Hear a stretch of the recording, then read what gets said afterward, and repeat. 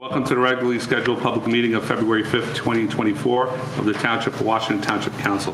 Adequate notice of the meeting was given in accordance with the Open Public Meetings Act by the Township Clerk to at least 2 newspapers in January, and this meeting has been posted on the Township Bulletin Board, electronic message board, WCTV, and on the Township website. Please notify the municipal clerk for any disability requirements necessary for attendance at mayor and council meetings. The fire exits are located through the double doors to your right and through the door on your left. Please silence all cell phones. Could everyone please stand for a salute to the flag? I pledge Allegiance to the flag of the United States of America and to the republic for which it stands, one nation, under God, indivisible, with liberty and justice for all. Thank you. Roll call. Councilman Casio. Here. Councilman Sears. Here. Councilman Owen. Here. Councilwoman Velez. Here. Council President DeSena. Here. Let the record reflect also in attendance, Mayor Peter Calamari, Township Administrator Mark DiCarlo, Township Attorney Ken Poller, and Township Clerk Susan Witkowski. PSA for February 5th, 2024. Due to construction work on Tuesday, February 6th and Wednesday, February 7th, Washington Avenue will be closed to westbound traffic between Clinton Avenue and Pascack Road from 7 a.m. until approximately 3:30 p.m. Motorists should expect detours and delays in the area. The police department will have officers present in the area of the construction zone to assist motorists as needed. Township calendars will be mailed out the second week of February. Quarter 1 taxes were due February 1st. The tax office will be open on last day of the grace period, Monday, February 12th until 6 p.m. 2024 animal license renewal were mailed out in late December. Please note the $5 late fee began on February 1st. Town Hall will be closed on Monday, February 19th in observance of President's Day. The next council meeting will be held on Tuesday, February 20th at 7 p.m. Approval of minutes, May 15, 2023 public meeting, May 15, 2023 conference meeting. Do I have a motion? So moved. Second. Only, Second. Only you three. Yeah. Second, sorry, second. Yeah. Roll call for just the three, right? Rob. Councilman Casio. yes. Councilman Sears. Yes. Councilman Owen. Abstain. Good answer. Councilwoman Velez. Yes. Council President DeSena. Abstain.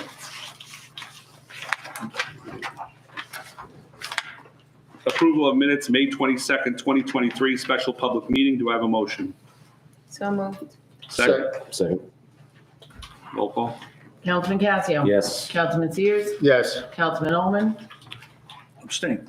Councilwoman Velez. Yes. Council President DeSena. Abstain. Approval of minutes, June 7, 2023 public meeting, June 7, 2023 conference meeting. Do I have a motion? So moved. Second. Roll call. Councilman Casio. Yes. Councilman Sears. Yes. Councilman Owen. Abstain. Councilwoman Velez. Yes. Council President DeSena. Abstain. Approval of minutes, June 27, 2023 public meeting, June 27, 2023 conference meeting. Do I have a motion? So moved. Second. Roll call. Councilman Casio. Yes. Councilman Sears. Yes. Councilman Owen. Abstain. Councilwoman Velez. Yes. Council President DeSena. Abstain. Thank you. Thank you, everyone. Mr. DiCarlo, the report of the administrator. Yes, good evening, Council President DeSena and everyone. This is my resident and council question/concerns response from Township meeting, January 15th, 2024. From the last meeting, there were no resident concerns or questions that I needed to follow up on. The council concerns and questions. Council requested further information on several topics identified as a difference card, tax revaluation, DPW conceptual designs, and the balance of our capital surplus and capital improvement fund. All that information was provided to council. I believe it should all be in your packet tonight. Thank you, Sue. And most of those topics, if not all of them, will be discussed at some point this evening. And I will keep all my updates for the project tracker during conference agenda. Thank you. Thank you, Mr. DiCarlo. Mayor Calamari, report of the mayor. Thank you. Good evening, everyone. Thank you for coming out. Police Department news. Police Chief John Calamari assumed the command of the department from retired Chief Skinner. We thank Rich for his service and wish him much health and happiness in retirement. The new chief was also sworn into the Bergen County Police Chiefs Police Chief Association. Lieutenant Pecora and Corporal Ozenbrook conducted a threat evaluation and assessment at one of our gathering locations in town. Patrol Officers Lerner and Reyes completed their field training programs. Patrol Officer Hilitaris and SLEO 2 Stephen Rydell began the Morris County Police Academy Basic Recruit Training Program. Recreation news. The 2023-2024 basketball season is off to a great start. There have been some very close and exciting games. As always, thank you to all the volunteers for this and our many other programs. The 2024 lacrosse season registration will be ending on Friday, February 16th. The Fun with Art program will be back for another season this spring. This program continues to increase in enrollment each season. Registration will be open through Friday, March 1st. There's a maximum number of 15 registrants for the program. If the maximum number of registrants is not met by Friday, February 9th, the program will then be open to non-residents. The men's 2024 over 33 softball program registration will be opening on Friday, February 16th through Friday, April 12th. Please visit the town website for more details on all of our rec programs. Public affairs. The town is in need of a public affairs director. I ask anyone who may be interested in the position to contact me via email at mayor@twpofwashington.us or call Renata Dulesky at 201-664-4404. Fire department news. January was a busy month for the dedicated volunteers, with the department responding to about 25 calls. They are happy to report there were no significant emergencies. However, due to their extensive training and commitment of their time, they are always prepared for anything. Some of their call-outs were for a high CO reading in one house, water leaks, and a slight smoke condition due to a furnace issue. The department held its testimonial dinner for ex-Chief Guger, along with the swearing in of this year's fire board. As always, the department thanks the mayor and members of the council and administration for attending. The department drilled on a house scheduled for construction. They thank and appreciate the property owner for allowing them to use the house. It allows the department to run real-life scenarios for its members to be ready for the real thing. DPW news. The DPW responded to a couple of snow events. Christmas trees were collected. The employees have been taking multiple safety courses. Catch basins and drainage easements were inspected in Zone 1. Any issues were noted to be addressed when weather allows. Library. New year, new events. December's vibrant holiday programs led to a restorative January at the library, featuring health talks for seniors, chair and mat yoga, teen game night, crochet classes, and stitching groups, as well as a special animal class for preschoolers. The ever-popular puzzle competition was Saturday, January 27th, and on February 3rd, they had a community drum circle event. Check the library website for more upcoming programs and registration info. Municipal Alliance news. 2023 finished our second year of receiving the Division of Mental Health and Addiction Services grant for supporting youth mental health. They are extremely excited for all the wonderful programs and events that this third and final year of the grant will bring. The Municipal Alliance Grant Program continues to flourish, and plans are already being made for our 2024 school and summer events. And they have great news this year. After 30 years of offering this grant, the state has finally set up an online portal. This should make submitting and tracking funds to be received much easier in the years to come. And now the part of my report that I wish I did not have to do, but inappropriate behavior needs to be addressed. I will now read the responsibilities of the council president according to the Township Code. The president of the council shall be chosen by the council for a term of 1 year, and he shall, A, preside at all meetings of the council and of the committee of the whole at informal conferences. B, appoint such special committees of the council as may be required. C, state the question and announce the result on all matters upon which the council may vote. D, Rule on questions of order subject to appeal of the council. E, sign all ordinances and resolutions adopted in his presence. F, preserve order and decorum at all meetings of the council. And G, have other such functions, powers, and duties as the council may from time to time prescribe. There is nothing contained in the responsibilities regarding censorship of anyone. The role of the council president is a serious one and should be treated that way, not playing games by silencing anyone who the president may not agree with. And for those of you who are not aware of the history, this is not the first time Councilman DeSena has chosen to prevent me from speaking at a meeting. He wasted no time in doing so during his stint as council president during his first term as a councilman. If it's me in the past and again now, it can be any one of you tomorrow. Considering these habitual facts, past and present, I would ask Council President DeSena to resign from the position of president and allow the council to choose someone who will restore integrity and dignity to the president position. If he does not, and to leave politics out of it, I ask that one of his running mates initiate a vote of no confidence and the other running mate second this motion. There's nothing to think about on this topic. If his running mates refuse to do so, it shows they condone his behavior and they agree with the position being used to censor people instead of putting someone in the position who will treat everyone with the respect they deserve, not just the people they agree with.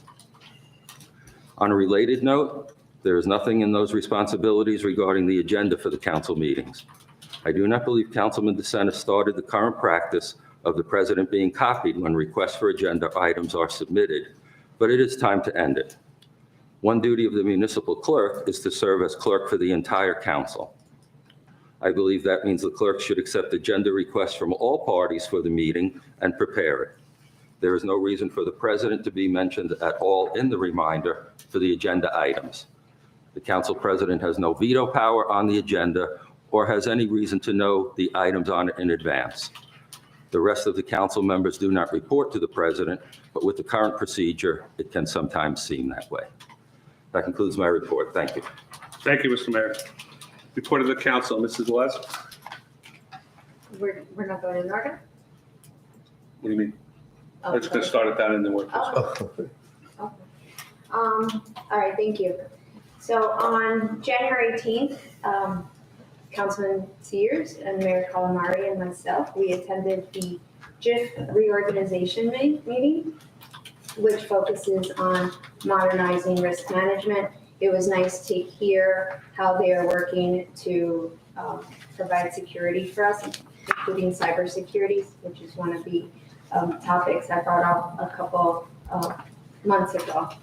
On the 19th, we also attended the ambulance event at Seasons, and it was really nice to see new members, the youth, joining the ambulance, as well as meeting some lifelong members. So thank you so much to our volunteers on the ambulance corps for everything you do and what you provide to our community. I know it's hours upon hours, as we were informed at the event. On the 20th, it was a very busy Excuse me, week. Dave. Yes. Can you turn your microphone on? I'm so sorry. Yes, thank you. On the 20th of January, we also had, Could everyone please just make sure their microphones are on? thank you. We also had the pleasure of attending the fire department event at Seasons, and I can say that they have great energy, great leadership. A big thank you to Mr. Jason Guger for your time and dedication to our community, as well to all the volunteers on the department. Thank you so much for your service and your patience with our residents, with all of us. A big thank you to all the volunteers on our departments. And then I guess this is kind of a joint, if that's okay, with Councilman Sears. On April 27th, we're happy to announce on April 27th, we will be hosting the second annual Family 5K Run and Walk and Health Fair. We're excited to bring this back. It was a great success last year, and we're looking forward to working with our residents and, bringing out the families. The course will hug the streets of Schlegel Lake, starting and ending on Woodfield. It starts off at 9 a.m. and a big thank you to Bethany Community Center for hosting us once again. The course is fast, so anybody that's looking for a personal record, this is the course to do it on. This is a family-friendly event. Bring your neighbors, bring your cousins, aunts, everybody. It was a really nice event last year. The health fair will also begin at 9 a.m., which I know Councilman Sears will go into more detail about. So I'll let you handle that. And all the details and links will be posted this week on our town website, as well as the official Facebook pages. So we're really excited to bring you this event once again. And then I guess I will let Mr. Sears also report on our next project together regarding some veteran banners. So I'll let him take over that. And then I have a project that I have been working on, so if you can bear with me. Over the last 2 years on council, and more so over the last year, I've been approached and heard in casual conversation the difficulty that some of our residents have experienced when trying to improve their homes. I've heard from professionals in the field that we are that town when it comes to home improvements, and I don't want to be that town. So I shared my findings with Mayor Calamari, and he very enthusiastically supported the idea of a plan to modernize, simplify, and streamline our building process. So in the fall, when Mr. Beckmeyer of Beckmeyer Engineering became our engineer to the building department, that gave him some insight into the areas that we can improve upon. So with the mayor's consent, I met with Mr. Beckmeyer, now our town engineer, and we discussed several areas and ways we can upgrade the town's home improvement process. The goal here is to encourage our residents to invest in their properties by modernizing and streamlining the process to make their properties their dream home while maintaining the integrity of our cozy community. So I wanted to inform the council and residents that from time to time, you will be seeing engineering-related topics on the conference agenda, and I hope to have the support of the council as I work with the mayor, Mr. Beckmeyer, to identify opportunities so we can improve our beloved township. I really would like to see us be that town for great reasons and allow people to turn their homes into their dream homes. I think it's a testament to the beauty of our community when people do not want to leave, but just need a little extra space to grow their family.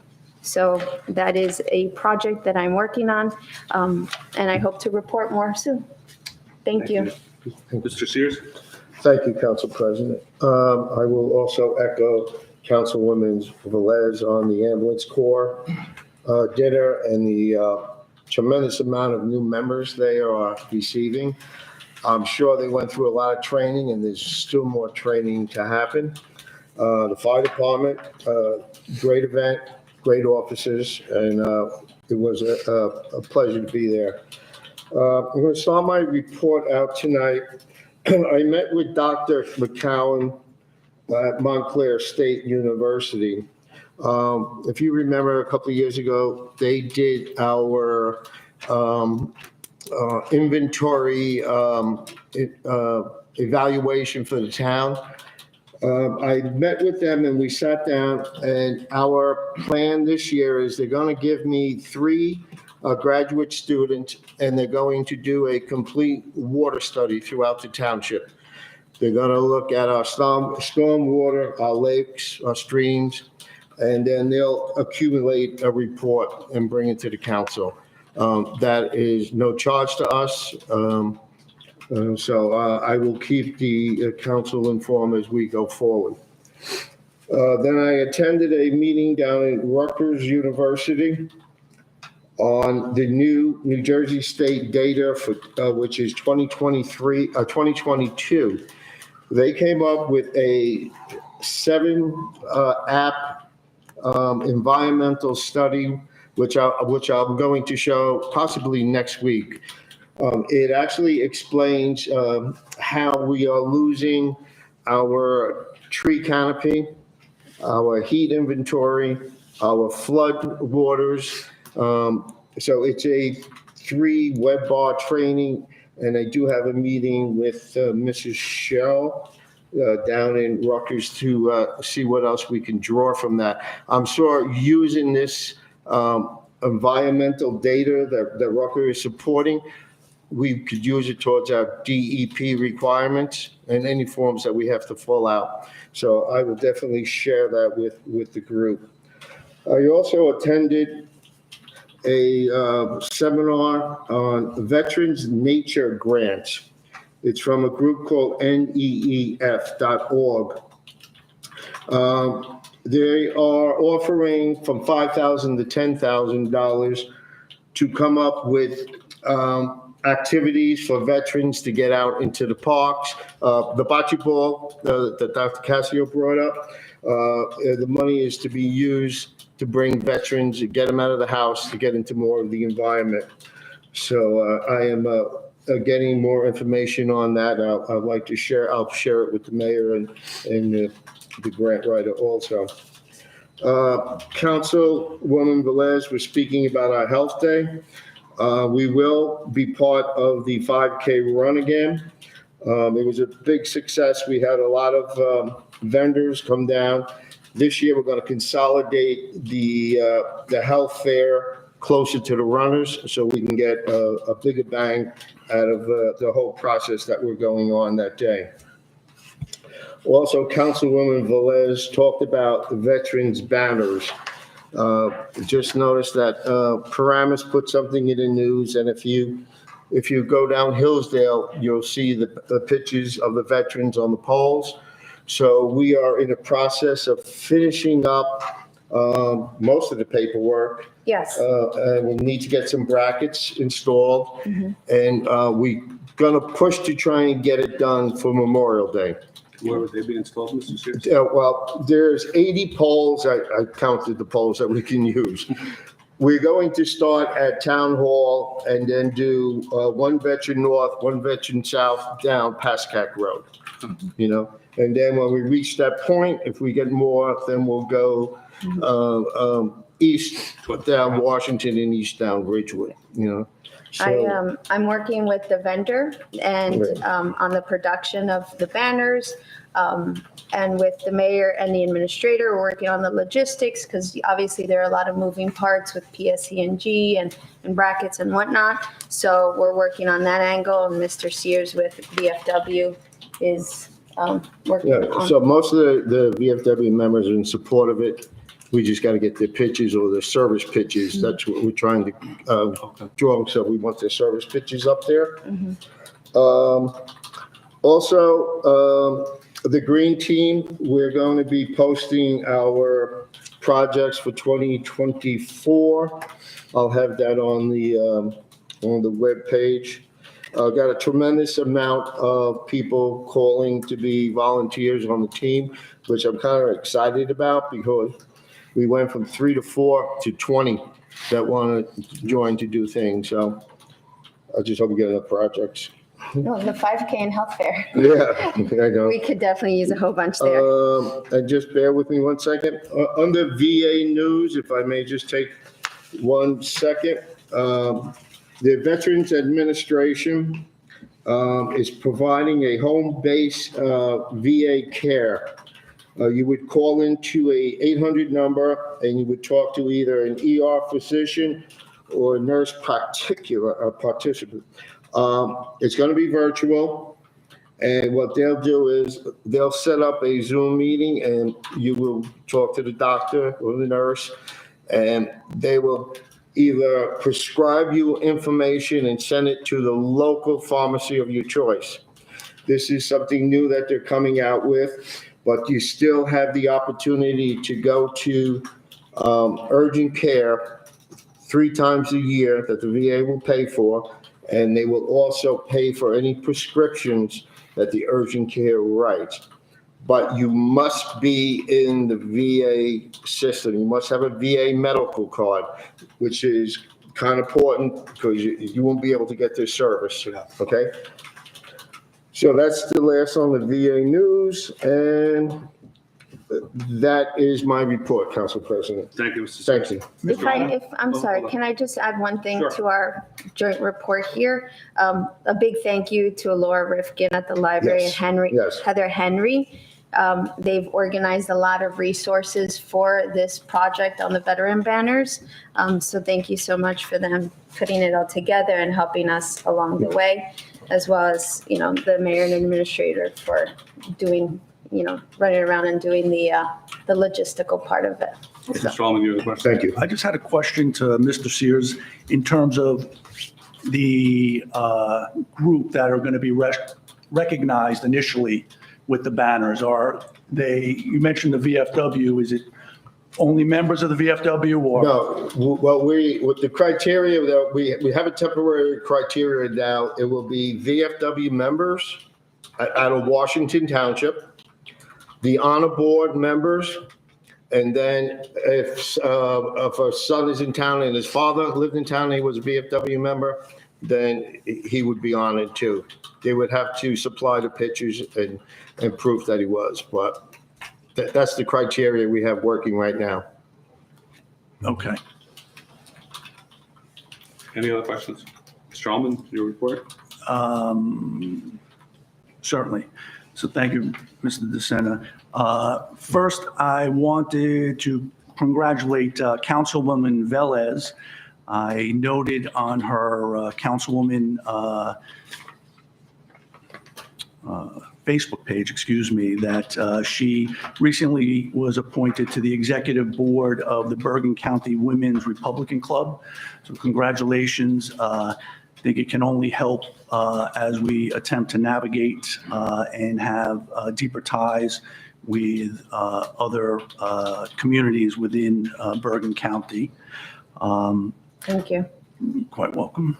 The only other comment I have is just a comment to Mayor Calamari about a social media post.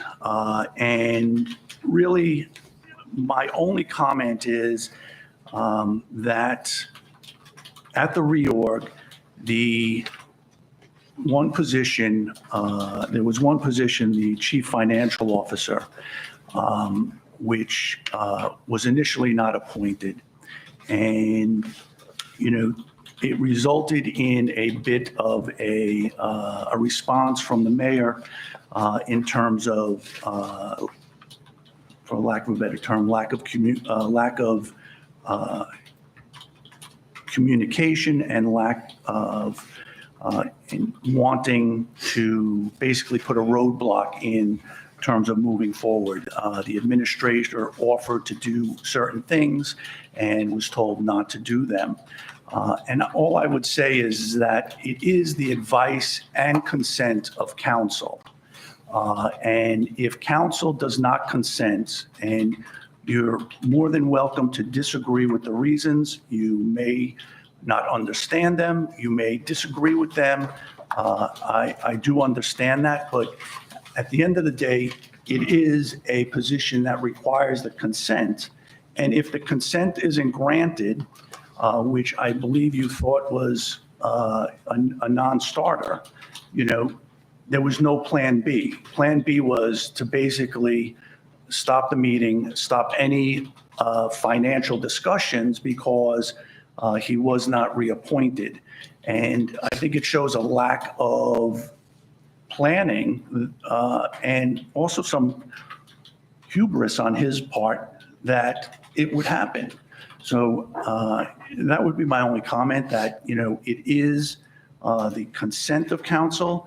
The council didn't consent initially, and, there has to be, or there should have been a plan B, and there wasn't. The plan B was to basically stop all financial discussions. And I feel that that is not the way to move forward.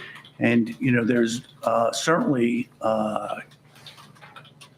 should not feel that he has the votes to do something when he may not. I didn't receive a call from him to discuss any of those appointments, which he certainly does not have to do.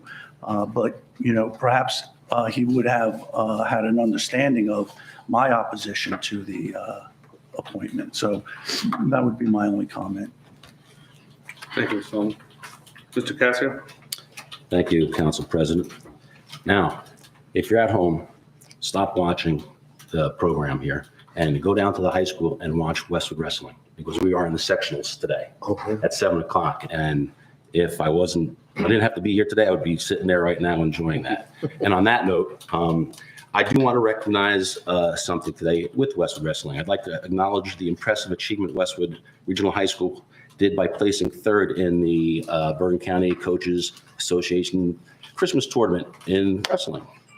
It is worth noting that Westwood placed third behind the renowned parochial schools St. Joe's and Paramus Catholic, making the highest ranking public school, which means they're first, which is fantastic. I would like to commend the following athletes: Tommy Kulis at 157 and Galvin Seidler at 175 for the third place finishes, as well as Aiden Dugan at 190 pounds for his fourth place finish. Additionally, congratulations to, Sorry, Ken. no problem, Fire alarm. Victor Yee at 120 and Dante Downey at 285 for the seventh place finishes. And again, I'm extremely proud of them. It's fantastic. Thinking of 43 schools in the tournament, they achieved first place for non-parochials, That's incredible. which is really good. Congratulations. And if anyone wants to text me an update on how they're doing right now, I greatly appreciate that, because I'm interested. On the next note, I would like to respond to Mayor Calamari's statements that were published in the Pascagoula Press newspaper. I'm here to counter his claim that our campaign was not entirely truthful when we promised a 10% tax reduction. However, I want to clarify that we are willing to explore all potential areas for that 10% reduction. It is understandable that Mr. Calamari is disappointed in his team's defeat in the election, but he must accept reality. As you know, Councilman DeSena and I diligently campaigned by personally visiting almost every household for several months prior to the election, enabling us to come up with their concerns and understand them. It is clear that the residents of the Township of Washington have reached a point where they can no longer bear the burden of continuously rising taxes imposed on them by their local government.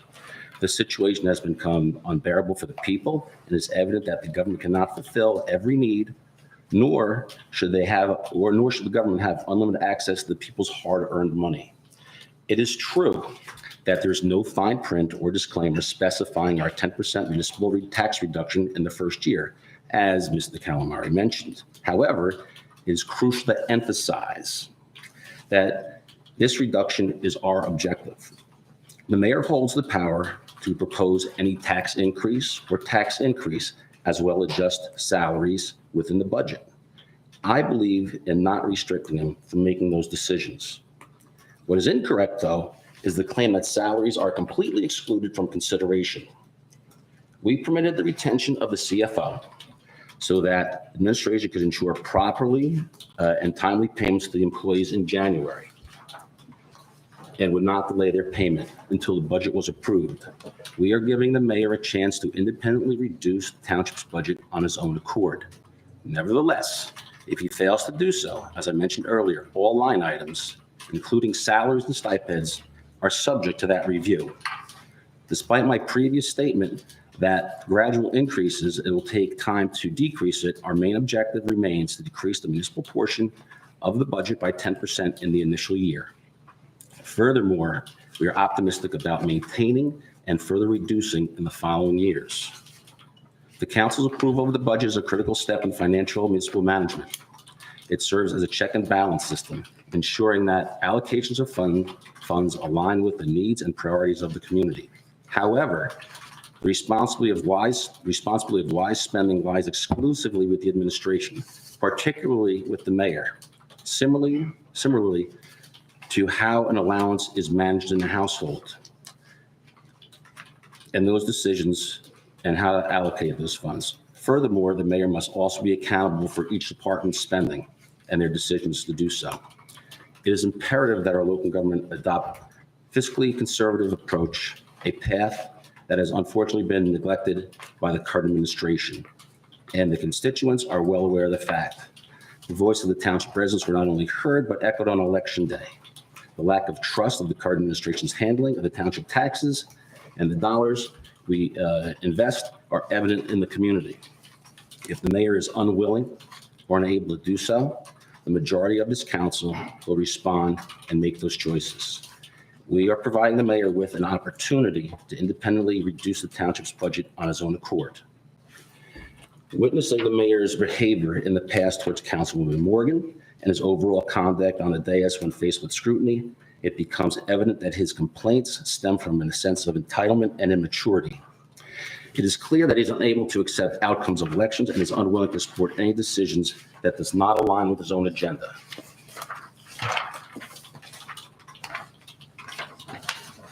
Again, it is the council's principal goal to make the township affordable for all that wishes to reside here and maintain its character that is unique. Now, on a personal note, to those individuals who have resorted to sending my wife and myself blackmail and extortion letters in an attempt to discourage me from running and pursuing elected office in the last 2 election cycles, I want to make it abundantly clear. Your efforts to intimidate me have failed and did not prevail. I refuse to be swayed or deterred by such cowardly acts. I promptly reported these letters to the proper authorities, and they are being addressed accordingly. I am more determined than ever to serve this community for the betterment of it. Your actions will not silence me on the dais or persuade me with my commitment to serve the public. I will not allow fear and intimidation to undermine the principles of good citizenship, which our side is built upon, nor influence my decision on the dais. That concludes my report. Thank you, Mr. Cascio. I have a quick report tonight. I just want to thank the ambulance corps and the fire department for the invite to the dinner and the congratulations to all the new members for the ambulance corps. I apologize I could not make the dinner. I had a basketball game for my son. I attended the fire department dinner. Congratulations to the outgoing chief and the new incoming department. Congratulations to former Chief Skinner for his retirement, and congratulations to the new Chief Calamari. On 2 quick notes, I am not the one that instituted the agenda item to come to Council President. It was a policy that was here before me, and it's still here. I have never, to this date, vetoed any item with this council on that, right? Everybody's request was put on there. It was never vetoed and not put on there. So to make that statement, I have not vetoed any agenda items for this council since I've taken office in this term. That's all I have tonight. Thank you, everyone. We're going to have a presentation of the tax reassessment revaluation by Ms. Sarah Holbig, the tax assessor, via Zoom. Council President, do you mind if I just set up the conversation for her real quick? Yes, please. Okay. Ms. Holbig, thank you very much. I'm sure we're all appreciative that you're here to discuss the possibility of tax revaluation for 24. For the new council members, the subject was brought up probably at the end of 22, beginning of 23, about the possibility of conducting a reval in 23. There was a couple of conversations throughout the year, and it was mostly decided to bring it to the council in 2024. It has been Ms. Holbig's recommendation since the beginning that it's in our best interest to make sure we do it before the county dictates us to do it, because it will save us a lot of money, and I don't want to steal her thunder on that.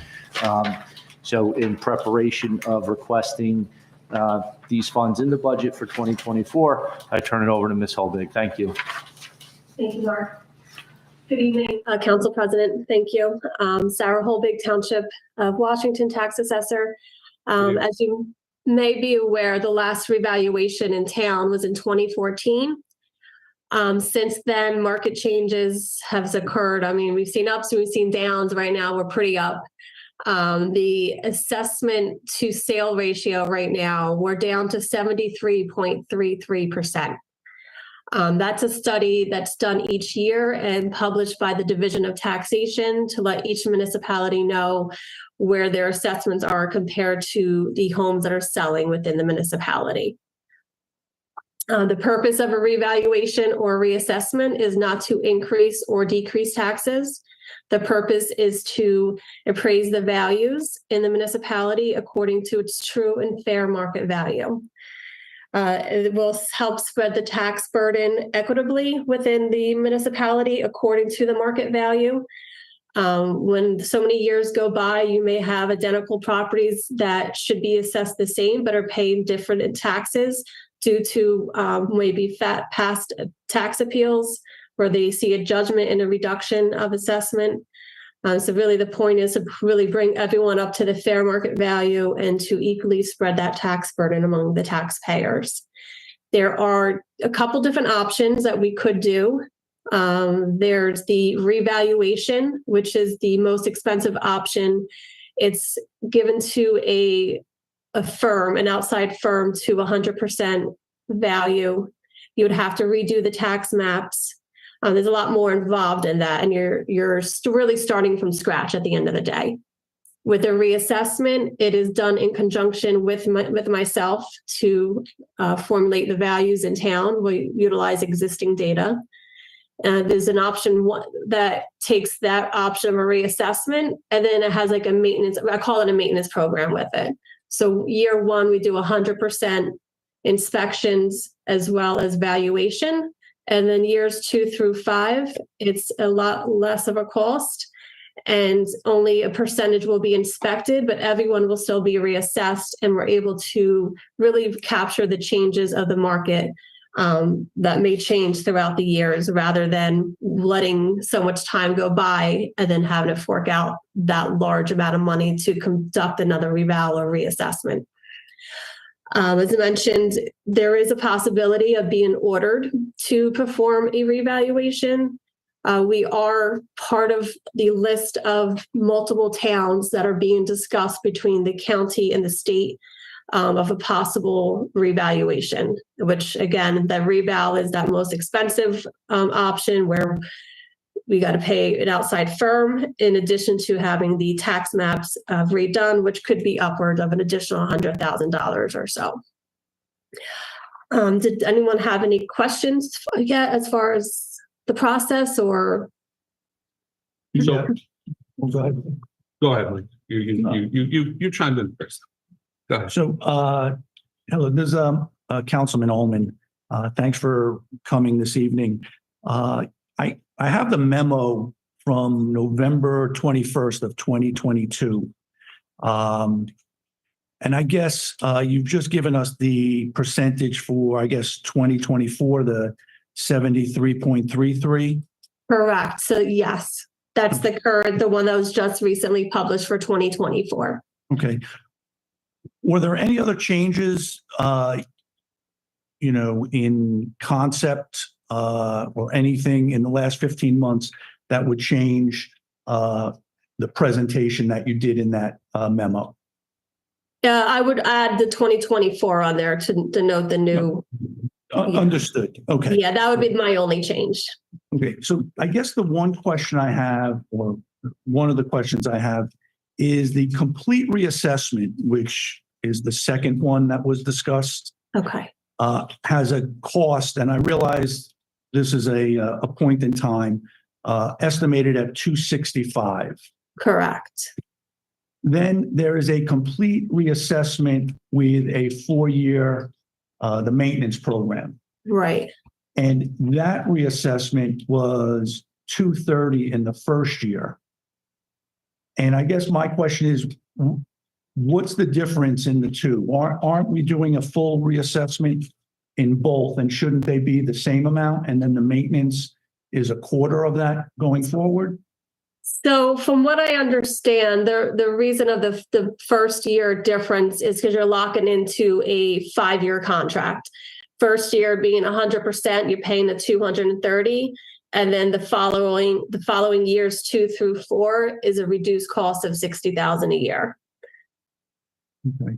Is And that just a financing cost because the work would already be completed in year 1? Right. So Or is that like Correct. you're going to still be assessing in years 2, 3, and 4? Correct. So the first year is always a lot more work because you have to inspect every single property. Okay. And then the maintenance years, you're only inspecting a quarter of the properties, but everyone's still getting assessed. But we're looking at the market data for each year. It's just less legwork through those 2 years, 2 through 5. So assessments would still be changing in years 2 through 5? Correct. Everyone's Wouldn't they all change in year 1 when the whole assessment is done, or no, they wouldn't change? Or only 20% would change in that year? So to take a step, so the year 1, everyone's assessment will change. Everyone will be inspected. Okay, Years- inside and out. That's the inside and outside. Exactly. Okay. Years 2 through 5, only a quarter are going to get inspected, but everyone is going to get reassessed based upon the market. So it's just But year 1, you're not being reassessed with the market. You're just being. No, that's not. If you're missing Everyone- a bathroom, would that be that Sorry. year? Like if you added on a bathroom and it didn't get captured, like that kind of stuff would happen in year 1, but you wouldn't be reassessed? No. So year 1, everybody gets reassessed. Everyone's going to get a new value. Everyone's going to get inspected. Years 2 through 5, the percentage only is against of who's getting inspected, but everyone's still getting valued, assessed based upon the market. So you would have a second inspection at one. So everybody would have one inspection in year 1. Correct. And then in the next 4 years, 25% of the town would be reassessed a second time, is what you're saying. So somebody would come back in your house again. Exactly. So within the course of that cycle, that 5-year contract, you're going to have 2 visits at the end of the day. Okay, that explains it. Okay, sorry about President, may I that. ask a question? Yes, Mr. Sears has a question. Ms. Holden. Hi, Sarah. Hi. A question. Naturally, you hear this all the time. I'm not going to allow the person in my house. I don't want them in there. Now, the evaluation of that would be at a higher rate, an estimate on what's inside the house? Right. So if we do not gain entry into the property, we will estimate at the highest potential value, meaning we're going to make the assumption that your kitchen is renovated, your bath is renovated. If you have an attic or basement, those are finished as well. So we do make the assumptions that items have been updated if we don't get inside. Of course, if they call us down the road to get in, that'll get rectified. Now, I recall the last time we did this, there were several members of that evaluation group in town hall where you could go and talk to them about it. Will that be the same procedure? Correct. So at the end of the process, the company will send out what's called a value letter, and it'll give the owner their old assessment and their new assessment, and the opportunity to meet one-on-one with a representative to review the information, answer any questions, go over sales data. And if we didn't get in at that time, we can also set up an inspection. Thank you. Thank you, You're Councilman. Ms. Velez? Hold on, Ms. Velez. I'm sorry. Hi, Sarah, it's Councilwoman Velez. For the reevaluation, the first one, do you have an estimated cost for what the tax map would be? I don't have the tax map estimated cost. I do know, just speaking, through other towns, I've heard upwards of 100,000. It's depending on how much work would have to be done with it. We can try to get a quote. I know once before when I tried to get one, it was kind of difficult for them to give me a straight answer, but I can certainly try to follow up just to give an idea. Just curious as to what the total cost for reevaluation would be. Yeah. Okay. And what would be the deadline? Let's say we decide on one of these options. When would something like this start taking place? Ideally, we would have to, if we decide, yes, we're going to go with whatever option, we would need to put it out for bid. Of course, to find the company to perform the eval reassessment. It does take some time. I would say we kind of want to get the ball rolling by April. The only reason being is just so if we decide to do it this year and put it on for the 2025 tax year, we want to give ample time to complete inspections and meet with homeowners when the values are established. Okay. So we wouldn't have to wait till April. It wouldn't take 1 year, you don't think, to do every home once in order to No. by December of 2025? Absolutely. January of 2025? Correct. Yeah, that would be ample time. And how long does this usually take to, regardless of which event, option? So regardless of the option, letters usually go out to property owners around November, like end of November, December, beginning of December. It's since values are based upon October 1st of the pre-tax year, they can't really go out sooner to then because you're still analyzing the data. So if we did it for 2025 tax year, it's based upon the market as of October 1st of 2024. Okay. Mike, you have another question?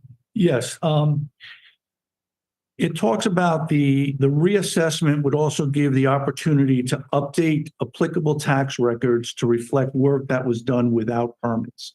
So I understand doing an evaluation and noting that someone has a new kitchen or a newer kitchen or a newer bathroom, but how did you envision, or how do you envision that taking place? Is there work with the building department? Is there record shared? And what is that process? So it's two separate things. It will definitely capture items that permits weren't pulled for. Just by going out with the existing data, if you go with the reassessment option, you would see that the record card, let's just say, for example, has 2 old bathrooms. They go in, it's completely modern. We're going to assess them for what we see, regardless if a permit was pulled for that or not. In conjunction with that, I do keep record of all the permits and COs received by the building department, and I would share that data as they're out there as well to make sure they're, looking for those items in conjunction. And what is your opinion on the best approach? Which option of the 3? Yes. I would suggest the last option with the maintenance program, especially where the market is now. You're not quite sure where it's going to go. I think it would be best to capture it as it occurs rather than wait another 10 years and have to fork out the extra money, to start the process all over again and waiting for that ratio to drop. And is there any opportunity? So year 1 is a full, and then 2 through 5 is a quarter. Could we do 2 through 6 and do 20%, or does? I've seen, yes, I'm sure that could be an option. Yes, I've seen towns do that. Would that be more beneficial since we're getting more years of things being reassessed and as a follow-up yearly assessment versus doing it over 4? Right. I mean, I don't know. And will Yeah, it defer our cost? So we just adding 2 more years of a $60,000 cost to that? Yeah, I'm not sure how it would break down its cost of whether how it would work out with the number with that. I would assume pretty close to where it is, just spread out a little, more throughout the years. I think either version. I mean, I know it's just a year, but if it does help with cost wise, that would be something to look into. Could we bid it both ways? Have you seen towns bid it both ways and then make a decision after the bid, or is that not common? You could probably, we would have to have maybe I want to double check with Ken. I don't know if that negates anything if you put something out to bid and then change it. I'm not quite sure. No, I'm saying put it out with both options and then. Oh, make okay. decisions Yeah, later on. I don't see why not. That's something that we're looking for. We could put a clause on either option, whether, like you mentioned, make it a 6-year contract. Now, one of the things you said before, Ms. Holdig, was that whether we do the assessments or not, it's not a guarantee that taxes are going to go up or down. Right, because it's not a tax-driven program. The purpose is to set the assessments at the market value. The budget is the budget at the end of the day. I mean, this isn't to raise money for a town, as you know, it's really just to set the values at market value. And of course, the tax rate will change according to that. I always compare it to a seesaw. If the aggregates in town increase, your tax rate will go down because at the end of the day, you're still collecting how much you need to run the town. It's just how do you get there? So the tax rate may go down, but your physical taxes aren't going to go down from the reassessment. There's no way to know. That's information that I wouldn't know until we're coming near the end of the project. Okay. Just seeing in other towns, and typically you see a third goes up, a third goes down, and a third stays about the same. It may be more in each allocation, but there are some people that do go down as well. Thank you. You're welcome. Any other questions from this public? Just one question. So you say that we're potentially on the list through the county, or through the state, I'm sorry. What's the deadline to make that decision? In other words, for us to make a decision before somebody else comes in? Right. So I'm hoping to find out this week. I believe at the next county meeting, which is this Wednesday, I believe they're going to announce which towns will indeed be ordered to have the revaluation. So will certainly follow up as to what I hear from that meeting. So if we are ordered and we're in the process of Mr. DiCarlo preparing a bid set to go out to bid, that would satisfy the order, correct? So what I do know Or would that then be done by the county and we're out of it and then we have to deal with whatever the county does? Right. So there is an opportunity to have it switched from a reval to a reassessment if it was ordered. I would write a letter to the county indicating reasons why, we feel that a reassessment would be proper. I've seen it happen with other municipalities where they were ordered as a reval and were able to switch it to a reassessment. So that is something that could still occur if we get ordered. When you're done. Right. But I guess if at the meeting, if it was brought up, can you just tell them that we're discussing this right now? Oh, yeah, absolutely. With the council and that we're just being brought up to speed? Absolutely. Yep. Yes, Mr. Sarah, it's Mark. If the county does mandate it, what year is it mandated for? Right. So they mandate, if we get mandated, it would be effective for the 2026 tax year. So the work would have to be done during 2025. The reason why they give you that extra time is because that initial order is for a reval, and that's to get your maps completed and approved by the state prior to starting the revaluation. Because the reval is probably going to, like you said, between $50,000 and $100,000 price tag if we are ordered. So we're going to increase these costs by $50,000 to $100,000 by the tax maps. Right.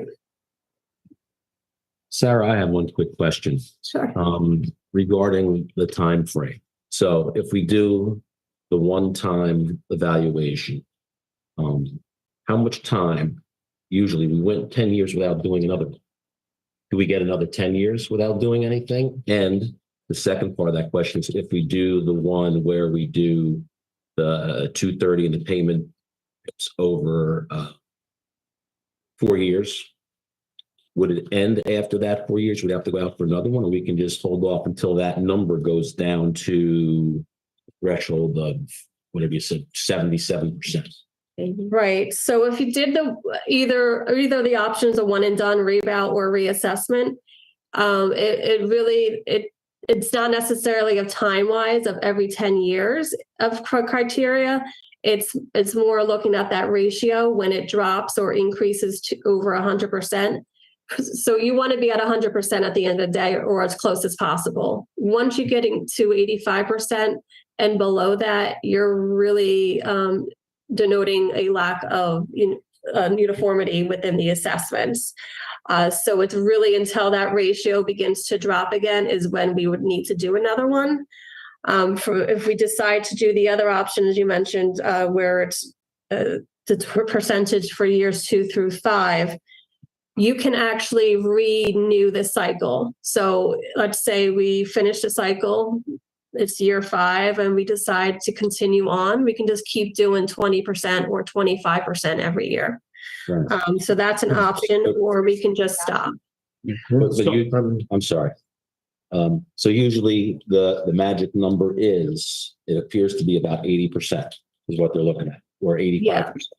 Right. So that's one of the big factors. It's going to be the ratio and the coefficient is what drives it. So it almost took 1, 2, 3, 4, 5, 6, 7, 8, 9 years really to bring that to 80%, right?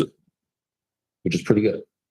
So with the 800-pound gorilla in the room of all the development that's on the books for township up on the hills, which is going to bring a lot of new ratables, unfortunately, that, are good and bad in their own light. Would it make more sense to do the multi-year option? So when those ratables, if they ever come, hopefully they don't, but when they do, we could attack that assessment and bring, our tax base would go up because of all those new ratables. So it would have an effect on our tax bill. So that to me seems like a better, rather than doing the 1 year thing without those ratables, because in the next 4 or 5 years, depending on the economy, those ratables are probably going to get built. And when they do, that's going to have an impact to our rate table base because we're going to have more. So would it make more sense to go to multi-year and when those ratables do come up, that would be included in the 25%. So therefore we capture that versus then not capturing it. That makes sense. Right, yeah, I know. I think you'd be able to capture it at 100% market value, opposed to right now we're at 73%. So yeah, I would The definitely. multi-year effect is probably a better deal for us since we have that on the table. I agree. I just have two more quick questions, hopefully. The first question is, in the memo, you talk about appeals being not defendable. I guess if the ratio reaches a certain level. Have we reached that point yet? We're lucky enough to not be inundated by appeals. Okay. I do put that in there just to make anyone aware of, God forbid, a multi-million-dollar appeal comes in, what happens. I put that example of you're no longer, if it's assessed at $1 million, you're no longer defending $1 million. You got to equalize it. You're really defending it at the ratio. So the example utilized the 2023 ratio, 77.94. You're really trying to defend a number of 1,283,000, opposed to what the assessment is. And if you can't defend that, you apply the ratio, and you just show the example of what that type of refund could be. We're fortunate enough to not have many appeals in the municipality. Okay. And the last question I think I have, hopefully, is we share a school system with Westwood, and there is always a question of the funding of the school system and the ratio of what the township contributes versus what Westwood contributes. I don't know if this is within your scope, but could you comment on that? If we were to do the reval, and I'm assuming we would be an increase in our overall assessed value in total, would that help us in our contribution to running the schools? So what I can tell you is part of that formula, which I don't know the whole part of that, but what I can speak to is the formula utilizes the equalized values. Okay, so the state has the director's ratio, regardless if you're doing a reval or reassessment or not.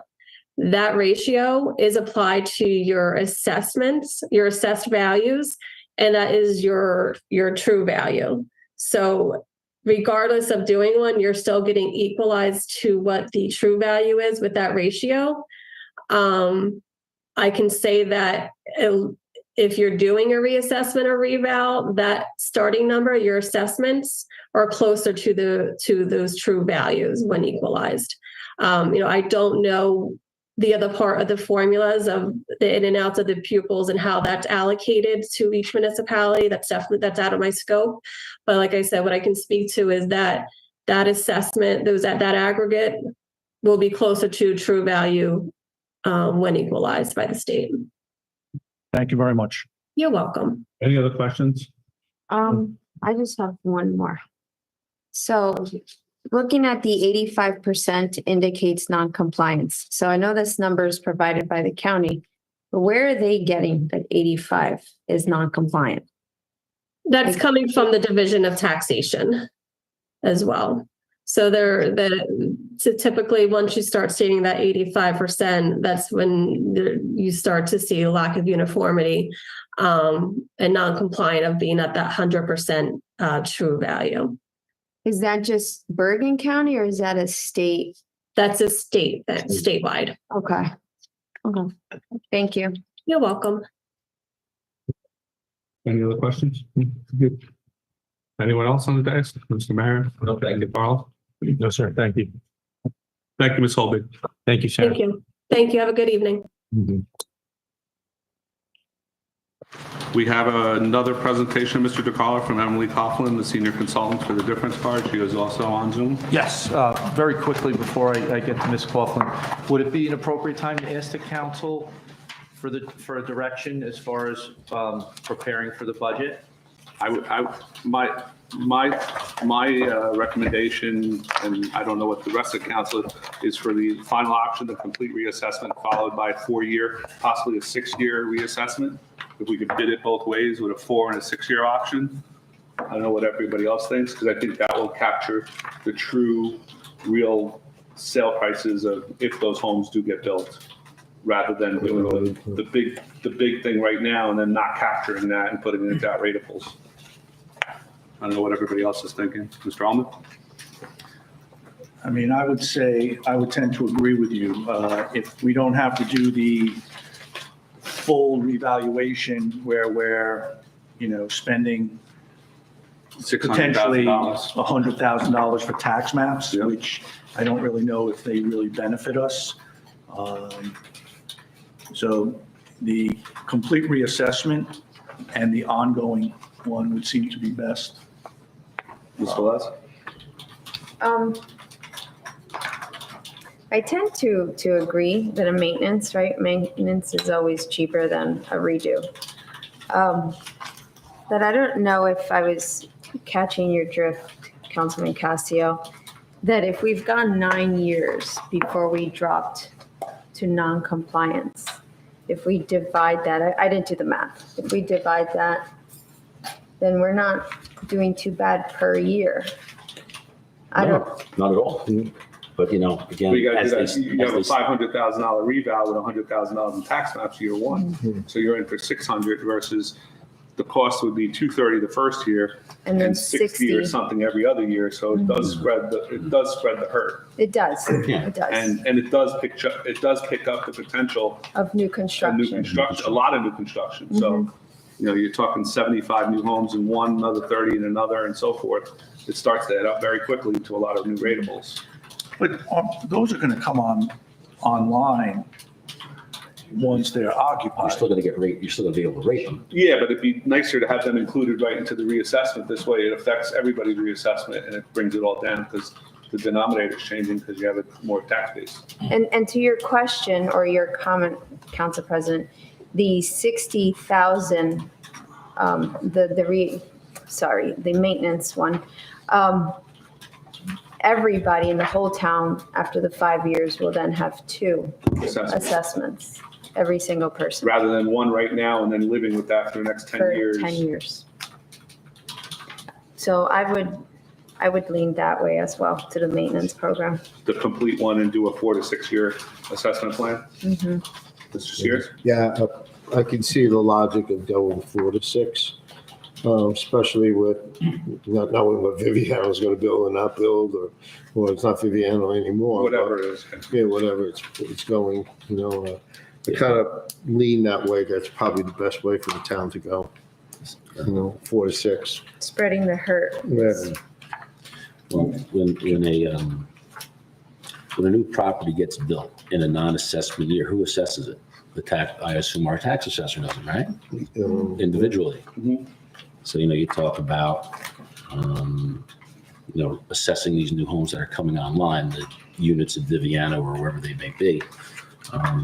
That would be part of our package anyway, right? That's part of the job. So you're still capturing Yeah, but you're those. getting a second full assessment during those years. Right, I understand that. So it would change it could possibly change your assessment because you have all that new construction going in rather than waiting 10 years to have that catch up to it. Because she's only assessing those houses. It's not going to affect you. Correct. Yes. You're right. Can we ask Mr. Poller from? Yeah.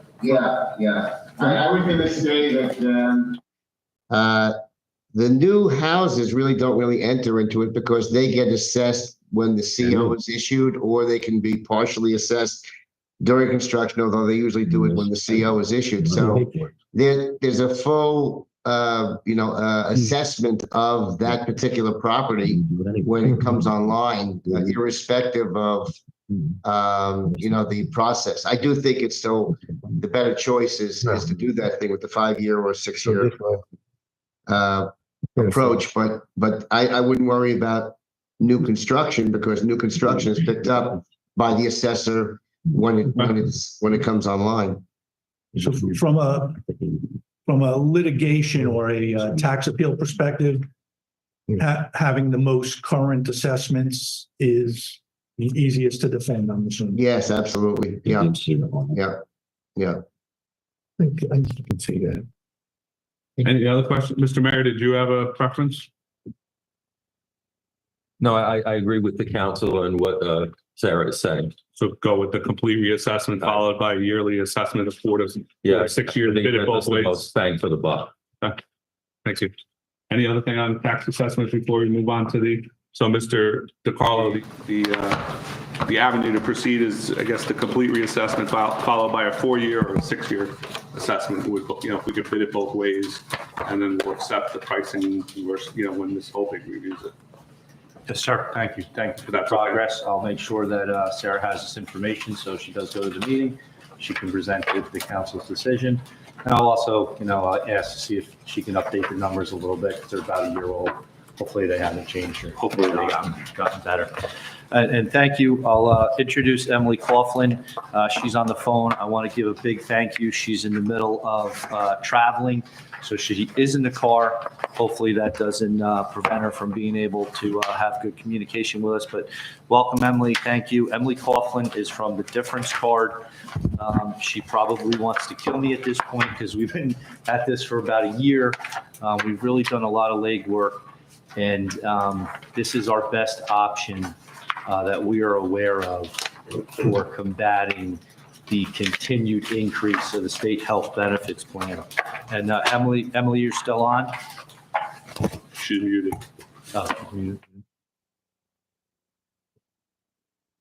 I'm here, yep. Okay, thank you. Emily, council was given your most recent slide presentation that you provided to the mayor and I. The mayor and me, it's that 4-point presentation.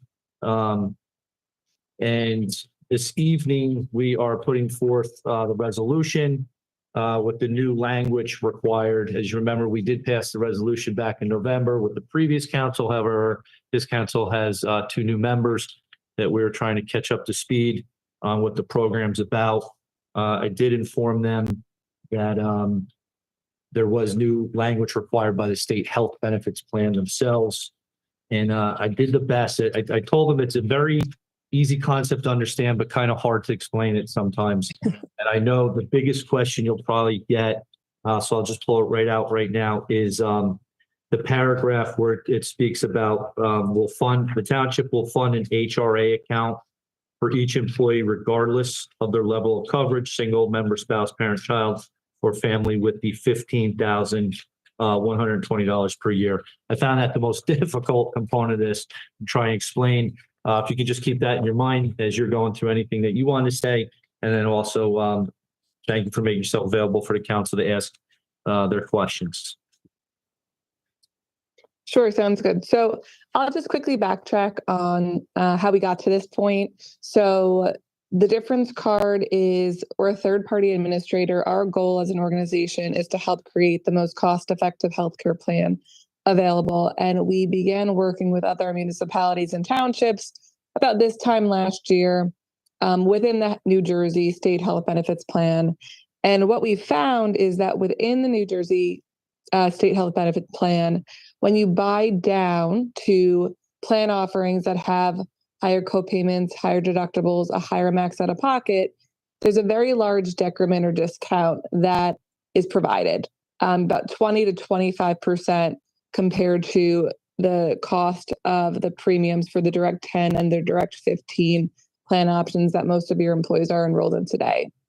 What we've done for many other townships at this point, and what we hope to do with Washington, is move everyone that's enrolled in the medical benefit plan to the Direct 2035 option. That would provide about 25% savings, which we would then use a portion of the savings that we're achieving on the premium side within the state to fund this third-party vehicle or third-party administrator that is the difference card. We have worked directly with the state to figure out the best guidelines or structure this in a way that will be approved by the state. And we've gone back and forth with them for months. The latest change that the state made was back in November, early December, where they stated that they will approve this option or this strategy under two conditions. One is that we must fund this difference card to cover 100% of all in-network services for an individual and a family. So that is one of the biggest changes that we made back in November. Originally, when we had rolled this out to many townships and municipalities, it was that we had to keep benefits equal to what they were today, or were previously, I should say, with the Direct 10 or Direct 15 plan options. And now we must have to make the benefit essentially free for all employees.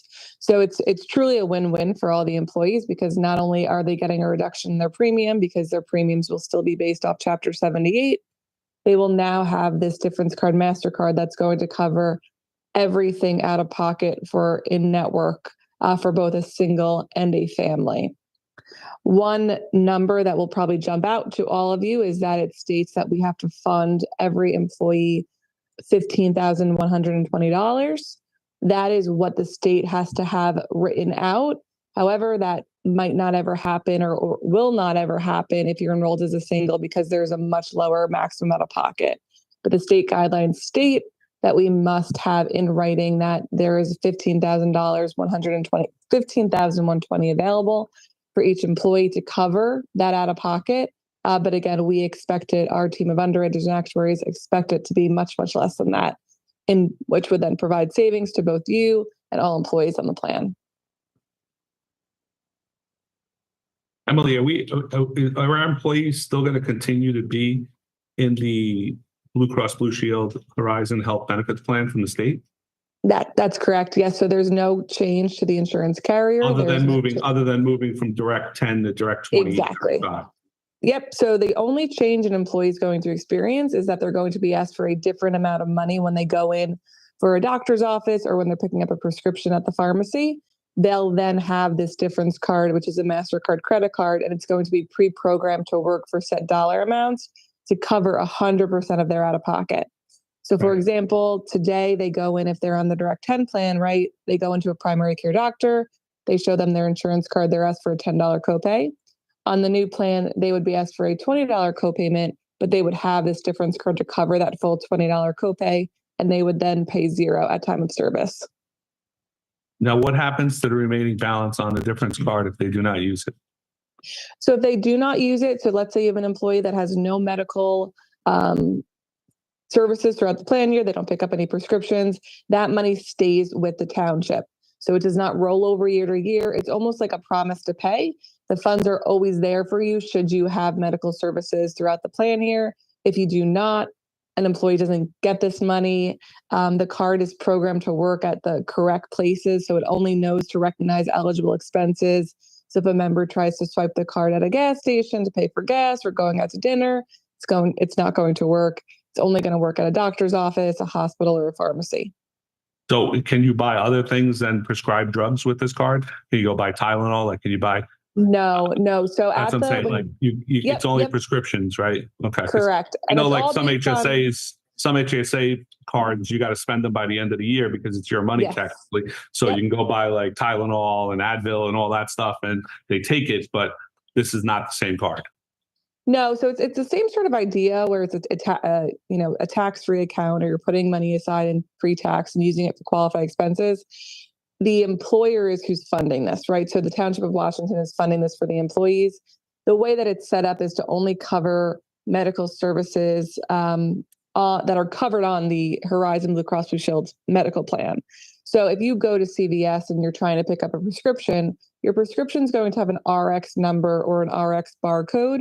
That's how the card will recognize it as an eligible expense. If you pick up a prescription for yourself and a candy bar and try to swipe the difference card with it, it's going to kick out the candy bar. It will work for that prescription. Same thing with a Tylenol or Advil or over-the-counter items. Those are not eligible. It's going to be a prescription. So it needs a prescription from a doctor in order for the difference card to recognize it as an eligible expense. Now, is this card considered additional salary to our employees? So they're gonna have to get a W, do they get a tax? Do they have to pay tax on this? No, nope. So this is a tax-free benefit to your employees. Emily, I have a few questions, Councilman Cassia. So you mentioned that if the employee does not exceed his 15,000 and X dollars, it goes back to the township in a holding account or whatever it may be. So is Correct. Yep. So the next year, if they expend something, we have to contribute back into that account up to 15,000 and X dollars. So we expect the maximum exposure for every employee would be 15,120. Again, Okay. this is not possible for many employees who are enrolled as just a single because their maximum out of pocket with the underlying medical plan with Horizon Blue Cross Blue Shields is actually half of that. Mhm. So what the 15,120 is reflecting is your family max out of pocket for that direct 2035 plan. Yeah. How it would work mechanically or logistically behind the scenes is that you would provide access to the difference card to debit a bank account when and if a service occurs. So if I go to the doctor, let's say tomorrow on Tuesday, I swipe my difference card, we are paying, that transaction is being paid from the difference card bank account.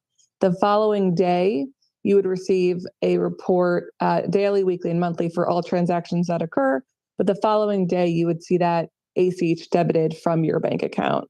So we're only pulling the funds from the bank account provided if and when you have services that occur throughout the plan year. And that account is for each individual person, correct? There's one account that will be for all the employees on the plan.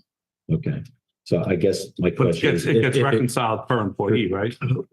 Correct. Yes, it gets reconciled daily, weekly, and monthly, and you'll have all the backup. So you'll be able to see the spend by employee, and then the spend on a daily, weekly, and monthly basis. Now, what happens if an employee goes to out-of-network participant? Does the card still work? The card still does cover out of network. And again, that's a state guideline. So it will still cover out of network, but then you're kind of losing the funds that you would have to cover in network as well. Are So that 15 the out-of-network maximum and the in-network maximum the same or less, or are they There's different? two. Yeah, that's a great question. There's two different maximum out of pockets. So the 15,120 reflects the in-network max out of pocket. There is a separate out of network maximum. If an employee goes out of network, the funds in that $15,000 bucket, call it, are used for out of network. So there's not two separate buckets of funds for in and out of network. It's all integrated. But what's the max? So there is no maximum out-of-pocket out-of-network payment, right? So the maximum out of pocket. So say I decide to go to an out-of-network doctor. Mhm. And my cost, because it's only paying, I think, at what, 80%? Typically, if it's out-of-network? 40%, 40%? according to this. Oh, I thought it was 80. Okay. 80/20. So if I exceed 15,000, our maximum exposure for an out-of-network is still the 15,120, correct? Or would it become whatever it is? So if you went out of network, Yep. you could use the 15,120 bucket to cover out of network expenses. But if you were to, and again, we don't expect this to ever happen, but if you were an individual and you maxed out in network and you maxed out of network, you would still be fine. It would still be covered 100%. It's really if you're a family and you were to hit your max out of pocket in network as a family and max out of pocket out of network, you would have exposure out of network. But Who would have exposure? The municipality or the employee? The employee. Okay. Go ahead. I'm But sorry. we're So the talking max about- the employee. So if an employee says I'm going to this doctor and he's out of network and when he or she is all done, they have a $30,000 expense, right? Mm-hmm, mm-hmm. And they hand them this debit card and it says, all right, now you owe me $14,980 because Mm-hmm. there's no other money left on this debit card. Correct. That That's would right. then Yep. that would be their responsibility then to pay that. That's right. Yep. But that $30,000 charge would never happen because they still have out-of-network benefits through Horizon Blue Cross Blue Shield. Under the Direct 2035 plan, the out-of-network deductible is $800. Today on the Direct 10, it's $100. So you have a slight increase there. But again, that $800 would be covered by the difference card, Okay. assuming that they did not exceed their $15,120 with other in-network services, right? Then it was a 60-40 split to a max of $6,500. So again, you still have a maximum exposure, a max out of pocket for out of network. The only time you would ever, as an employee, have any sort of out of pocket exposure is if you exceeded the $15,120 on the in-network side and then went out of network and had out of network services. That's the only time you would ever have an exposure as an employee. I guess my question is, so there's a spend on the 15,120. The next calendar year or next insured year, which is a calendar year, you'd have to make sure there was 15,120 in that account for each employee, correct?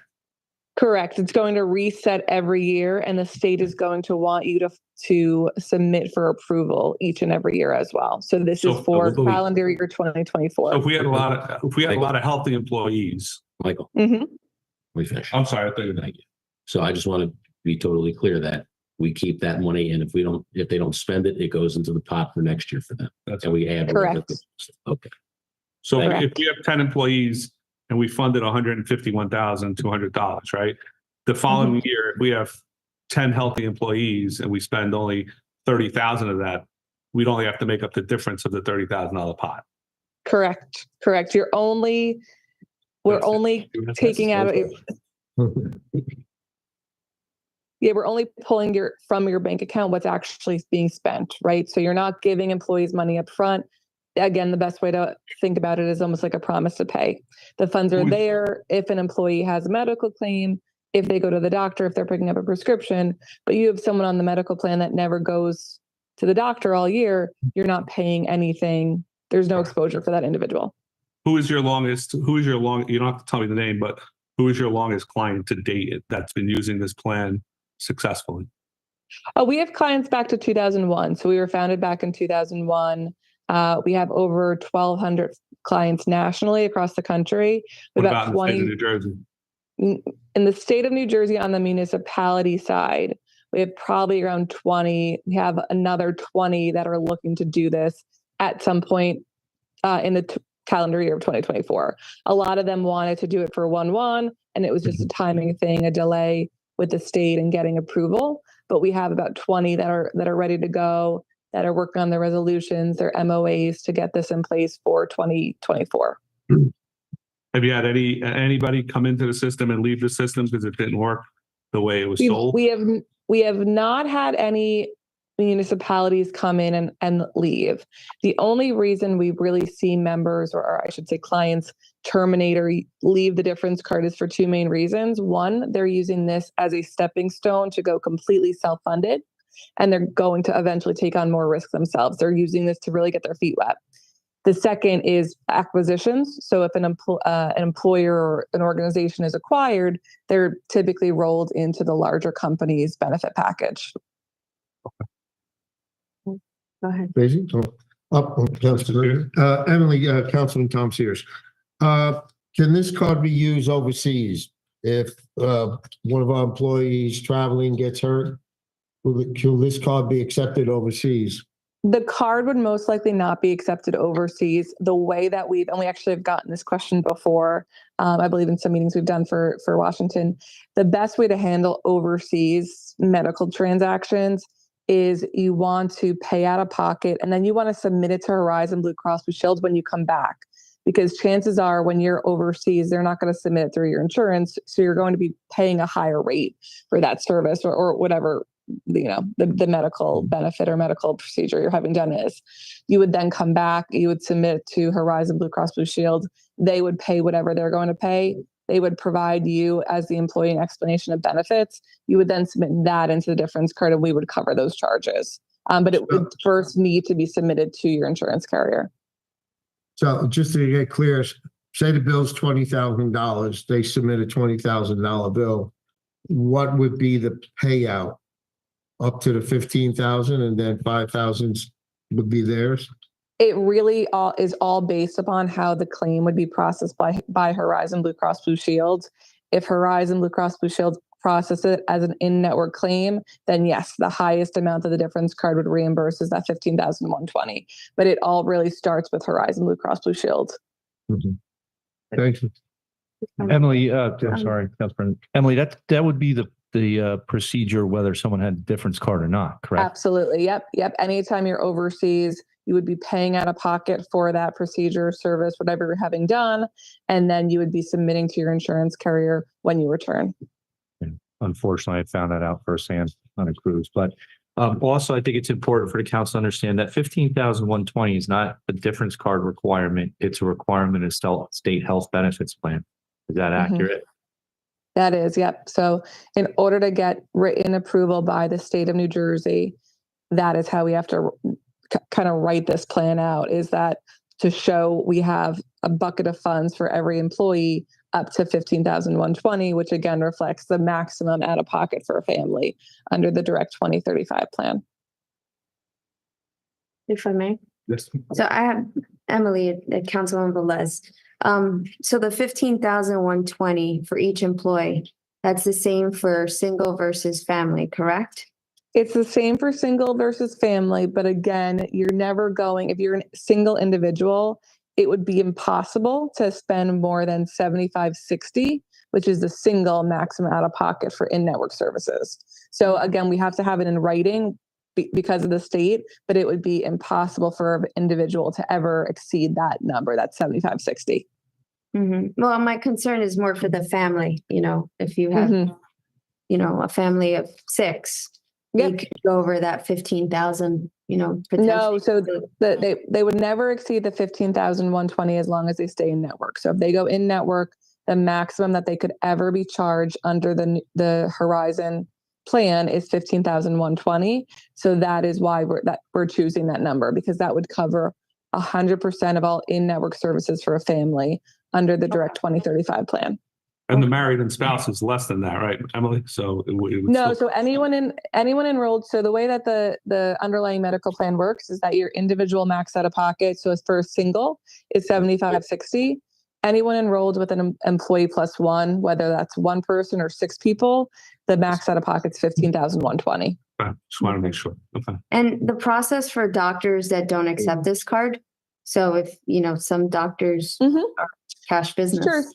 Yep. So it's a MasterCard credit card. So it's accepted anywhere that credit cards are accepted or MasterCards are accepted.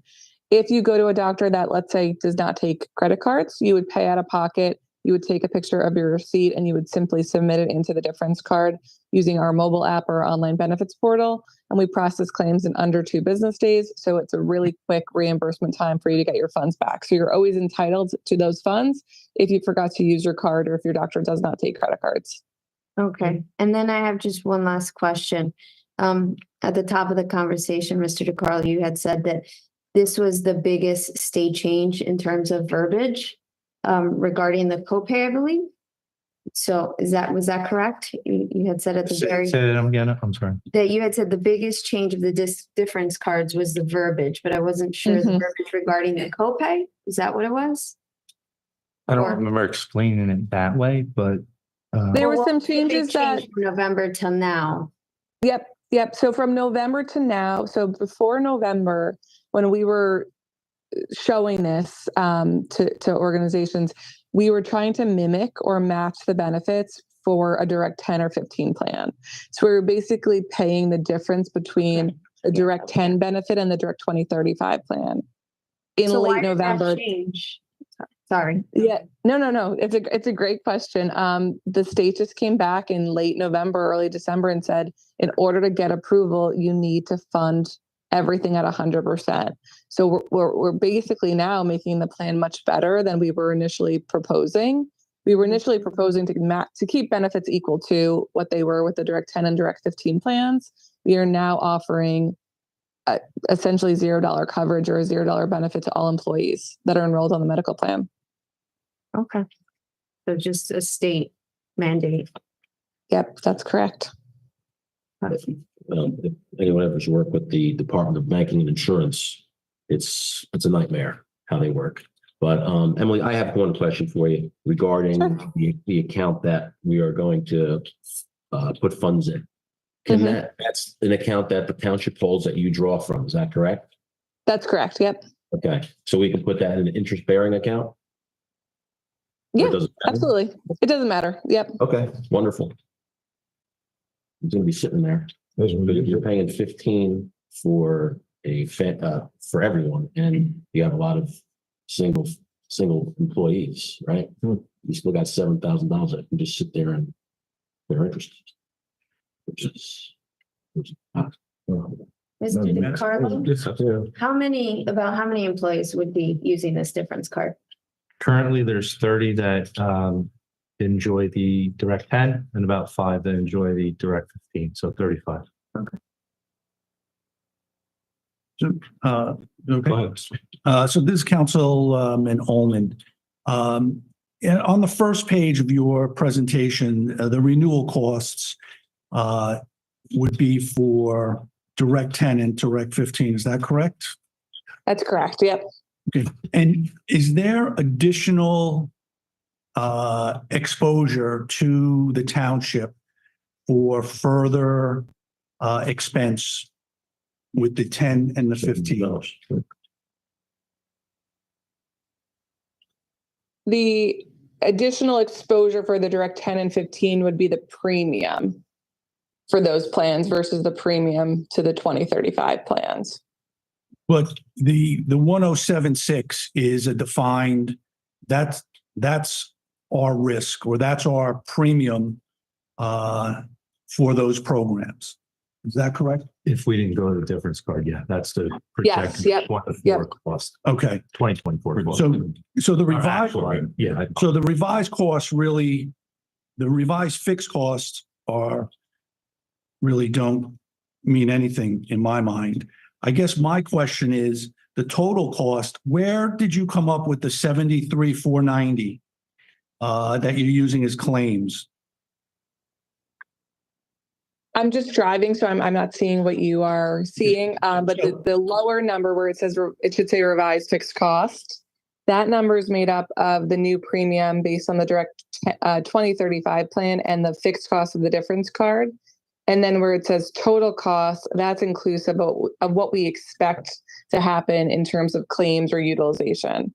So again, we have over 1,200 clients nationally. We have 300,000 members. We have a team of underwriters that come up with a claim projection to assume what we think your employees are going to spend throughout a given plan year. So even though we're required to fund 525,000, which is the 15,120 for the 35, we're only expecting or projecting the 73,490. That's correct. Yeah. And it's not a requirement to have that funded in a bank account. So I just want to make that clear. You don't have to show proof to the state that you have $525,000 sitting in a bank account.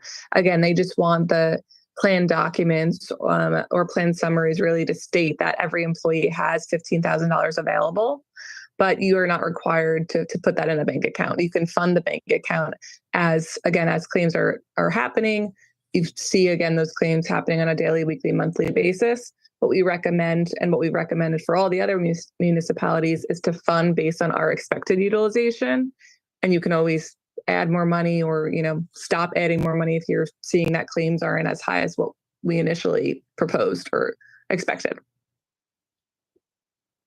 I mean, I feel that the 73,490 is, I understand that we're being told it's an actuarial number, but our ultimate potential risk is something short of 525,000. So that 8.5% savings is based on 73,000.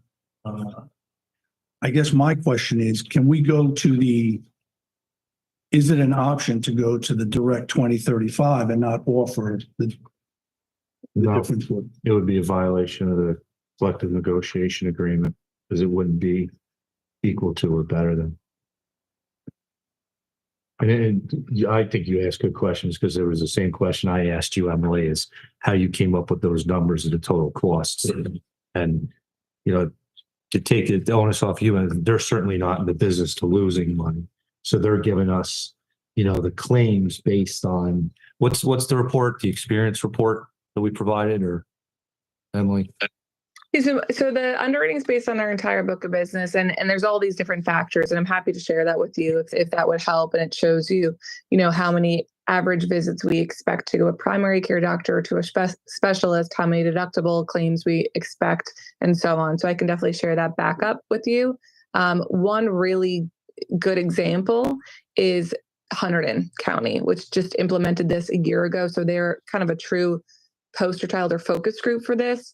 All their employees spend, I think the average employee spend was just under around $1,750 per employee was the average spend for the year.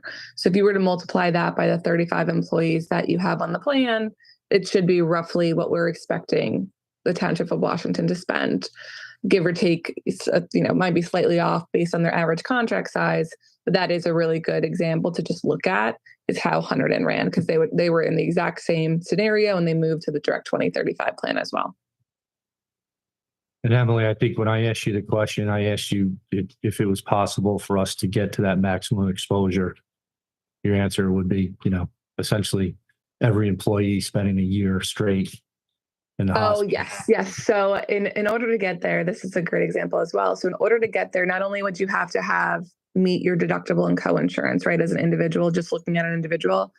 If you went in and had, let's say, a child, so you met your deductible, you met your co-insurance maximum, the only way that you could actually get to your individual max out of pocket would be to have 268 doctor's office visits after that. So you're talking about having a major medical service followed by roughly going to the doctor nearly every day for the entire year. For every employee. Correct. Right. And the 160 is, I'm sorry, is it, I don't want to say it's an estimate, but there could be better savings in that, and there could Definitely. be less savings. But I mean, Councilor Nolan, again, not to oversimplify it, but even if we only ended up saving, this is just crazy, just to make an analogy. Even if we only save 50,000, we still save 50,000. So, and again, I don't mean that disrespectful. I just mean there's definitely the opportunity for us to save more than the 160 or less. Accurate, Emily, or? Yes, 100% accurate. So my only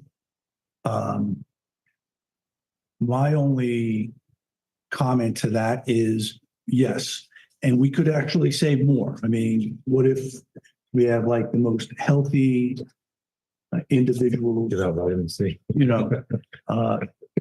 Our potential savings could increase by 73,000, because that's the claim estimate. But on the flip side, even if we don't get to the 520, which I know we can't because we have some single people in there. So let's say the max exposure is 450,000. That's a big difference between 73,000 and 450. And, there's nothing that is guaranteed. I just want to go in with my eyes open. Okay. Any other questions on the days? I have one, Mike, please. Yes, Mr. Mayor. Hi, Emily, it's Mayor Calamari. For a while, it took me a while to understand why they asked for the maximum of the 120 or whatever it is for each employee. And then I kind of came to the realization that, let's say you start the year single, and then February 1st, all of a sudden you have to be switched to the family plan. Mhm. So to me, that was a reason, if not the reason, that they insist upon funding everyone to the max. Right, right. Thank you. In their, from what I understand, they needed it to be even or a level playing field. They didn't want two different numbers for a single versus a family. So they wanted to just keep everyone kind of on an even playing field. So that's how I understand it as well. Thank you. Would this be something that,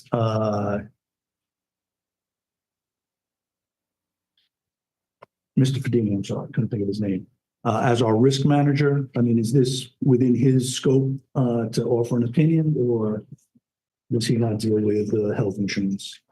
No, it's definitely within his scope, and he's been along for the ride the entire year, and he's been there for every option we've pursued, as well as suggesting a couple options that he's been part of. I don't want to speak for him, but it's my understanding, Mayor's understanding that he's behind this, and I think, Emily, it's even really taken off with the unions over the last couple months as well, where any change or uncertainty is usually hesitant with anybody, understandably. And again, it's the last communication I had with our union members that are in support of it. And it's even grown to a 2-page advertisement in the police PBA magazine. So, again, I think everybody's identifying it as the best option that them as contributors and us as employers to save money. And the 10 and the 15 plan, are they being sunset? Are they no longer available? No, they're still available. This is another question usually that has come up during all our meetings, Emily. They are not being sunset, but I think our employees were concerned that if they were moved to 2035 and then the state decides they were going to get rid of one or both, if they could jump back into it. And Emily, can you pick up on that answer? They're always going to be able to move plans upon open enrollment, right? So should this not work for whatever reason for 2024, employees can move back to direct 10 or 15 for the next calendar year. I can't speak to what would happen if the state decided to do away with those plans, but from my understanding, I don't foresee that ever happening. Emily, one last question. So if I'm a single employee and I log on to my account, whether it's the mobile app or my computer, does it show the 15,120 on my dashboard? It would. So Yeah, isn't that like it a would. false? Okay. So do we tell them, hey, it's way more than what you're going to get at this point because you're single, or how does that work? Again, it's just a state mandate that we have to show the 15,120. They're just never going to be charged that based on their underlying insurance plan. So, Okay. Yeah, they're never going to have that much exposure if they're enrolled as a single. Okay. Thank you. Any other questions on the guys? Thank you, Emily. Thank you.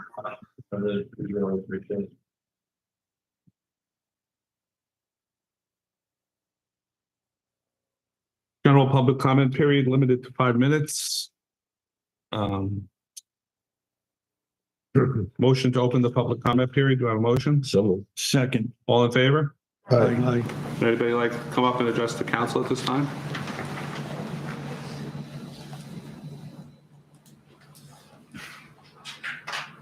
Mr. Stickle?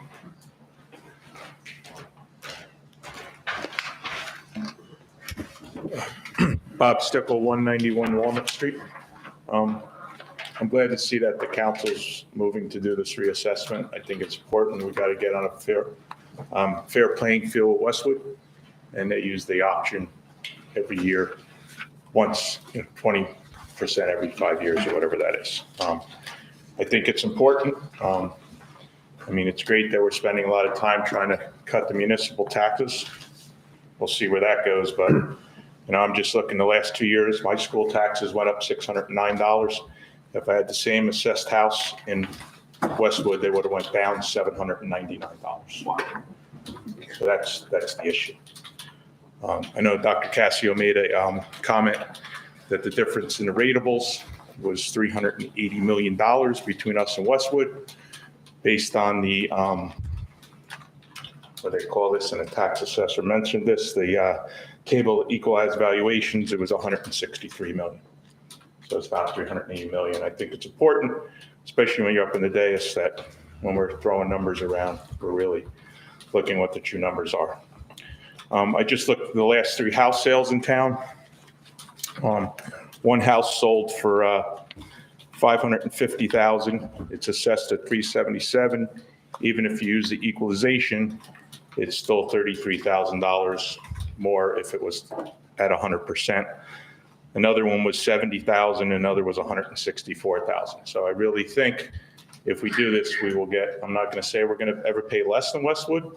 They have a lot more homes than we do in town, but I think it'll get to be a little bit equal. I guess my one concern tonight is that the tax assessor does not understand the formula for the schools. So when the school says we owe so much in taxes, is there anybody in town who understands that formula and checks that formula? I mean, we've been talking about this for a year. I think if my boss, as a town council here, asked me about the formula, I would have went and found out.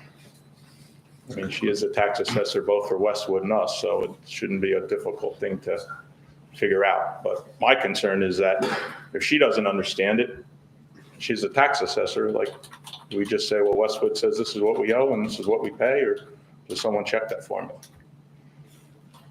I mean, the person who's doing the formula for the schools resides in Westwood, business administrator, so seems like we should really be checking what we're paying, but that's just my thought. That's all I have to say, and I just hope we, in the future, let the mayor speak. Thank you. I have a lot of respect for you, Mike, but I think we need to do that. You know, the last president didn't, and that's why she's probably watching this meeting from home tonight. So I think we just all have to work together to get things done. And I like your idea, councilwoman, sorry. I know it's councilwoman. Of making it easier to have when you want to improve your house, that'll just add to our ratables. Absolutely. You know, I mean, that's the simple thing. I know when I did my addition, I went through some things. A lot of hurdles. But that problem is now gone by appointing a new engineer, so I'm glad that was done. I think that new engineering firm will work better with the people in town, but, you know, put my project off 4.5 months, so that's 4.5 months you didn't collect my higher taxes. So that's all I have to say. Thank you, Mr. Stickles. Would anybody else like to come up? Mike, I Oh, I'm can just sorry. respond quickly. Yes, Mr. Mayor. As is no secret, unfortunately, for different reasons, the school superintendent has been switching quite frequently in the past year. But now Dr. Mortimer is back. Mark and I raised it in an issue we had with one of the temporary ones about, hey, can the school tell us how the formula is derived? He said he was going to do it, but being temporary. So let me say, I hope to follow up with her very soon and try and get an answer from her people, because I've always been told that's a school thing. Business administrator does that. Well, Rosado. Yeah, but again, I have to go through the administrator. I can't reach directly out to the BA. No, I misunderstood. Okay, thank you. So hopefully we'll have an answer. Mr. Mayor will have an answer from Mr. Stickle and the residents in the near future, hopefully, if they respond. Thank you for saying that. If they respond. Yes. Mr. Mayor, would this be something that alerts Vinci as part of their audit validate? And can we ask if that is something they review? I mean, I'm assuming they have exposure to these types of questions and, you know, so is that something we can ask? We can certainly ask, yes. Thank you. Yeah. Anyone else in the audience like to come up and address the council at this time? Mrs. Osmond? Mary Ann Osmond, 960 Adams. Just a few things. Mayor, I'm very disappointed in the fact that you wrote what you wrote in the Pascack Press.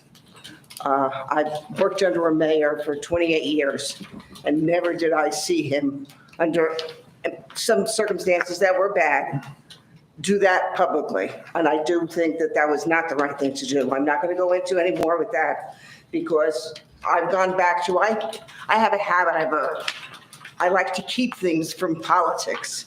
And I've kept all of the different, ones from your offices. And I've seen many things mentioned in there that were not 100% what you've done or what you said, and some of the things that you've never done. So when you make comments like that publicly, I don't think that's the right thing to do. This is a council who's supposed to work together with the mayor. You are the mayor, and that is an important part of this town. But I think what you do it was terrible. The one thing I'm going to say is Mrs. Morgan had the same problem with you. Mr. DeSena is not the first person. And you've come down here and you sat from your dash, you came here. This is disgrace. I'm sorry. I do really feel that as a resident of Washington Township. Mrs. Feeney up there, Mrs. Feeney, when she was council president, she said things to residents. She told people to go, they didn't have to live here if they didn't like it. She was nasty to people. And you never said that there should have been a vote of no confidence when she was sitting up there. Now that Mr. DeSena is, you're saying to do that. Personally, I don't think that's the right thing to do either. The one other thing I just have to say was Mrs. Velez, you talked about the zoning board, and I know it's on the agenda, and you said how they go on. Well, when I was asked to go on the board, if I wanted to go on the board, someone, suggested that I maybe go on the board. I was secretary to that board for 17 years. And as Mr. DeSena said, we were interviewed personally in front of, quite a few people who used to come to meetings. Now they don't come anymore. And I was interviewed in each one of us because Mr. DeSena was one of them, I was one of them, and Mr. Toro was one of them. And, then it came to a vote, and it was very strange, but because my political affiliation, Mr. Sears and Mr. Calmari did not vote for me.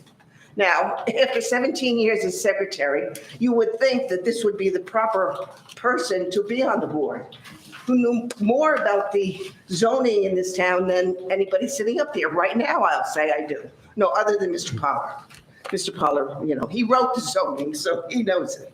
But I just wanted to comment, because you had made that comment, at the last meeting about, oh, you have to do this. And then the second time, I said, oh, I want to go on the board again. But we didn't do that anymore. We wrote letters. So I wrote a letter. And I'm sure Ms. Witkowski still has it. And all of my qualifications, I wasn't picked. Again, my political, and I'm a conservative Republican who was the secretary to the executive board of the Bergen County Women's Republican Club. So it's seems strange to me. Thank you. Thank you, Ms. Hausman. If I may, Sure, Mrs. Velez. I'm sorry, what seems strange to you? I'm sorry, can she speak? You want to come back up to the microphone, please, Ms. Hausman? I know you don't, but we can get it. It seems strange that you're, all of a sudden now, when it was done this way, you don't think that it was the right way to do it. Maybe you should have talked to somebody to try to find out how it had been done in the past. Now to have a whole new format again, after the fact again. Well, I can't speak to the past. I can only speak to what happened currently. And I did not find that correct or proper or transparent.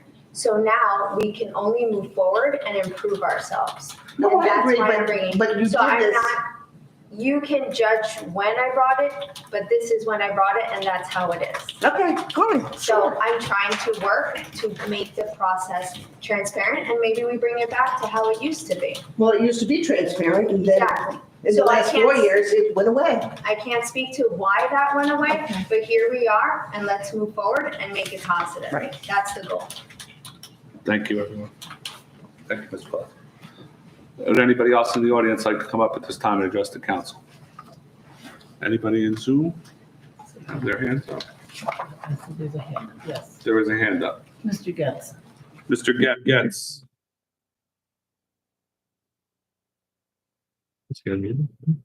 Yes, Mr. Council President, can you hear me? Yes, we can, Mr. Getz. Good evening. Okay, well, thank you. Good evening, Fred Getz, 587 Washington Avenue, Township of Washington.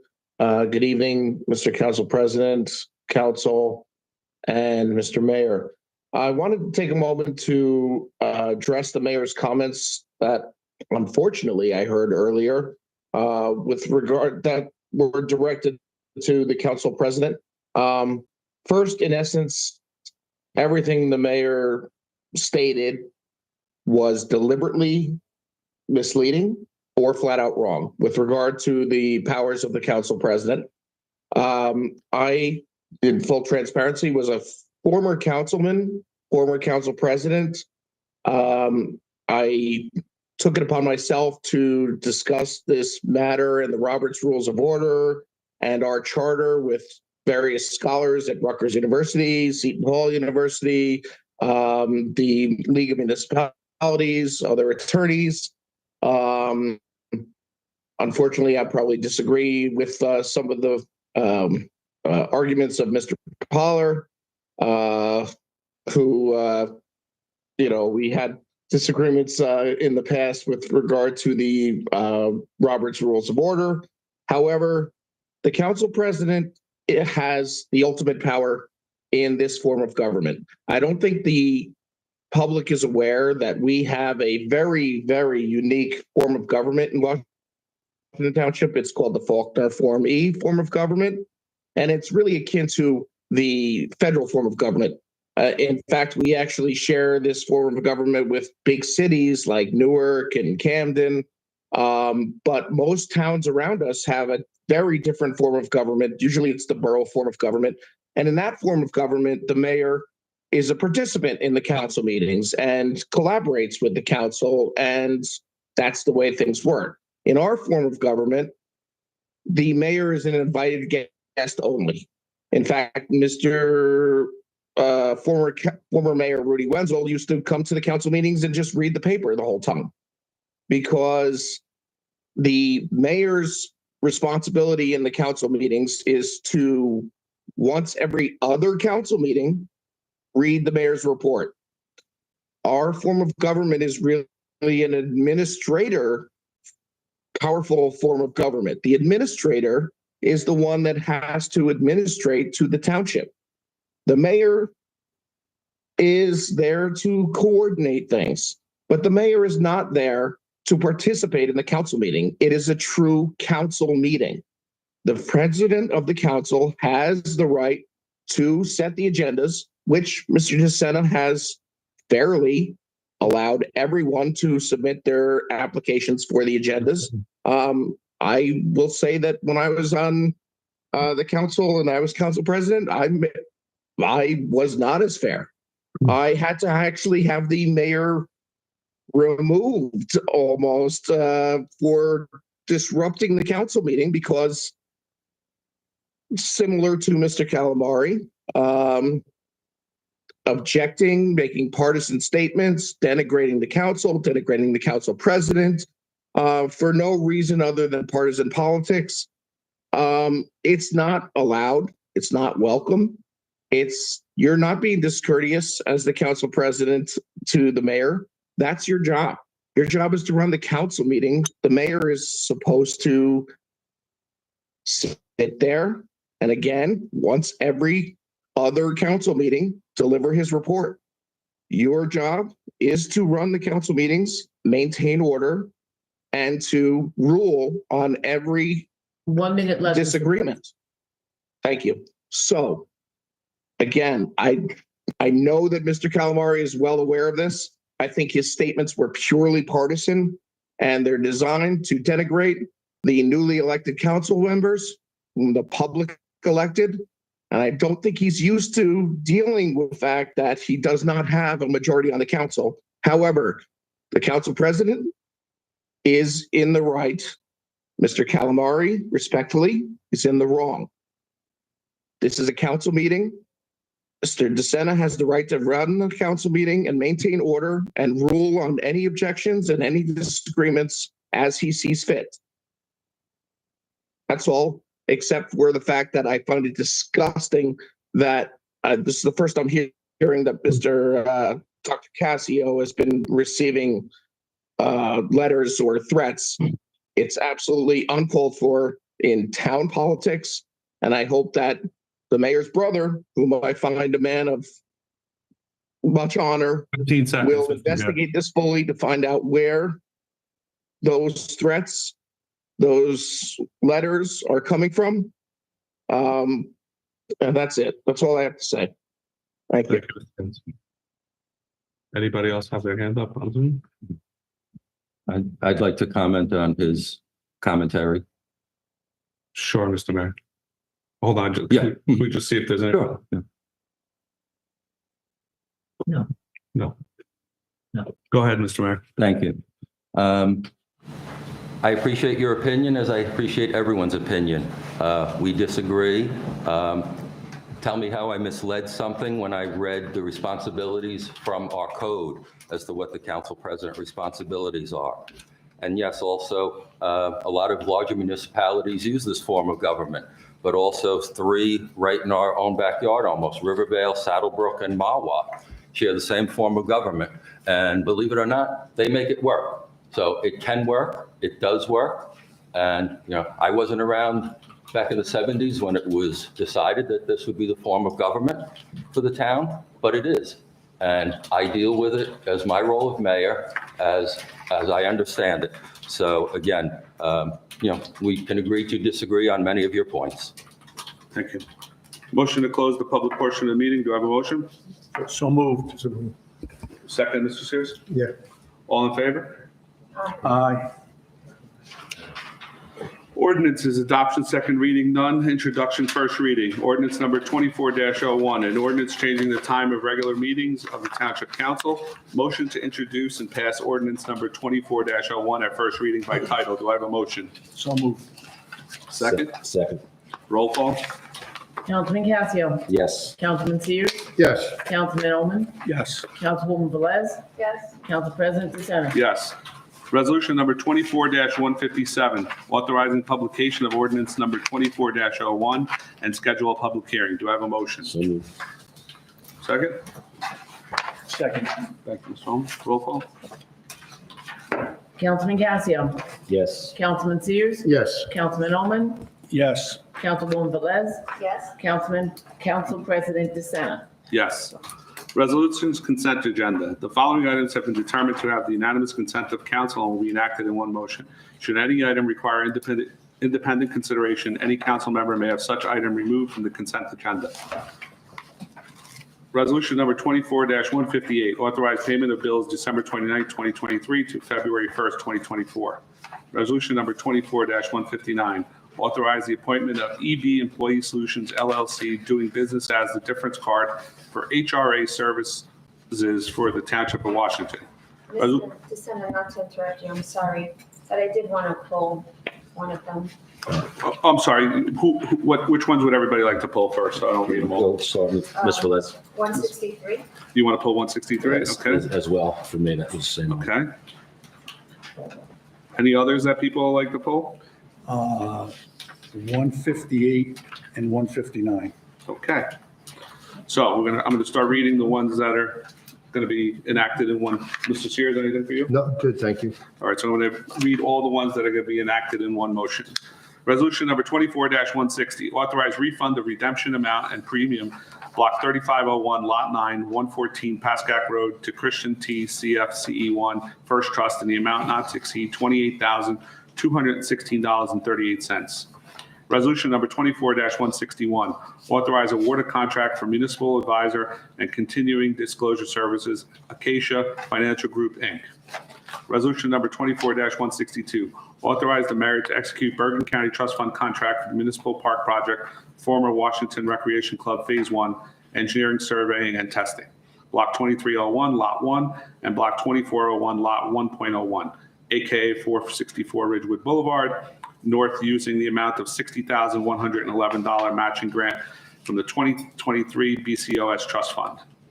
Resolution number 24-164, authorize submission of Governor's Council on Alcoholism and Drug Abuse, GCADA, fiscal cycle July 2020, June 2025 for year 2025. Do I have a motion? So moved. Second? Second. Roll call? Councilman Casio. Yes. Councilman Sears. Yes. Councilman Oman. Yes. Councilwoman Velez. Yes. Council President DeSena. Yes. Okay, resolution number 24-158, authorize payment of bills December 29, 2023 to February 1st, 2024. I believe, Mr. Ullman, you had asked that to be pulled. We need a motion. A motion. Do I have a motion? So moved. Second? Second. Discussion? Yes. So I have so many piles here. So I had gone through this list of bills, and I had provided some questions to the administrator. And, excuse me? Some, you gave us how many pages?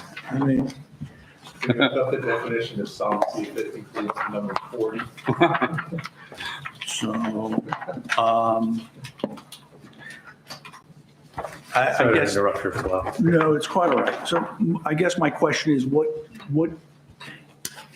is the process to review these? Because there are some that are more informational, but there are some that certainly I would prefer to have answered before. I think you go page by page. Mr. DeCarlo, do you have it in front of you, the bill list, or?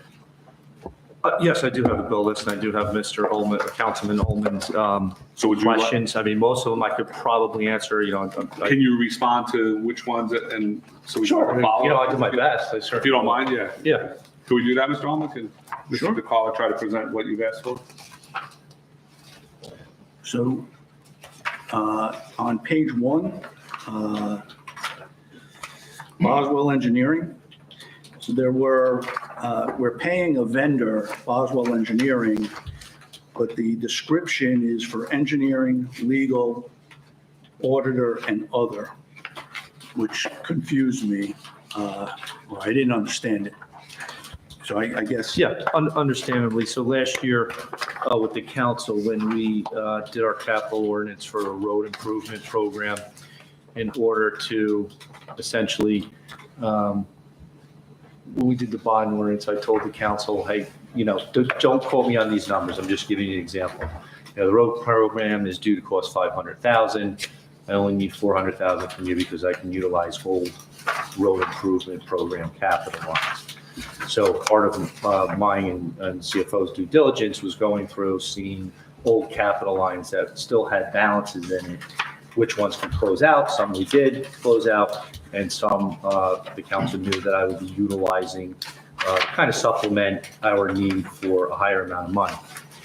So going back through some of these capital lines, this one specifically, I think was ordinance 1306. Whoever at the time, I'm imagining it's the CFO, set up all these lines with all these names in it, which, you know, I'm learning from traditional, and we don't usually do that. It looks like we set up like one soft cost account for multiple. So here, I'm going to explain it to you, is that was probably just the preference of the CFO at that time, or whoever was responsible back in 2013 to set it up. And they just pulled out certain amounts, again, called various roads engineer, various roads legal, various roads auditor, various roads others.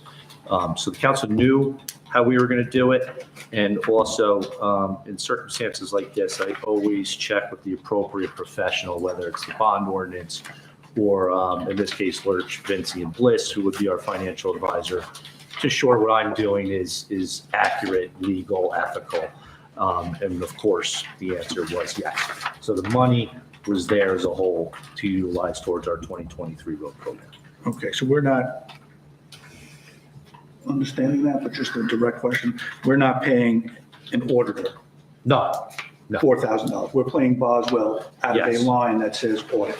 Right, so Okay. Will that close out all those lines, Mr.? No, there's still going to be some money left. Wow. Yeah, there's. That's a it's good news in 2013 other words. ordinance, so that's a 10-year-old ordinance. Yes, there were several like that. Wow. On page 2, if we could go to the bottom one, not that I'm not going to follow up on the others, but for brevity, weatherproofing technology, the project costs. So again, the vendor we're paying is weatherproofing technology. I would assume the 198 is theirs. I don't understand why we're paying soft costs to them. So when we set up that capital ordinance last year, there was numerous projects. And I think, again, don't quote me on the numbers. I hate throwing out numbers. It was like totaling 1.4. So the bond ordinance called for the creation of soft cost accounts of $140,000, which took away from the balance that we actually had approved. So, if there was 5 projects that were approved for 200,000, I think it's 5%, that's how we come up with 140. We're taking out each line, but I still needed that full 200,000. Again, these are just example numbers. So again, checking with our bond counsel and our financial advisors, it is an appropriate expense to utilize money from the soft costs to make up the difference in the balance that I need. So even though are we it might paying- not be a soft cost. Are we paying weatherproofing technology 248? Let me just look at the PO. Weather page 2, weatherproofing technologies.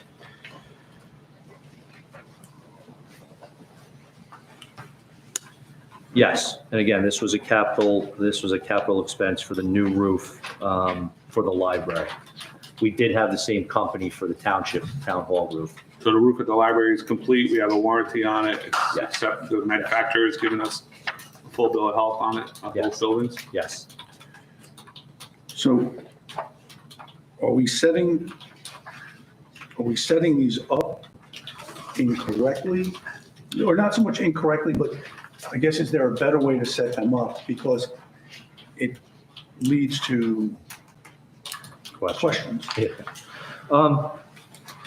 I don't know if there's a better way. I know it is the current practice and it's followed exactly from the bond ordinance. And I did bring a copy anticipating the questions and how it was set up.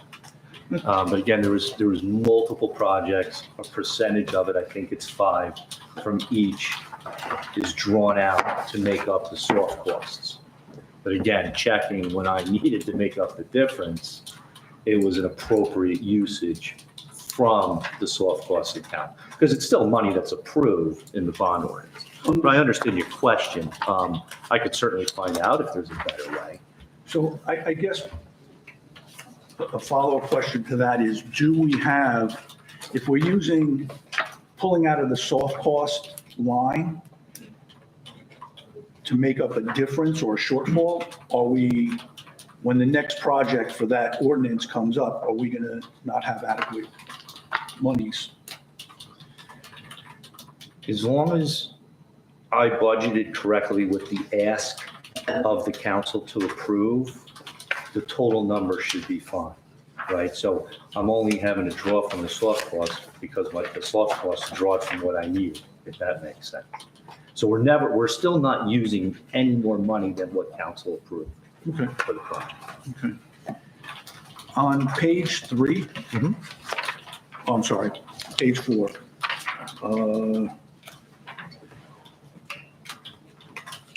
Do you know? No, I'm sorry, back to page 3. The archive social, Yes. Ms. Witkowski, you'd probably be the best to explain that expense unless you don't want to. The best that I have understood when they approached us, and I asked a lot of questions, was it is basically for our social media. That if an open request comes in, they will go through and they have the ability to go through the social media. They have their apps and their people and whatever gurus. so we're paying a fee to respond to If something Oprah comes up. requests Yes. that include social media. Yes. Archiving the social media. Well, yeah, but it's the social media, archives it's the are social website, it's the social, It's a lot. No, it's archiving the township social media and indexing it to respond to Oprah requests. Yeah, That's something my comes in. understanding when we took it out. Yeah. Yep. Do we know the scope of that? Is it employee? It's Or township, employee? it's township accounts, it's. Yeah, the township accounts, not like individual accounts. Right, not that are personal. Yeah, like it's the town Facebook page, the recreation Facebook page. I believe it covers the fire department Facebook page.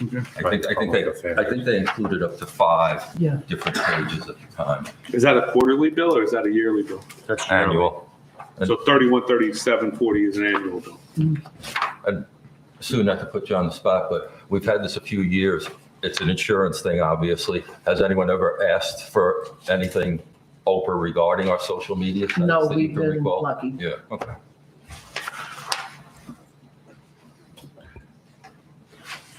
I beg to differ, but we'll have that discussion at the end of the.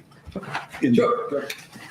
DNL paving, Yes, so did we get the grant monies for this? we did actually about a week ago. We were approved for 159 and we received 118,000.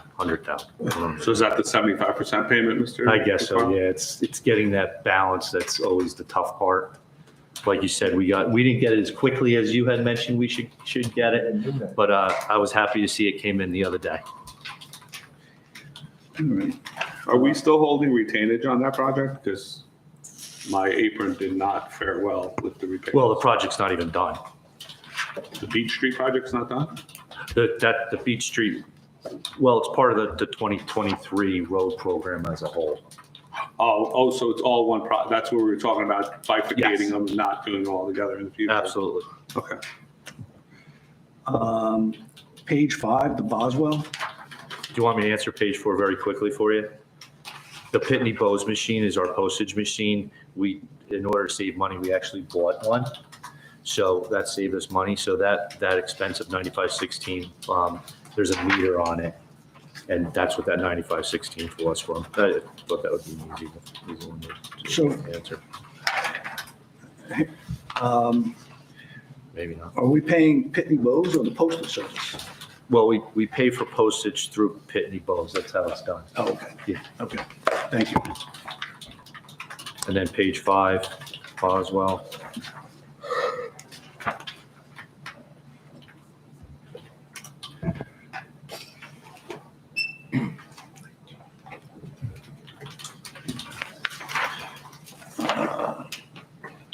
The first line. I guess, what are they still doing at the firehouse?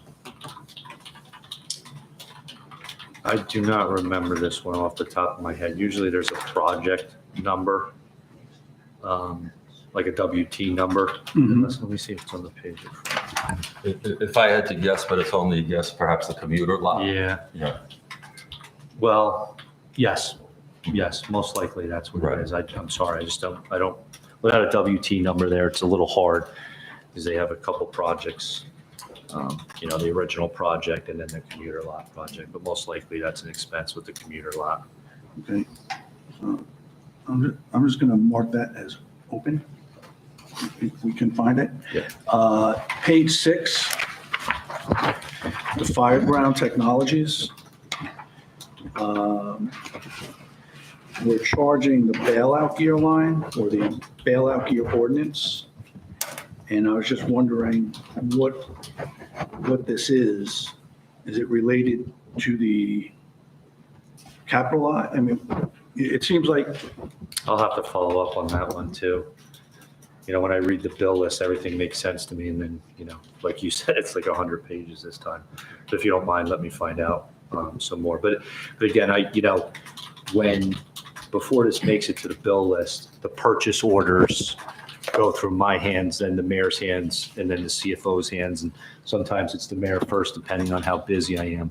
But absolutely, with 100% certainty, it does not get a signature from me unless it has the correct line. And most oftentimes in circumstances like this, I was most likely involved in the expense beforehand. So I know that doesn't totally answer your question. It's more asking you to trust me, the famous last words.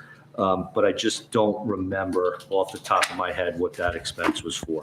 so I guess I was asking, and then the follow-up was, if it is an operational expense, if it's a day-to-day operational expense, why are we charging a capital line? Because we're then going to be paying for it for the next 15 years or however long our bond are. Yeah. So it's just, it compounds the expense. No, I understand the question, and I will get back to you. I mean, obviously, we don't like to put, or we're not supposed to put incidental expenses that don't have a life of at least 3 years on capital. That's based off of our residents, how many residents we have. So we have to show at least a 3-year life on any expense that we put through capital. But for some reason, this is just, it's escaping me what this was for. Okay. I don't understand why we're charging paint to the accreditation line. Anything that was associated with our on-site inspection that day were put through the accreditation line. So most likely something needed to be, touched up or whatever on the floor for the big day. It's a big day. So they come and it's the day where the township and the police department and all the staff members show off the police department. So, that was along the time we got the place power washed, which it needed to anyway. Had all the updated painting on the outside of the building, which helped with accreditation, but it was really a maintenance thing. But we had some painting of the interior walls on the police department as well. So there was many, not many, but there was some expenses like this that were charged because it was associated with the police accreditation and the on-site inspection. Okay. And I think there's others further on that ask the same question. Page 6, Amoroso, talks about purchase and installation, and we charge it to the road program. Yeah, so when we did the Washington intersection project, there was agreements made with several residents that I had learned. And this specific cost was associated with an agreement that we made with the resident at the corner of McKinley and Washington. And that was to put in, I think it was 4 arborvitaes, or, they weren't necessarily green giants because they were only like 4 foot tall. So it was landscape that was promised during the agreement that was associated with a road improvement expense. That's why it went through there. Okay. Page 7, there's a charge to remove 2 dead oaks, and it was charged to the trust account for Amoroso. So just look.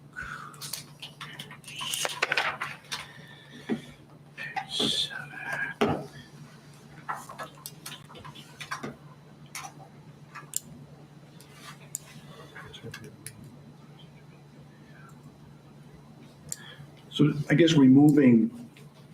Isn't the trust set up just to plant trees, Mr. Sears? Isn't that why we did that, you and I? Yes, So now we're paying to cut down trees with the trust?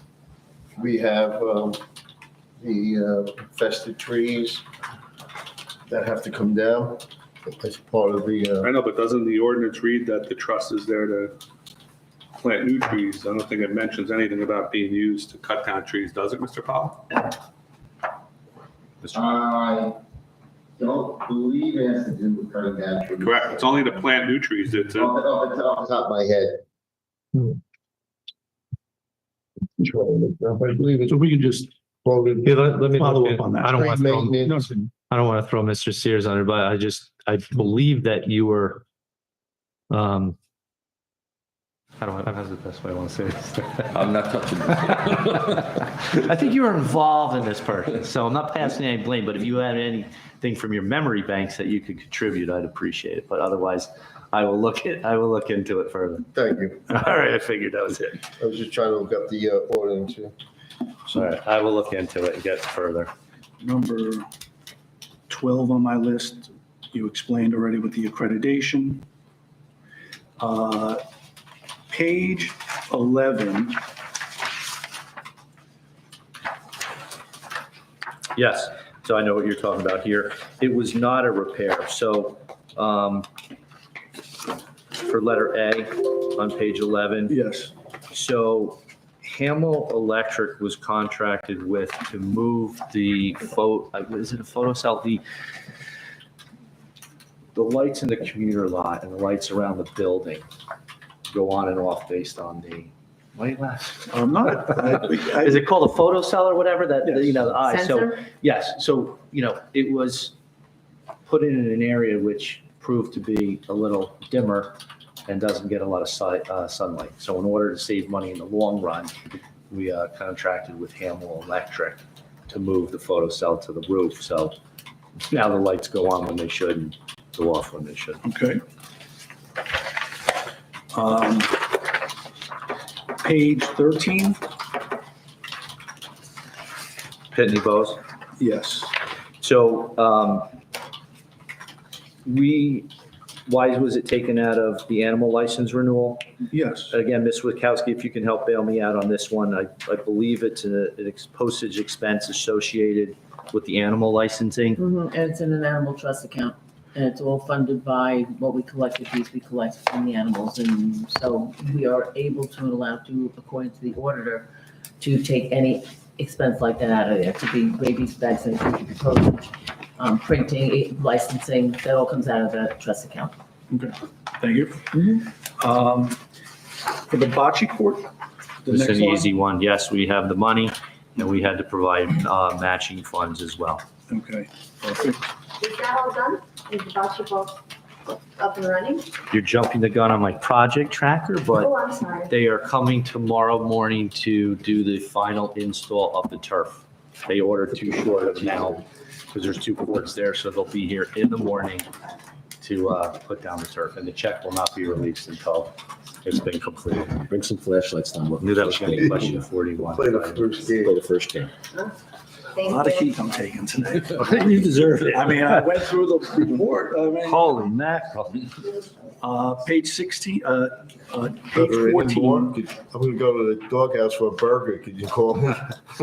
Home Depot, we purchased beds for the emergency service building. Yes. Are we outfitting the male and the female accommodations equally? Yes, we are. Do we have to? I don't know that. I don't know if it's a legal requirement, but, you know, it definitely makes sense that that's what we do. So this purchase of beds would have covered both? Yes.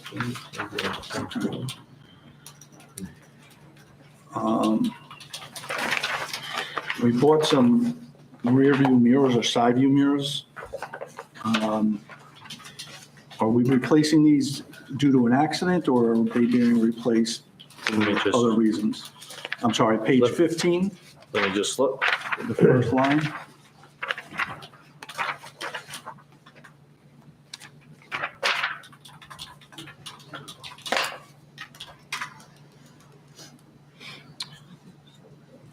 Oh, fire department? No, well, I don't know specifically why, but it is not the result of a motor vehicle accident Okay. or any type of property damage. At least that I have not been made aware of. So I don't know why though. Can we find out? Why they bought side mirrors? Yes. Yes, side mirrors. Send them to the truck. So page 18, Fire department, both users car. Yes. I guess this is the larger question for the strategy. We have a significant number of invoices for leaf. And some of those are paid out of the current account, and this 6,800 is paid out of the Clean Communities grant. And I'm just wondering why we're not spending more if we have those funds. Like, what's the strategy? Shouldn't we be, if we're getting a grant, shouldn't we be charging that grant and not charging the residents, for lack of, in the simplest terms? So I'm going to answer this with good news and bad news. The good news was it was offset by our budget line request last year. So with the help of our financial advisor, we figured out how much was in Clean Communities and in our recycling tonnage grant, and we offset both current lines in 2023 to account for that amount. So again, I'm using rough numbers. If we knew it was going to, cost $100,000 to fund that line, and we had $60,000 in grant, we asked for $40,000 to be raised through taxation, and we used the grant. So that will be the same strategy for 2024. The bad news is we don't have as much grant money to put towards the need in 2024, but we certainly will. So if we need 100 and I have 20, I'll ask for 80. And that will go for curbside pickup and the leaf exposure, which is, it's very expensive. It's very expensive. Yes. Okay, perfect. Twofold, because we pay for the gasoline to drive the trucks down there. So.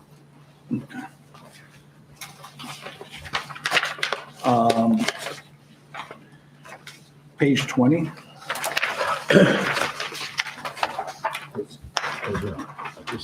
The elevator. Yes. So the line item in the grant receivable, in the grant write-up, the amount requested in the grant write-up isn't broken down. It's part of a larger request. Do you mean the ordinance? The ordinance, yes. Okay, yeah, because we definitely did not receive a grant for the elevator. So I guess my question is, do we know if the 395 is more or less or online? That's more than is required for the elevator. I believe, again, don't hold me to it, I think I asked for 120,000 for the remodelization or remodernization of the elevator, which was approved. But again, these asks are based on estimates that they give us, and then of course they come in and they do the deep dive into what's needed. And that amount, very rarely do we ever pay for something, I don't want to say in advance, but most companies know when they deal with government entities like ours that we're not going to give them a deposit. But in this circumstance, it was required to give them an upfront fee, and that's where that $63,000 came in. So I'm not sure if it's quite half, could be quite half, but that's to give the company money to pay, to buy all the material and stuff used. So the specific answer to your question is 395 is more than what is needed for the elevator. Okay. Perfect.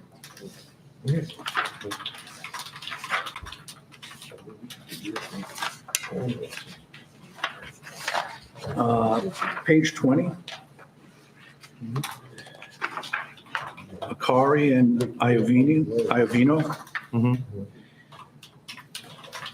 They're doing work for the library renovation? Yes. Okay. And do we know how much of the 259 is being charged for architecture or engineering? I guess this is architecture. Yeah, let me just look at the, go to the PO.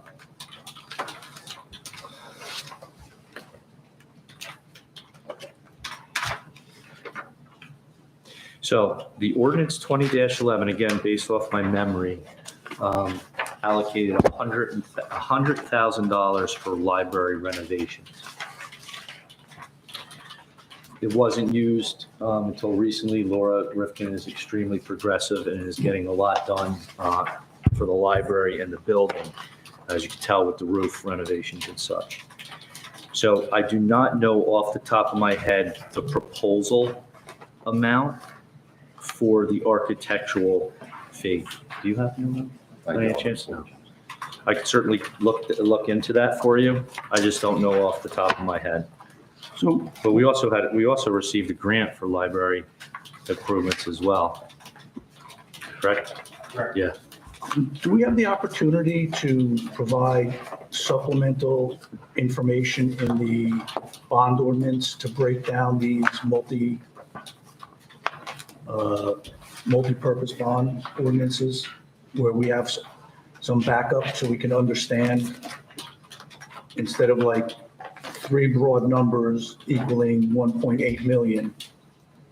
Yeah, it was, it's not that it's frustrating, but you're right, it is difficult because it'll say paragraph A, B, C, and D with associated amounts. So When I was new to the job, trying to figure it out retrospectively is difficult. But now it's not, because I know for the specific amounts that I asked for in the capital expense. So again, a long-winded way of answering your question is I can provide you that information. I certainly, seeing to the way our bond counsel writes it as, the professional. Yes. I'm certainly not in a position to tell him how we should write it. But another thing we do we've made a lot of changes for organization, especially with our account lines. So in the past, the account lines for capital were set up based on those paragraphs, like paragraph A, 395,000, where now we make an account line for each approved expense for those capitals. So again, if ordinance 2308 had 8 requests, I set up 8 accounts, not 3 or 4. Okay. So it's much easier for organization. It's much easier for keeping track of expenses and, purchase orders and such. Okay, thank you. I think you sent a response, or you forwarded an email with regard to the next line. So Boswell is reviewing, or the township's engineers on this? So, again, with the township engineers, they will get involved, very early on, preliminarily, especially when it's a drainage complaint as part of the retainer. In this circumstance, this is nothing like, water runoff onto a neighbor. This is, a complete stormwater maintenance facility as part of the condo association. So in the beginning, when we were dealing with this, it fell under the retainer. However, once something's established of significance, that entity in this circumstance would be Northgate, has to set up an escrow. Therefore, they're paying the engineer, not the township residents. So this is not this is charged against the escrow? Or Yes. Okay. Let me just, If you look at the- I'm going to show you how to read it too. Northgate. Oh, yeah, that, anytime you see an account like that, it's an escrow account being charged. Okay. 25, wait, I want to. So, right, so you'll see either a name. Okay. Or if it's Boswell, you're going to see a WTES, or it'll say it'll say the name of the customer. Okay. Page 22, Verizon Wireless. So the only provided cell phones that I'm aware of is the police department, and they have 4. It's the chief of police, the captain, the detective bureau, and one of the 2 lieutenants. That's cell phone. Okay. Cell phone only. Yes. Like cell phone. We have cellular data, for the wireless computers and, the MDTs and the cars and stuff like that. Okay. Page 22, Wayne Place Study, Boswell Engineering. Page- What number is it? Page 22, second from the bottom.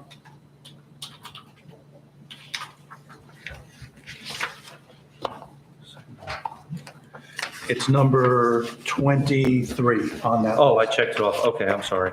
What was the purpose of the analyst study? Let's see. Page 22, 2589.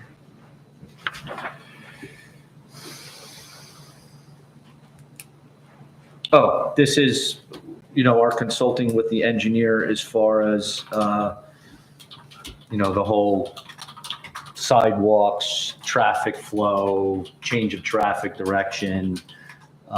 It's all in response to the initial complaint that was made regarding the lack of safety for the parents to walk their children down Wayne Place. It's, so again,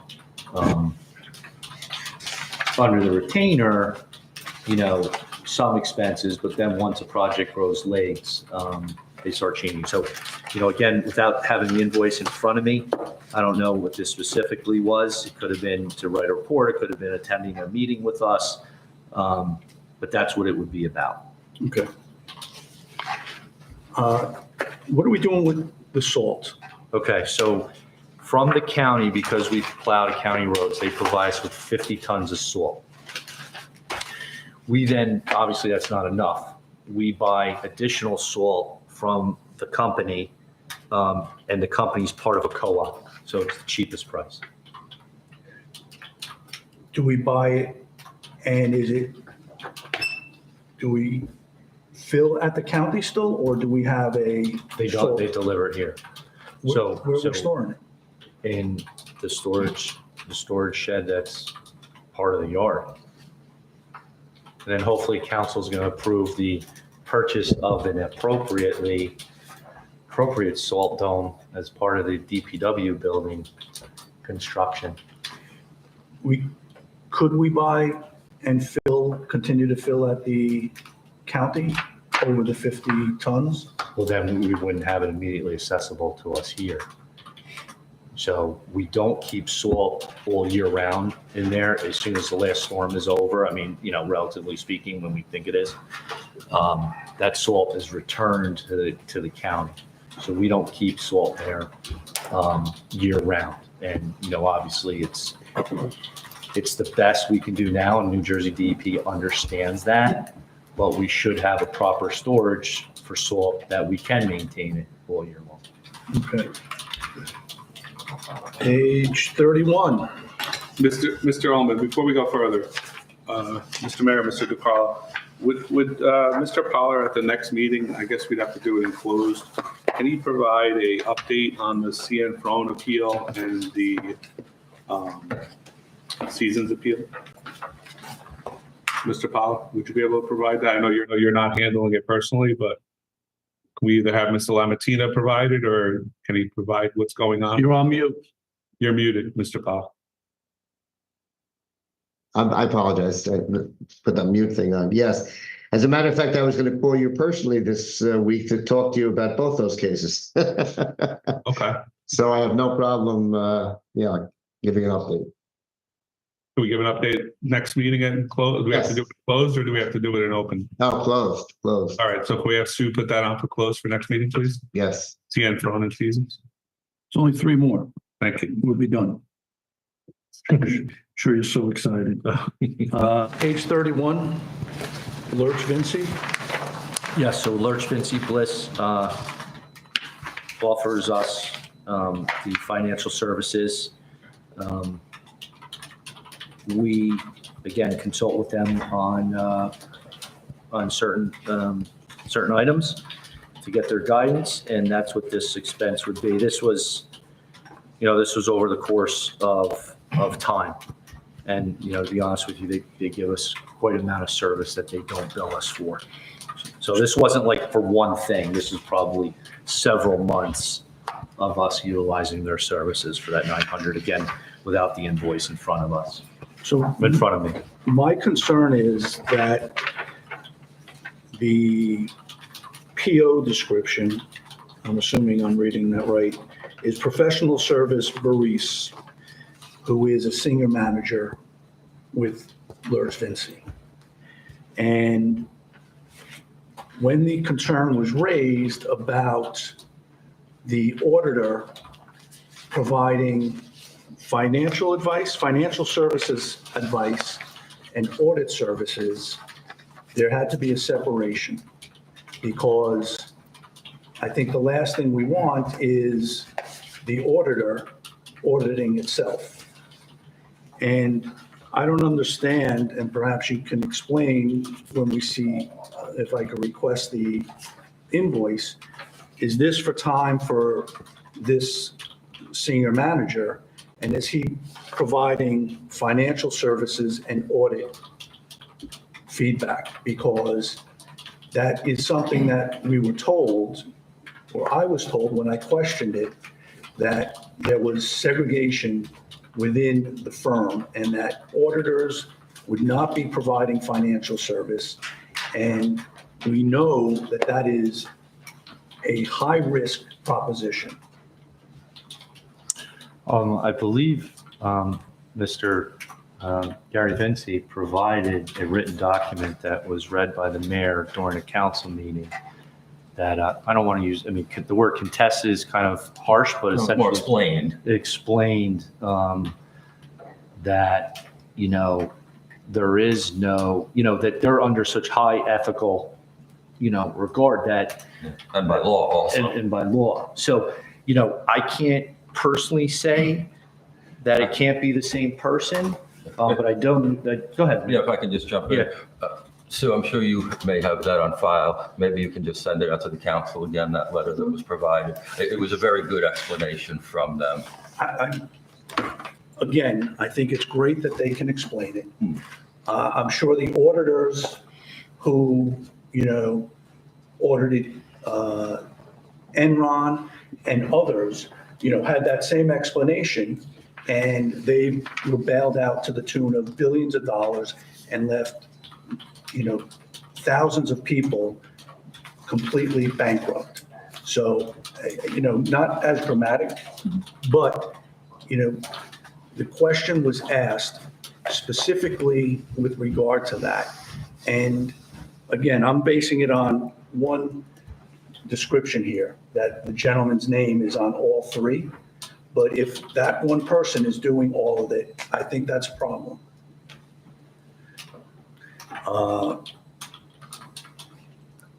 So if we can get a copy of the invoice, it would be appreciated. Is that the last one, Mr. Ullman, or is there another one? Oh, aren't you? Even you're getting tired of it? No, I thought you said that was the He's last got two more to go. Oh, two more, I'm sorry. It's a gross distribution. So essentially, the state gives us the amount, it's divided by 12, and then they're given monthly. What number is this? So page 33. Page 33, number 26. So the line item description is incorrect then? Page 33, 24, 30. Contribution due after expense? It's in the middle. I'm not sure. Because I know there was a resolution passed by council several years ago addressing this issue. I don't know if it's called an issue, but. Situation. Yeah, situation. And my understanding of it is that we are not taking expenses, correct, associated with whether it was healthcare or whatever, out of it. So I can look to see if that wording is incorrect. And if it is, it can be corrected. Okay. Or if we're paying net, we need to correct that too. No, it's definitely paying gross. Okay. And then the last one on page 34, Boswell Engineering, the PO, I guess descriptor, is 2019 Road Improvement Program, and it was charged to 450 Pascack Road soft costs. Yeah, let me check on that one too.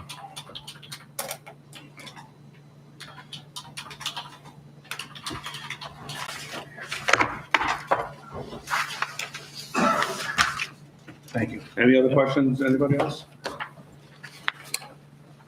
Mike, kind of a related question. Sure, Mr. Mayor. With all due respect, can we expect this level with each bill payment run that we submit to council? Well, if each one is 38 pages, okay. Well, so I don't think they're necessarily going to be asked next time because we've established a baseline of a response. But these are things that I guess I don't understand, or the report, because of the limitations of what can be presented, caused me to question what is being done, what is being charged. If, again, these last two, are we paying a road improvement bond? Are we paying a road improvement expense from 2019 and charging a property acquisition from 2023? That's the only thing I can infer from the information provided. So, yes, we will get that question again. If the descriptor says contributions due after expenses, and there was a discussion that we should be paying gross because we want to reflect the gross contribution as well as have the expenses in the appropriate line, then I think it's a question in my mind that needs to be asked. If it turns out, they're correct, this one in theory can't be correct. And the next one can't be. So, what's the answer? Yeah, and I only ask because, I'm lucky enough, I don't have to be up at the crack of dawn for my job. But some people here do. I didn't keep track of how long this discussion took. And I wouldn't want to see us detract from other business we have to do as it gets later for the council members who do have to be up at the crack of dawn. And again, only suggestion, since all of these goods or services we know we have to pay for because they were delivered, perhaps you could take a straw poll of the council to see if everyone has this level, or if it's just you, perhaps you can get together with the administrator, after each meeting and get your specific questions answered. I'm just trying to keep our meeting, don't get me wrong, you have every right and you should be asking the questions, but I just don't know if spending a half hour is a good use of all the council members' time, considering the other business that the council has to attend to. That's the only place I'm coming from. Thank you, Mr. Mayor.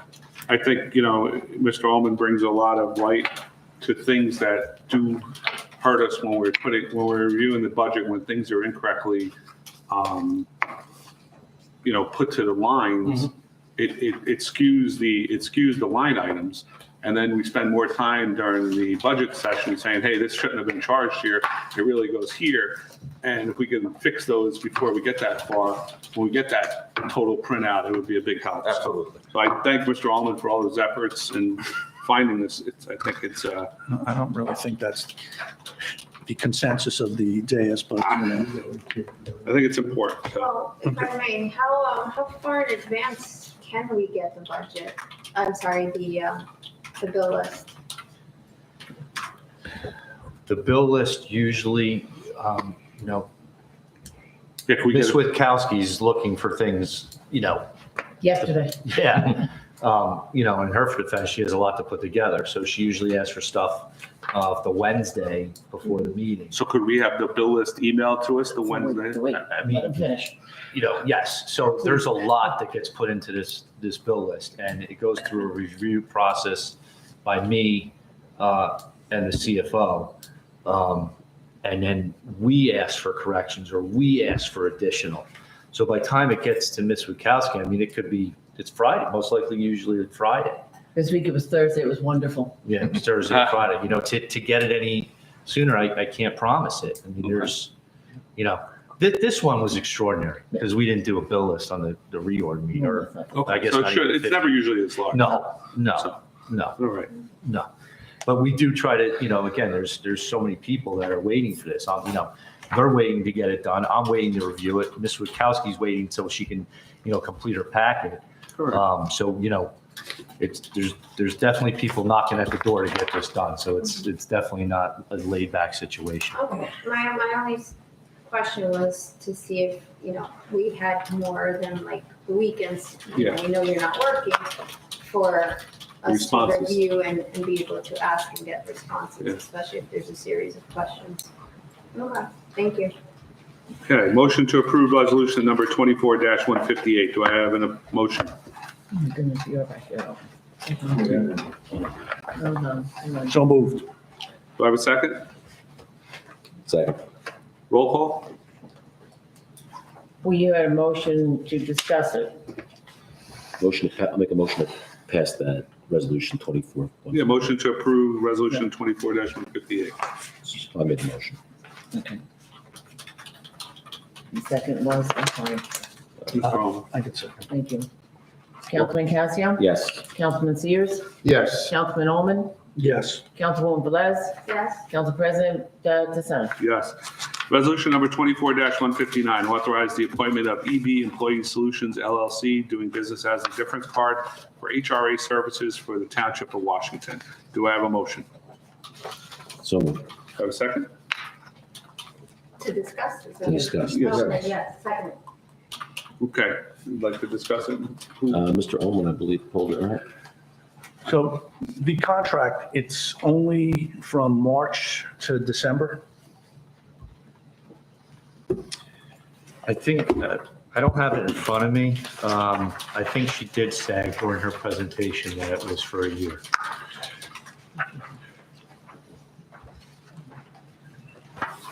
I'm going to maybe say the first one might be prorated since we're obviously already into the Yeah, year. it begins March Right. March 1st, 2024. But it does say through December 31st, 2024, so. And if we find at the end, or if we find our claims are trending above, we do have the ability to roll back? Yes, we do. Yes. Can I ask that once this goes live, can we get a somewhat regular report on the claims rate, the total dollars? I don't see why not, as long as, yeah, I will ask. Well, you're going to know what's in the bank account. It's just a bank account. Just the bank statement, like, because it's not like you're going to be able to see anybody else's account. You're just going to know how much money is in that general account. account. Yeah, I mean, I answer it that way because, because I don't know what they can give because it's healthcare related, whether it's HIPAA or whatever, but. Well, I don't think that wouldn't fall under HIPAA Right. compliance. Yeah. It's just your bank account. You look at it whenever you want. I don't, It's not broken down. out of ignorance, I didn't ask the question, but I don't even think we have to establish a separate bank account. The money's going to stay in our line and they're all interest, it's all interest bearing while it's there. But I need to find that out as well. I mean, there's numerous pages of paperwork to complete now that the resolution is good. So as you can imagine, but yes, I will find out all that information. I would ask the administration to make it a separate account so we can keep track of where we are, just to make things easy for everyone. Like, what do you mean? A separate bank account. A separate account for Just for this, so we can easily identify what's coming in, what's going In a out. budget line? No, Like an A bank actual account. Yeah. Bank account and or budget line. Yeah. I mean, we're gonna fund it, but we'd like to know where we stand. I don't think we'll have a problem. And this way we can see what the rollover rate is for the following year. Correct. Because if you don't use it, it stays in that account and you only have to fund it, whatever is lacking. Any other discussion on this? Well, we just have to have the ability to fund it. We don't have, was it Emily? Yes. She said we didn't have to have it funded. We just have to have the ability to fund it. So do we have to raise $580,000 to sit in a bank account? Or do we just have to have the ability to raise that? I believe we have to ask for what's expected to be spent in our account line, so we're budgeted correctly, if that answers your question. But I believe it has to be in this account January 1st. The money has to be there from my understanding. March 1st, you mean? Well, in a usual year, yeah. I'm sorry, I don't know the logistics of how it's gonna That work does make yet, sense. but, we're gonna start diving into it now that the resolution is passed. So can, Almost, well, no, it's Didn't pass I'm yet. projecting. gonna pass. Projecting. I think it's gonna pass, but I guess my only question would be, can we get an opinion? Do we have to earmark 520,000, whatever that number is, $529,000, and have it sitting in a interest-bearing account? Or do we have to just have the ability to raise that? Find out. Okay.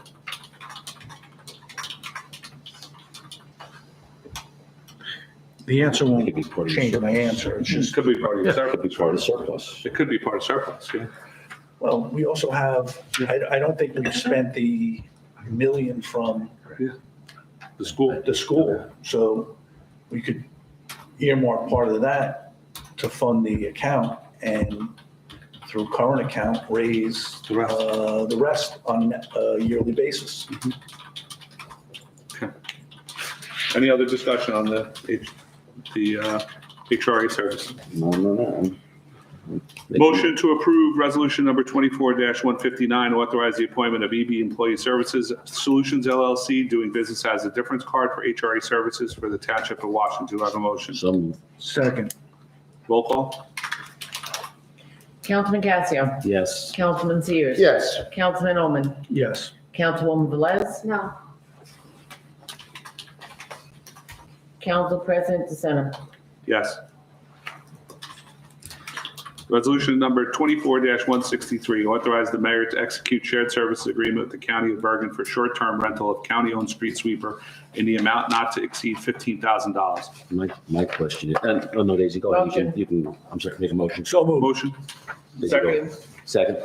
For discussion? Yes. For discussion. Okay. Ms. Velez asked for it to be both. Yes, thank you. My only question was, how does this relate to our deal with Paramus? That's what I was going to ask the Street same thing. Is this in addition to, in lieu of Paramus? I just wanted to It understand. gives us options. Yeah, neither agreement has a minimum that we have to use. So obviously, we want to try and use the one from Paramus. We're hoping it'll give us some cost benefits. County, thank you. No, please correct me. From the county, because it will be with our own driver, and we'll get rid of the debris that it picks up. So we want to obviously try it, make sure it works, but if for any reason it doesn't work, we're not locked into any minimum with the county, and we can go back to using Paramus. We're not in any minimum number of sweepings that we're locked into with them either. And so it's not going to turn off Paramus because we're using the county? There's no agreement or void the, I don't think it will. okay. It's a backup. What is the,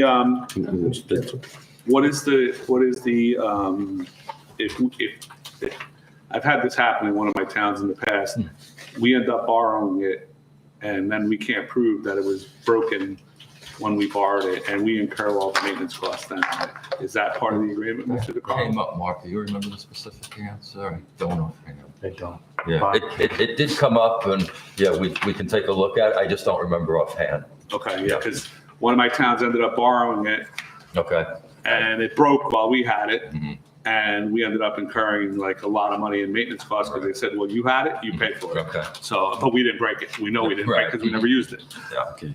Okay, we'll get that answered before we use our first sweeping from them. I have two questions regarding this. The first question is, do we have someone and do we need someone trained in using it? Number one, that's the first question. We do We have do. someone. Okay, and they're Yes, trained we in have using the multiple machine. people that can do it. Okay, and the second question is, do you have any idea, and you probably don't, what the dumping costs are per ton at this point for debris? What was the second question? Do you know what the dumping fees are at this point, what the rate is? Just an idea. Paramus I is can tell charging you. us separately. I don't know if they were marking it up or not. Each street sweeping By by fast. Paramus was averaging about $7,500, $7,600. I think there was actually one on this bill list, if I'm not mistaken. So obviously it depends on how much we pick up. I don't remember how much it is per ton, but it was one of the things, if you remember last year, that went up and we had to redo the Right. agreement. So, it's mandatory that we have to do, I think, a minimum of 3 with New Jersey DEP. And then last year, we did do an additional service. It was very minimal to clear the path for the run, the 5K run under those, around those streets around the lake for the run. So each time it was running, about $7,500, $7,600. We do for a year. Simple math is 30,000. If it works out with, utilizing the rental portion, it's going to save us significant amount Right. of money. Yeah. But I can't always guarantee it. If we have something going on with DPW that I'm just trying to come up with an example why we wouldn't be able to do it. But that is going to be our primary goal, is to save the money. And have our guys do it with the county. To do it with the county, yes. Yeah. Okay. Any other discussion? I'm satisfied. Motion to approve resolution number 24-163, authorize the mayor to execute shared service agreement with the county of Bergen for short-term rental of county-owned street sweeper in the amount of not to exceed $15,000. Do I have a motion? So moved. Second. Roll call? Councilman Casio. Yes. Councilman Sears. Yes. Councilman Oman, Yes. Councilwoman Velez, Yes. Council President DeSena. Yes. Moving on, can we take a 5-minute break? I know it's late, I know it's late, but I think we need a 5-minute break, please. Excuse me. Sorry. Bless you.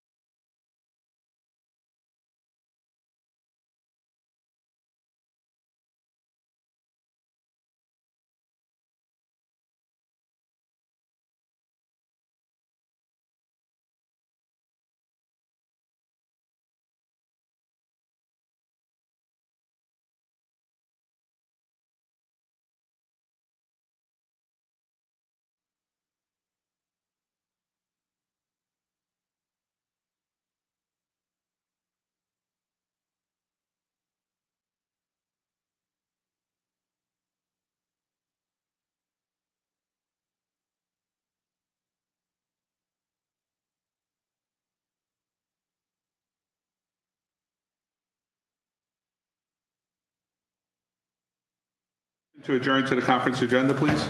So moved. Second? Second. All in favor? Aye.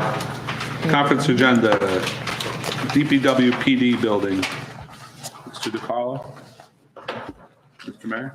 Yeah, that's more me. Again, I said just going to leave it on here. Yeah, I don't know if the new council members have had a chance to review the different options and, had any opinions to voice as to the next step for us to go. I had voiced my opinion taking office again. Okay. I'm in total agreement that the DPW needs a new building. They deserve a new building. I am not in favor of putting the courtroom on top of it. It just does not make sense to me to move it from here to there. I know there's implications for the police department then, but I think, I'm looking at the cost that that our Carrie and Ivino have come up with. I think, it's an ambitious plan. It's an $8 million plan. I'd like to see the DPW get their building, and I don't know if Mr. DiCarlo had a chance to talk to the Moonachie representatives about their new DPW building that they built on Route 17. Sorry, I have not. Okay. I'm not, the $8 million is a lot to spend, Mr. Mayor. Mm-hmm. And with the swim club plans coming to fruition, hopefully soon, I think the children of our community deserve fields. And I think that's going to be a big expense to provide fields either there or do something somewhere else. I know Memorial still needs help. And the other fields, we've done small things, which have been a big improvement. But I think we need to spend a couple $1 million possibly on our kids for fields or more. So I'm in total support of the DPW getting a building, but at this time to add, the $2 million expense for the PD on top, which I don't feel is the right place for it. I just can't see us moving the council chambers on top there during emergencies and just the location of it and having to build an elevator there and all the added expense. At this point in time, we've all sat up here, myself previously on the dais, and as a resident, that our children need fields. They need better fields. And I think we need to maybe reprioritize some of this money for something else. I'm not saying that the police department's deserving of what they need also, but I just feel that it's just a very ambitious project at this time, and not include something for, the youth of our residents. That's my comments. Anybody else? I would just like to say that I agree with you that our children do need fields. We can work, the grant writer has been excellent at finding so many grants and us being successful with grants. So there are opportunities to improve our fields using grant money. However, there is no grant to improve DPW. Yeah, and so while I respect and I agree with your comments regarding fields for our kids, that's important to me. We can find funds through grants opportunities. Can we maybe ask the grant writer to see what's available so we could prioritize? We have, sir. As far as like a DPW or? No. Like Ms. Velez asked, if there's field money Parks and available. fields. Oh, yeah, he's currently working on, I guess what would be considered phase 2 of local recreation improvement grants and things like that. I mean, there's nothing out there for the millions that I know we would need, that you're talking about. But it is certainly adding up what we are being awarded. So. Yeah, nobody's disagreeing with that, but Yeah. at some point in time it could be, it started out as a $5 million, like a $5 million project, and now we've morphed it into an $8 million by, the police department changes, and it's just, it's a lot. It's a lot to spend for a small municipality like ours, and. So are you, and I don't want to put words in your mouth, are you saying that if it was the $5 million for the DPW, you would be more in favor of it? Absolutely, yeah. So But I'd like to look at, like I said, I think council, if you're down in the Woodridge, Hasbrook Heights area, look over on Route 17 and see the beautiful building that Moonaki has built for a lot less of the cost that we're talking about. And it's massive. It is probably But it's just a DPW. correct. And I feel that our problem is we have such a small space and we're trying to work DPW, police, and then potentially council. So we're trying to squeeze a whole bunch into a small area. And if we were doing separate buildings for all this, it would be much more than the 7 or 7.5 But million. I don't ever envision us, I don't see the need. I think we've coexisted in this building all these years, and I understand it's tight, and I've seen all the presentations, I've come to the council meetings, and I understand the space requirements.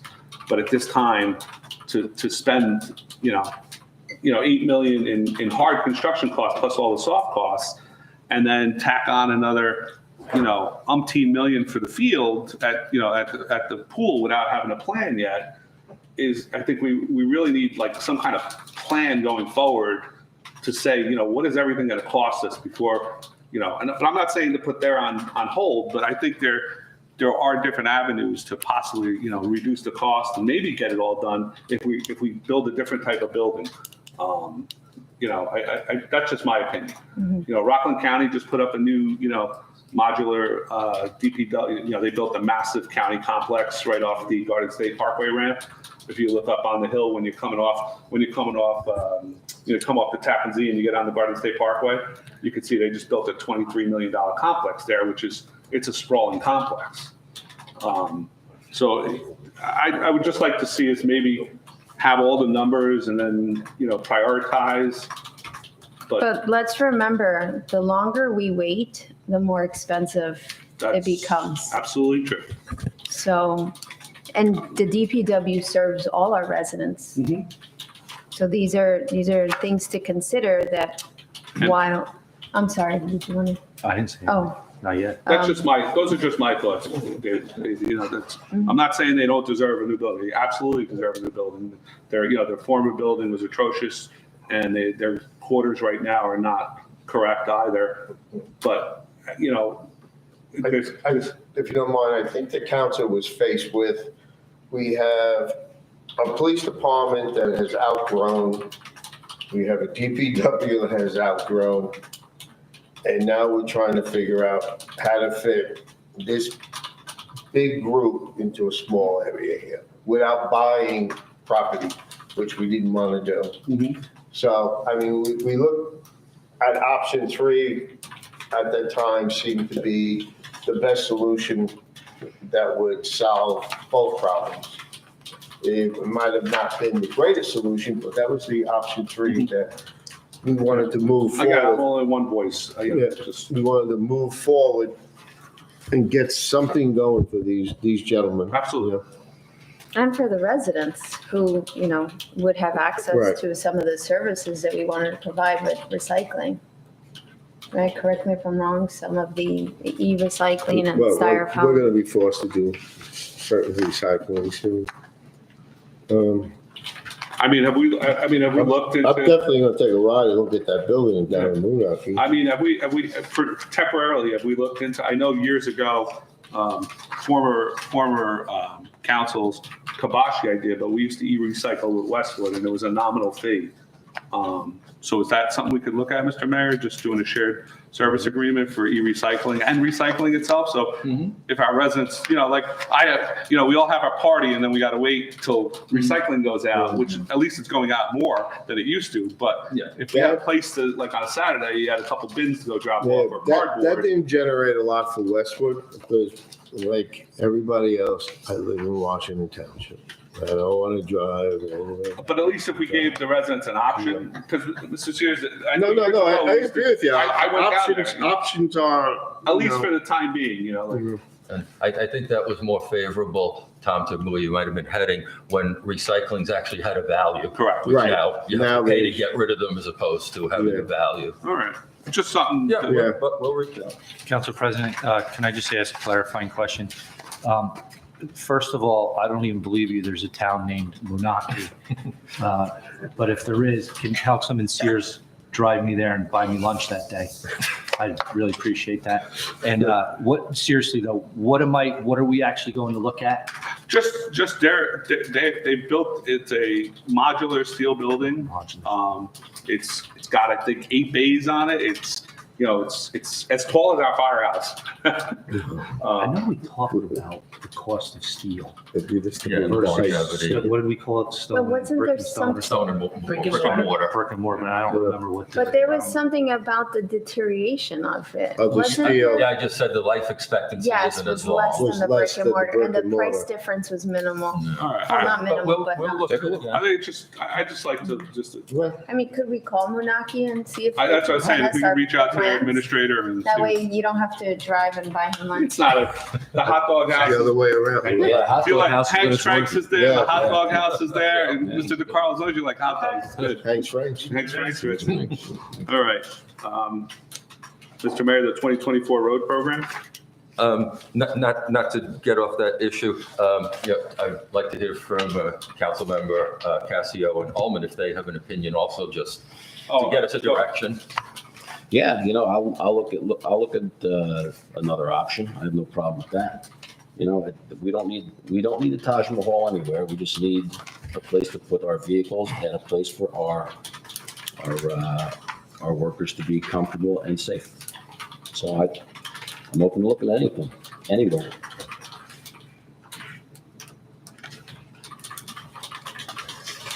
Mr. Ullman, anything else to add to that? So, I expressed, I think it was either the last meeting or the meeting before, my hesitancy to put the council chamber immediately above the workspace of the DMF. It was pointed out that that court is really remote at this point. Is that still the thing? Yeah. So, one is this over, are we overreaching in what we're building if we don't need it? Do we need judges' chambers? Do we need public defender chambers? Do we need these other support mechanisms if court is remote, or we wanted to consider merging our courts? And then it becomes just a chamber for the council to meet. And if that's the case, are there other opportunities for us? Because quite honestly, it's, 2 meetings a month for the council, 2 meetings for planning and 1 for zoning. So, or 2 for zoning? Two zoning, one plan, Okay. So 5 meetings in total. Do we want to engineer a building to fit all of that? for 5 nights. Is it really needed? So, Well, I mean, I can use the same argument in the sense that it's 5 meetings, so why are we going to not give the DPW and the police the space they need and let us be uncomfortable for 5 meetings? You are required by law to have a judge's chamber, and he needs to have emergency access. But it's still remote, is what the mayor said. If you don't mind. But I mean, when they go back, I'm sure they're going back. Yeah, I'm sure it's not if, but when. Yeah. To add on to Councilman Sears, our architect advised us when coming up with this plan that this room is already out of compliance with New Jersey courts because of the lack of that. And again, any second story we put on a new building has to have an elevator. Correct, gotta have an elevator, yeah. Yeah, so even if it was just a DPW building. And again, I'm not trying to steer you in any specific direction, but just wanted to clarify those 2 points. So, I don't know if, Mr. Courts comes along somewhere and says, this is obsolete now and it's, it's non-compliant, you can't use it. But there was many things that were brought into the consideration of option 3 being. But is that something we want to do shared services with and maybe find a town? Yeah, right. that would So, it's not handle like that? there isn't another answer. Because I think it was just in the paper this week that 2 towns merged their courts. Hillsdale and Westwood. Hillsdale and Westwood merged Yeah. their courts together. Mhm. So, at the end of the day, to me, it's a $2.3 million second floor. Yeah. No matter how we slice and dice it. And I just don't like I don't like the location of it. I think there's other things maybe we could pursue. I don't know what, but but I just don't like the location. My apologies. With the understanding of, looking at Munaki's building and revisiting the steel construction rather than what do we call it? Brick and mortar. Is there one of these options that is more attractive to the council, omitting option 3? So I guess there's option 1 or option 2. I really didn't we said we were only looking at option 3, so I really didn't, I didn't study option 1 or 2 because we said the other meeting that option 3 was the previously preferred option of the previous council. So I apologize. I did not go into 1 and 3. You know what, here, let me just make a brief comment.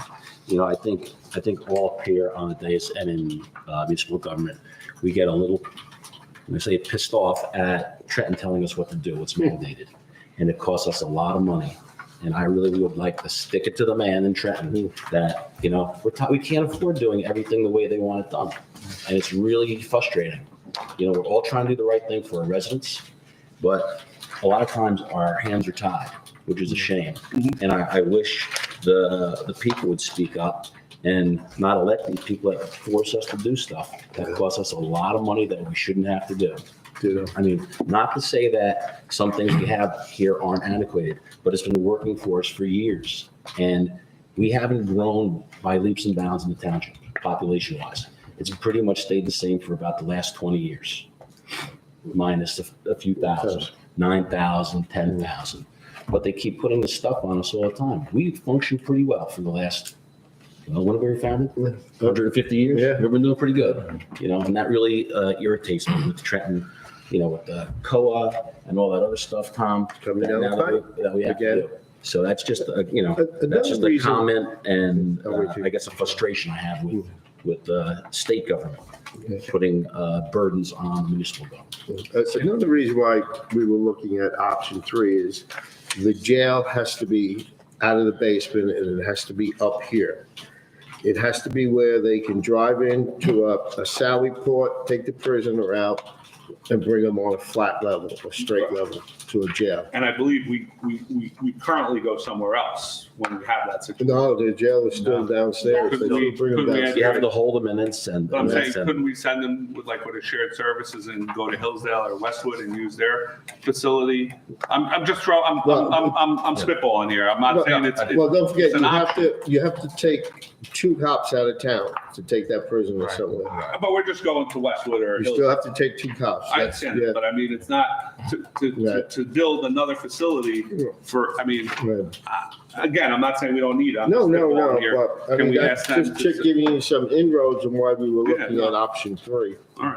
If I could respectfully ask the council then, just so we don't lose more time, if that's okay. Go ahead. If the council could respectfully look at options 1 and 2. Absolutely. In the meantime, maybe I can convince Tom or Mr. Sears to drive us down to Munaki. As long as you're buying. It just, I know it's a matter of resurfacing, us looking into that, the steel construction. Yeah. And I think even Ms. Wiskowski didn't you put something out through the clerk's office and solicited some information? I just don't remember what the answer was. I don't think there was many. But if we could do it Graham, I think, had simultaneously, something. Yeah, and, I'll look at it, see what I have, and maybe we do it again.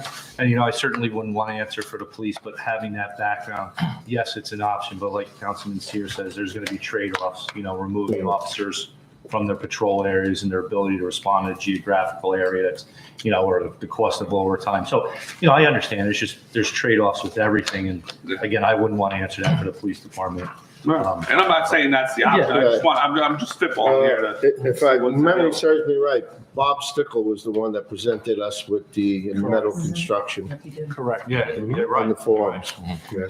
How many, Not the forms, with designs. Yeah, that's correct. How many arrests annually require the use of a Sally Port? Do we have statistics? I don't know. I'm sure the police do, but right. I think when I asked for it a year ago or 2 years ago, we had 25 25 occupancies, I'll call them, for lack of a better term. It's on the monthly police report. Yeah, it's, we haven't got. I thought it's- But I think for the year, 25. Again, not to speak for the police department, but I would cringe, like, I don't know what I would have done if I had a stairway going down to my jail cells. I mean, you're one tragedy away from a very tremendous significant liability. Yeah. You're Well, that's what I'm paying saying, even in 10 the times the interim, cost of a building. maybe in the interim, it's a worthy concept to look at doing it with our neighbors and, doing it safer than walking down a staircase. We'll telegraph a lot. All right. Mr. Ullman, you still have more discussion on this, or? No, I was just going back to the question of statistics. The current report is significantly skinnier than the last one that I had from my prior stay on council. So I don't know, there's been a lot of elimination of information. So I didn't note it. Perhaps I'm not looking at the report properly. So, perhaps I could speak to Mr. DiCarlo about it to understand how many arrests or how many times that port would be needed. Okay. Anything else on this subject? 2024 road program, Mr. Mayor? Mark, you want to do the 2024 Yes. program? Okay, so we talked about several things as, try and jumpstart our 2024 road program. One of the ideas was to, obviously see if we can get council's approval in dedicating money towards the road program and also getting a head start on the New Jersey DOT road program. Do we know which one that'll be this It'll year? be Calvin Street. Calvin. To go, So yeah. we were, and it's going to be from Ridgewood to Dawes. Okay.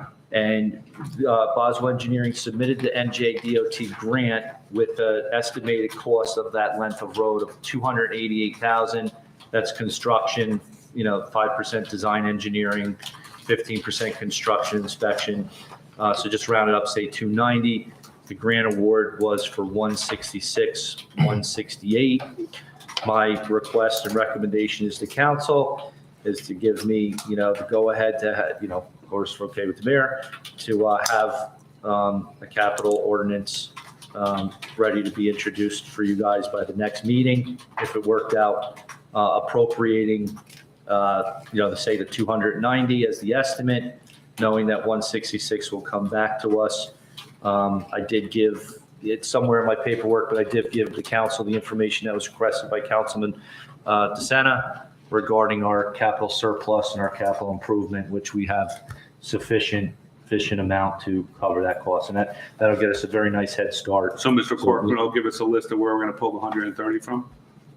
Or you will, Mr. DiCarlo, or something? Yeah, correct? well, yeah, we pull it from capital surplus or the capital improvement plan. Correct, but you'll tell us which line it is on that. Absolutely. So Mark, I'm sorry. Okay. Go ahead. No, yeah, go ahead. We can just do we can approve one capital project in advance of the rest of the budget. Is that Yes, correct? Okay. yes. That's a great idea, so we can get a jump on it. I mean, I'm okay with that number. If we can get it from someone, and I'd vote on it tonight if we had it. So let's do it for next meeting, because that road is so bad. I've had so many residents tell me how bad it is. Yes. And we're gonna get it done, because it needs to be done. It's a horrible road. Okay. Horrible road. Thank you. So That's good I'd progress. Love to get it done. Any other discussion on that? Budget taxes, Mr. DiCarlo, Mr. Mayor? Oh, one second. That's only for that one, right? Yeah, That that's one not- road, oh, yeah, Not the rest of the oh, road program. Yeah, no, Okay, it's okay. going to kind of be involved this year because we have 18 rows from PSE&G. Some are Right. doing half, some there's moratoriums on, some is full. Then there's the roads we're recommending to Right. get done. So It's a- there's a lot more involved that we're This year. trying to do horse trading with PSE&G, which we think is going to work out. But, there's going to be, a number of roads that we're going to come to the council Well, for. if we get those horses traded early before the entire budget, I'd like to put that one through as Oh, well, absolutely. as quickly Yeah. as possible. Not wait until the end. Mr. Beckmeyer and myself made several trips around the town the last couple of weeks since, the mayor had told you. And we have our list together. We have, our meetings with PSE&G set up. Okay. And we know the roads that we're going to present before you, so. Do we know which roads PSEG intends to do as part yeah, of the rebuild absolutely. this year? Absolutely. Oh, I'm sorry, say that again? Are there any more rebuild streets? So I left had in to fill township? out the ahead of paving for Veolia and PSE&G. So I told them, of course, I went overboard with how many roads we're going to do, but I don't think they're coming back, but I haven't been told yes or no. All right, thank you. That's just PSC&G or Viola as well? Both, I filled it out for both, but I haven't been notified Okay. from either one. But get it was PSE&G, I think, was trying to get in and out of Washington Township. So they may be done. Their rebuild may be done. Yeah, I'm hoping so. That's what they want. Any other discussion? Just, may I ask, the paving of Washington by the county and the paving of potentially Van Emberg, can we just put that on the list of things to monitor? Yeah, so the latest with that is, they're committing to doing Van Emberg and Ridgewood 24/25. The latest answer from Tom Connolly, Superintendent of Roads for the county with Washington Ave, is they're waiting for the DOT grant to come through from Washington Ave. So there's, you saw how quickly they sprung Pascack Road on us, within a couple of weeks, which we were very happy to hear. We could get a phone call tomorrow that it's going to happen. So we're anticipating it to happen in 24. And do you know if they're doing it border to border, or is it? Yes. Okay. Yeah. That's what's represented, at least at this time. I mean, with the stretch pulled out from the intersection. Right. Yeah, I would hope we wouldn't do it again, but. No, it's not. And Mr. DiCarlo, my favorite piece of road. Beach Street, thanks, Steve. No. Only you're the only one that gets paved 7 times in 5 years. Tom. Can I guess? Can Can I guess? Yes. It's Ridgewood, between Pascack and Ridgewood. Yes. You got it. Yes. Thank you. Make sure it's on your radar. They promised us, we had, we paid, when I was on council, Mr. DiCarlo, we had our engineer redo all the handicap ramps in anticipation of the full stretch. And then they came in and did pieces. And then they said they were coming back and they never came back. Yeah. Remember that? Yeah. No, trust no one. Budget taxes, Mr. DiCarlo, Mr. Mayor? Yeah, that's mostly me. WCTV, can you put slide A up, please? It's the one that was presented at the last meeting, showing the spending. And I'm just asking, I know it was in your packets. Does anyone dispute the numbers? Because I know you had a concern about that when I first presented them. I did not get a chance to review. Okay. I apologize. I skimmed through the packet and I didn't see it. Yeah, no problem.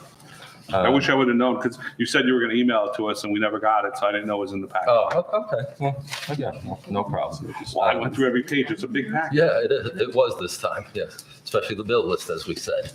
Yes. And so the spending was authorized and spent regardless. But, more than 10% of our annual budget is to pay for a big part of those improvements because we're paying off debt of about 19 million. And so, again, I just want to point that out to the residents is that, I don't think anyone can dispute that any of those things were not needed in town. That's why the council voted to pass them. But that does take up 10% of our annual budget. So again, just pointing that out. Thank you, Mr. Mayor. Yeah. Now, if you could put up slide B, please. And that's a new slide. And since you all had trouble seeing last time, I apologize. So I made a copy of it that I'll pass down right now. Well, that's not in our packet. No, this was not because I didn't get to finish it until the weekend. Basically, it recaps, I think, what I had said last meeting as far as all the non-discretionary items, what they add up to. Is, all numbers are approximate, obviously, but it adds up to 12.7 million. And I don't see that any of these would be discretionary. I hope I could get agreement on that concept. And the percent of the budget is 81% of the total budget. So again, I'm confused as to where we're going to come up with a 10% municipal cut to the budget when 12.7 is mandatory. You're almost saying out of the remaining, because the remainder is 15.7 in round numbers, that you're going to have to cut half of that remaining budget. I just don't see it happening. I hope it does, because as I said at the mayor's breakfast, I'm going to be happy to share the plan with all the other municipalities, because I want to see them save money also. And again, if you could put up the third slide, slide C. This was the one I had up last time. Again, I'm just curious to anyone on the council or anyone in the public, not here tonight, but what criteria is being used to say the taxes in town are too high? We're right in the middle of our Pascack Valley towns. And like I said, going back to my original thing, debt service is more than 10% of the budget. The town needed those improvements. Like I said, no one disagreed that those things needed to be done, and we were making up for a lot of inaction in the past. Ideally, you would space these projects out over a longer period of time, but we didn't have that luxury. The can could no longer be kicked down the road. And again, different councils agreed on that, at least during my term as mayor so far. I don't know how many different councils there have been. I'm going to say 3, 4. But they all agreed that these things needed to be done. So again, I don't enjoy spending the money, please, but they're all things that had to be done, in my opinion. And so I don't think the taxes are too high. I think they're in a good range for what we're getting for the tax dollar. Thank you. Thank you. Summer rec fees, Mr. Calamar? I'm sorry. Oh, I'm sorry. If I may comment. When I was reviewing the tax assessor's paperwork, where she provided, so I know there was a question about these numbers, Council President. Yeah. So when I was reviewing Sarah's numbers and slew of numbers, she also gave us the same exact numbers.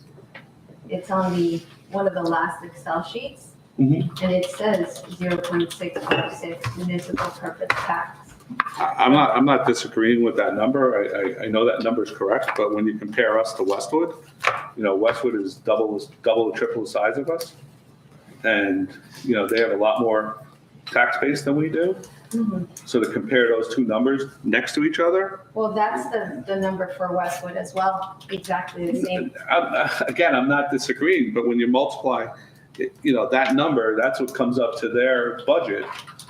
But they have more houses than we do, so it's a little misleading by just presenting that number. Okay.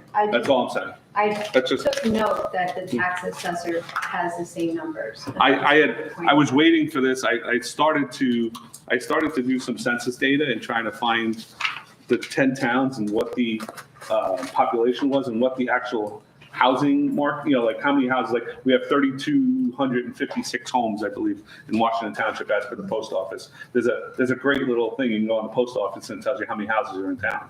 So I've started to do that, but I didn't have this exact list. So now that I have it, I'm going to try to do that, and then I'll have more information in the next meeting. Anything else on that? Thank you. Mr. Mayor, the summer rec fees? Yes, we're starting to put the budget together for the summer rec program, and we haven't raised it for the past 2, maybe 3 years. We feel we're going to need an increase this year because, cost of everything is going up. And so in light of the ordinance change that the council just was kind enough to pass, putting maximums on, we feel we're going to exceed the current maximum that's in the And what is that? ordinance right now. What is that number? I believe it's 450 more. And we're going to go above 450? Yes. Yeah, there was the out-of-town fee that's projected or requested to go up by the summer camp director and the in-town. So what are we looking to go to? We'd like to raise it to 500. We're hoping to stay under that, but again, to just. It was 425 last year, Mr. No, Mayor? 450. I'm sorry, 450. Yeah. We're hoping to stay under that, but again, now with the ordinance change, we put the maximum in there. And again, because, the numbers will come in close to registration time, I would just like, a straw poll, whether we can put that on and have the ordinance for a first reading at the next meeting. Can we present last year's numbers? Can we be given last year's numbers, showing what the total expense was and what we brought in? So we can make an informed decision on that, and what the new numbers the rec director is thinking they're going to be, that we need to raise it $50 per child. I mean, that's a 10% hit. That's a lot, especially if you have multiple children. It's just getting. Yeah, I mean, It's a great program. I'm not disagreeing, but I just like to see like what our actual what we brought in, what the operating budget was. Yeah, and I mean, did we break even? Did we? Right. Yeah. I'd like to see that. Yeah, and I believe, I believe a big part of it was, as a lot of you may know, minimum wage now has been going up every year, and that's what we pay some of our people, the state minimum wage. And so we've absorbed that the last 2 years. But again, that went up annually, so that's one of the costs that has gone up. I believe. No, we had to increase the amount of counselors. But we also brought more revenue, right? Because we had to do that. And we're talking to Bethany now about what their rates are going to be. Their thing, because their I guess costs we are could going get up. that, if we could present that, like, hey, Bethany was charging us X per child, now it's X plus this per child. And we're gonna add 5 more counselors, whatever it may be. I'm not disagreeing with any of it. Yeah. But it just, Would it be okay when I get you that information to also put the ordinance change on, at least for a first reading? And, if you just don't approve it, and, there's no harm done in just doing a first reading, but that way. when does it gonna open for? April 1st. Okay. Yeah. All right, anybody have any objection to that? No. Okay. Thank you. Letter received purchasing adjacent properties, Mr. Mayor? It only got my initials on it because the residents submitted their initial letter to me, but I believe Mr. Pollard is prepared to discuss this with the council. Mr. Pollard, can I just ask a quick question before I read the letter? I know when I was on council last time, we were trying to make a big push to eliminate these properties so the town doesn't have to maintain them. They're, they can go on the tax roll, because if the adjacent owners buy them, right, get more taxes out of it. Right. But I as I was walking around town campaigning, I was told that we had like minimum bids that were required to be submitted. Is there any truth to that, or is that just somebody upset because they didn't get it? Yeah, that's not true. The requirement is, when you have these kind of lots, if you have an undersized lot with no capital improvements, you can sell to the contiguous landowner. Right. But the statute does say that it can't be for less than fair market value. And that's obviously where the rub is. So this letter came in. These people live at 328 Colonial Boulevard. They're looking to acquire the piece of property that's next to them. I guess it takes it to Times Square. It all comes down to the price. I mean, if letters go out to the contiguous landowners, they would probably be the only ones that would buy it. And then the statute does say for not less than fair market value. So what I did is I did ask Sarah to give us an assessment of what the fair market value of the property was. And she came in with $125,000 that the property was, the fair market value was. Now, we don't have a formal appraisal. We just have, what her feeling is in terms of fair market value, which is probably pretty good. And then we had this offer of $50,000 saying that's all I think it's worth, basically, because it is what it is, and it's higher than our property, et cetera, et cetera. So that's kind of where we are in the dilemma of wanting to sell property, but then the issue of the not less than fair market value comes in. So that's the question. Is the statute like a state requirement? Is it a town requirement for the fair market? State requirement. And is that fair market? So how do they assess fair market value? Because it's not obviously you don't do fair market value statutorily. There's no such thing. fair market value is obtaining fair market value in the usual way, which would be appraisals. The appraisers go out and they look at comparable sales of properties of similar sizes. This is unimproved land, so it's just straight land. If you were interested in it, we can hire an appraiser to appraise it and see what the fair market value is from a formal point of view. But that's kind of where we are.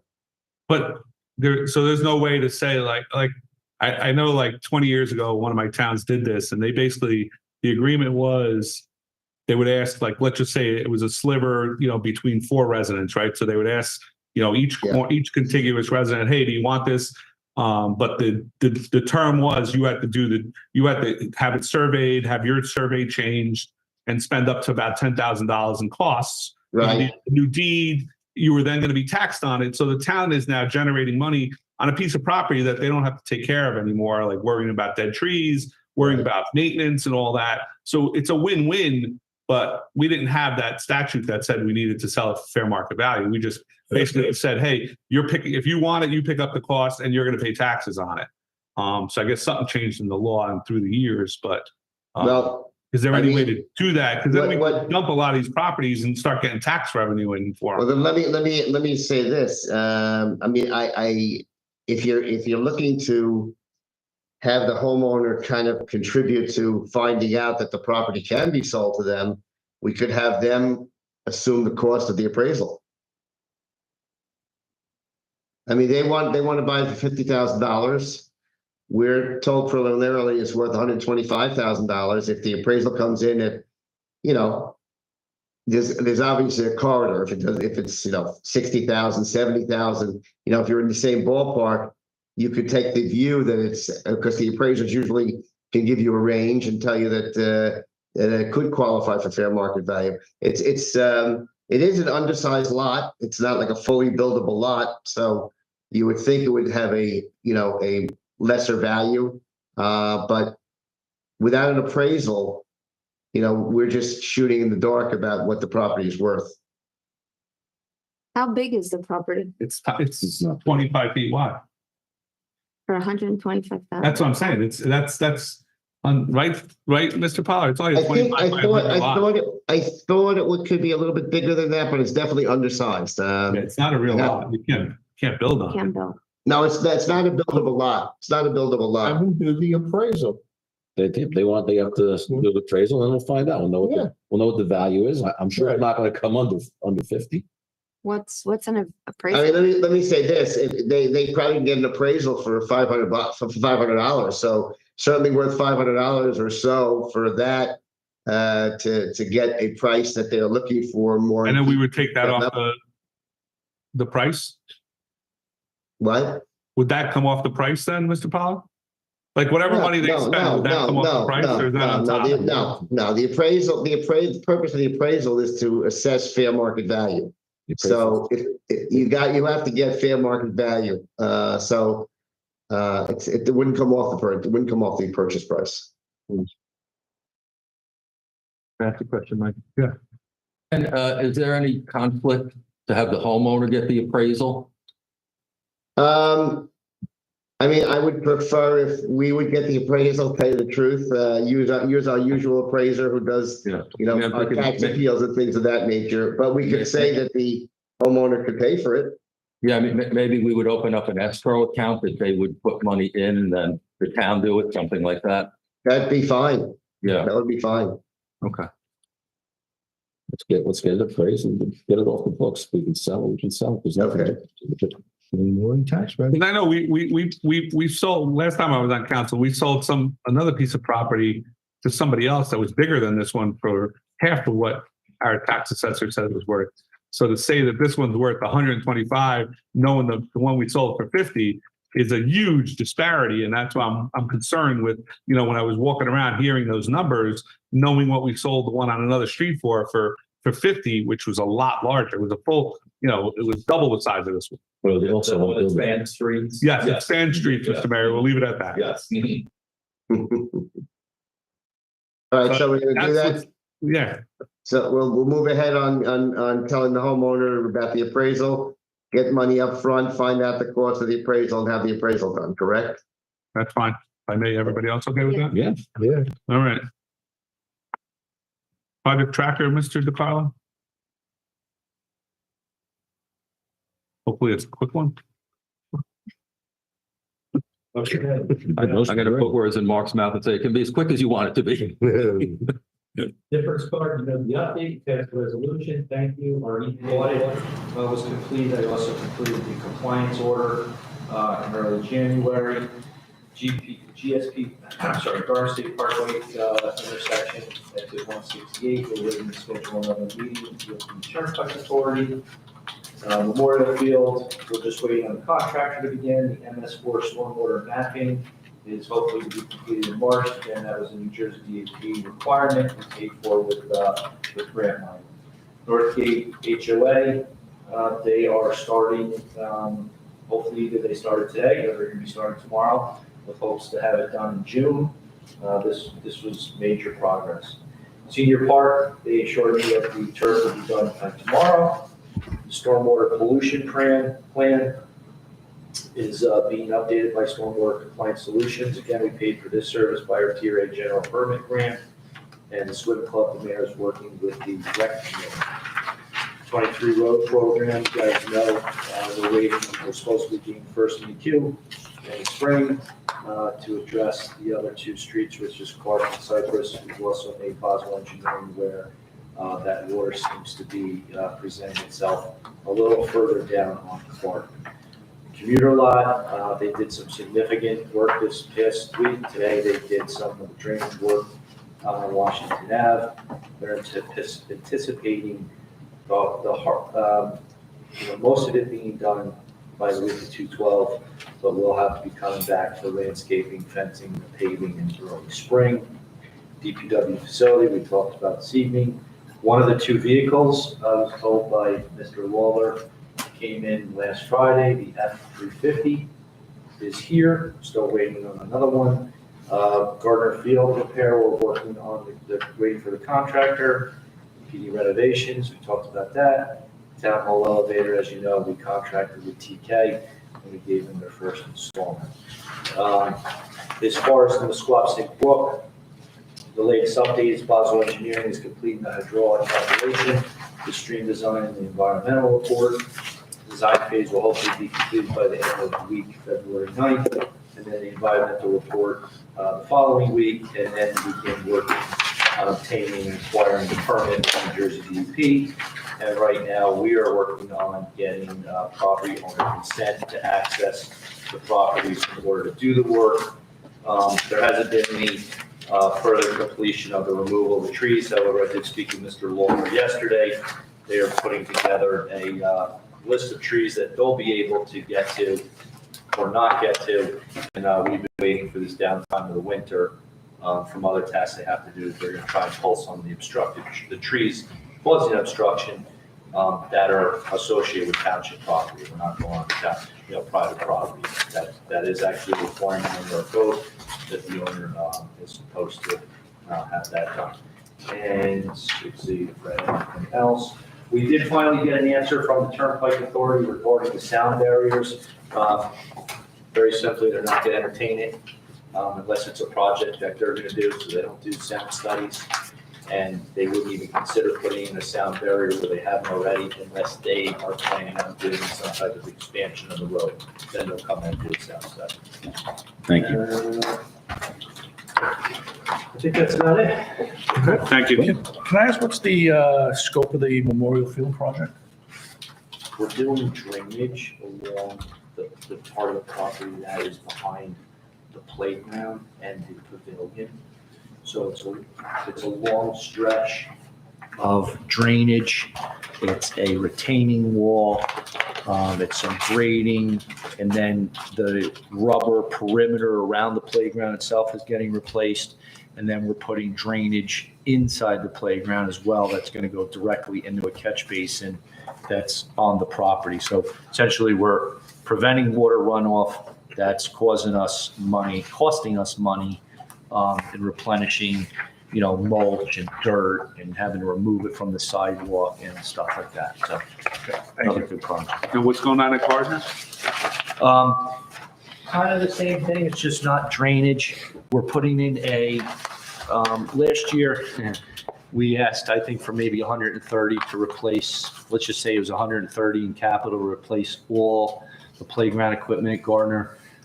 Council approved 30, so we've been piecemealing it. Okay. So they're supposed to put in a new swing set that has ADA The compliant. ADA, okay. And we're also putting a new rubber perimeter in there. And I think we might be replacing a couple little pieces, but we couldn't really do spot repairs because, molds change and, things don't fit from something that was 10 years ago. So nice improvements there as well. Good. Thank you.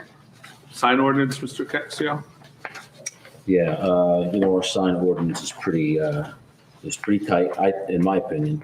And that the ALCU is pretty adamant about letting you put pretty much anything you want on your property. And we've tightened it up. But what I'd like to see added to that sign ordinance is that we know who actually put the sign up. So I'm asking in that particular ordinance, we add verbiage saying that a sign, any sign, should be 10 feet from the property line. Because a lot of times I've gone around in numerous occasions, numerous elections, and I've asked people, is this your sign? And they say, no, it's my neighbor's sign. Go to the neighbor, it's not their sign. So I think that's one way of tightening up the ambiguity of who has the sign on their lawn. I'm sorry. So again, we talked about this before, Ken, about having signs right on property lines. Right. Remember we talked about numerous times. Right. So I'd like to add verbiage that the sign has to be, off that property line, like about 10 feet. So, like a setback, like a setback. Like a setback, exactly. A setback, about 10 feet or so. So we know who owns the sign. And I was explaining, I don't know if you heard, in the last couple of cycles, there's political signs up specifically that neither of the two property owners lay claim to. They think it's the other person's sign. So it's just a small fix. And I think it would solve a lot of problems. But again, as I was mentioning, how the American Civil Liberties Union is pretty liberal with, what goes on your lawn as free speech. And we've talked about that numerous times, Ken. So we have to kind of be careful with that as well. So that's all my comments for that particular. All right, so basically you want the ordinance change with that provision? Yeah, the setback. Yep, okay. Everybody okay with that? Yes, good? Well, I do have a question though, because if you have a shared space, and your neighbor's okay with it, then you wouldn't would that be an exception for the setbacks? So like if you have a shared, driveway. Well, not a driveway, it happens in my property. You have a So you have that island that it's goes an up. island that divides both our driveways. So our property is right next to each other. Okay with an exception. I think, in that case, as long as your neighbor, which is you ask for permission, they're okay with it, then there wouldn't be a possibility for a setback in that case. No, I'm okay with that exception. That's not a problem. That's not a problem. Okay, the only thing is you have to legislate for it, so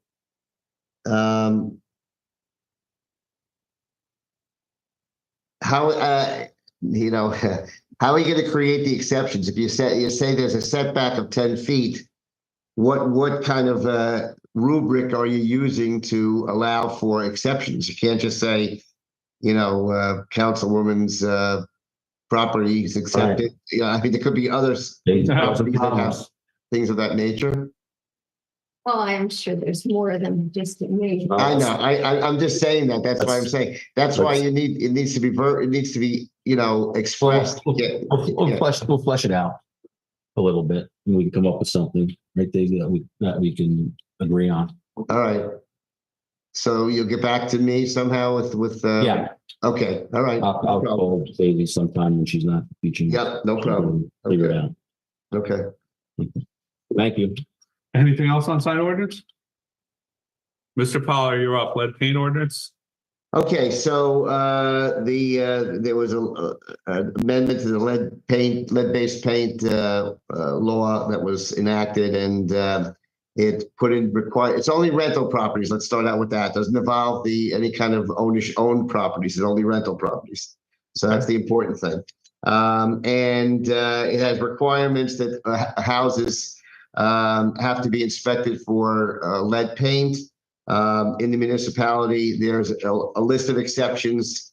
I tried to make it a little bit more understandable because, frankly, some of it's difficult to kind of work through. But I did work through it with the building inspector, and basically, I gave you a summary with said comments regarding the ordinance. So basically, this has to be enacted because it is a law, and the municipalities have to do this.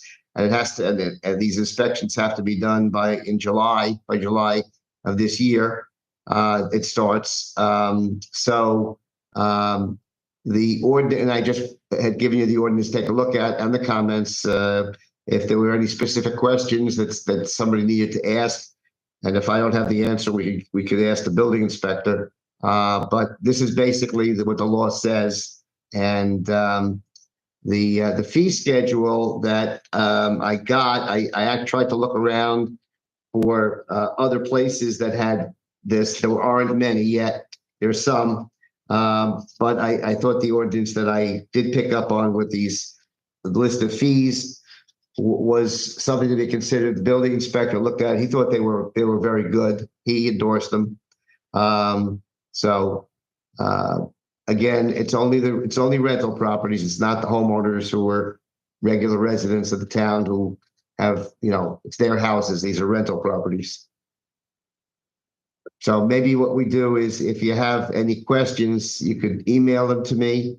If I'm able to answer them by the next meeting, that's fine. If not, I can reach out to the building inspector and get answers. And what I'd like to do is have this on for first reading at the next meeting, though, because I do want to have it, ready to go. Even if it changes, it can change, but I want to have it in effect so that we don't run into a problem as we get, further into the year, if that's okay. Ken, quick question. We're talking about rental properties, right? Right. And I think we had this back a couple of years ago when we were talking about Airbnbs.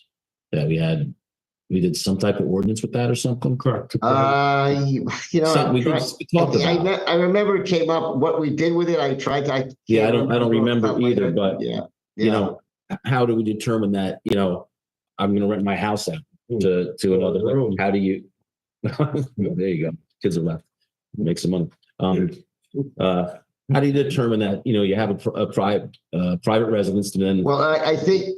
How do we determine it's a rental property? Yeah, well, let me just say this. There are people, I think, who are renting who have not disclosed that they're renting. Okay. Right. And every property that is identified as a rental property, it's tough for the building inspector to figure out, a particular property that's being rented if it's not either advertised, listed. Right. Although, Sue, you got that list of rentals, didn't you? Yes, I do. Did I send that to you? Yes. She had a list we do have a list of a fair amount of rental properties, right? Yep. Yeah. And all those will be inspected.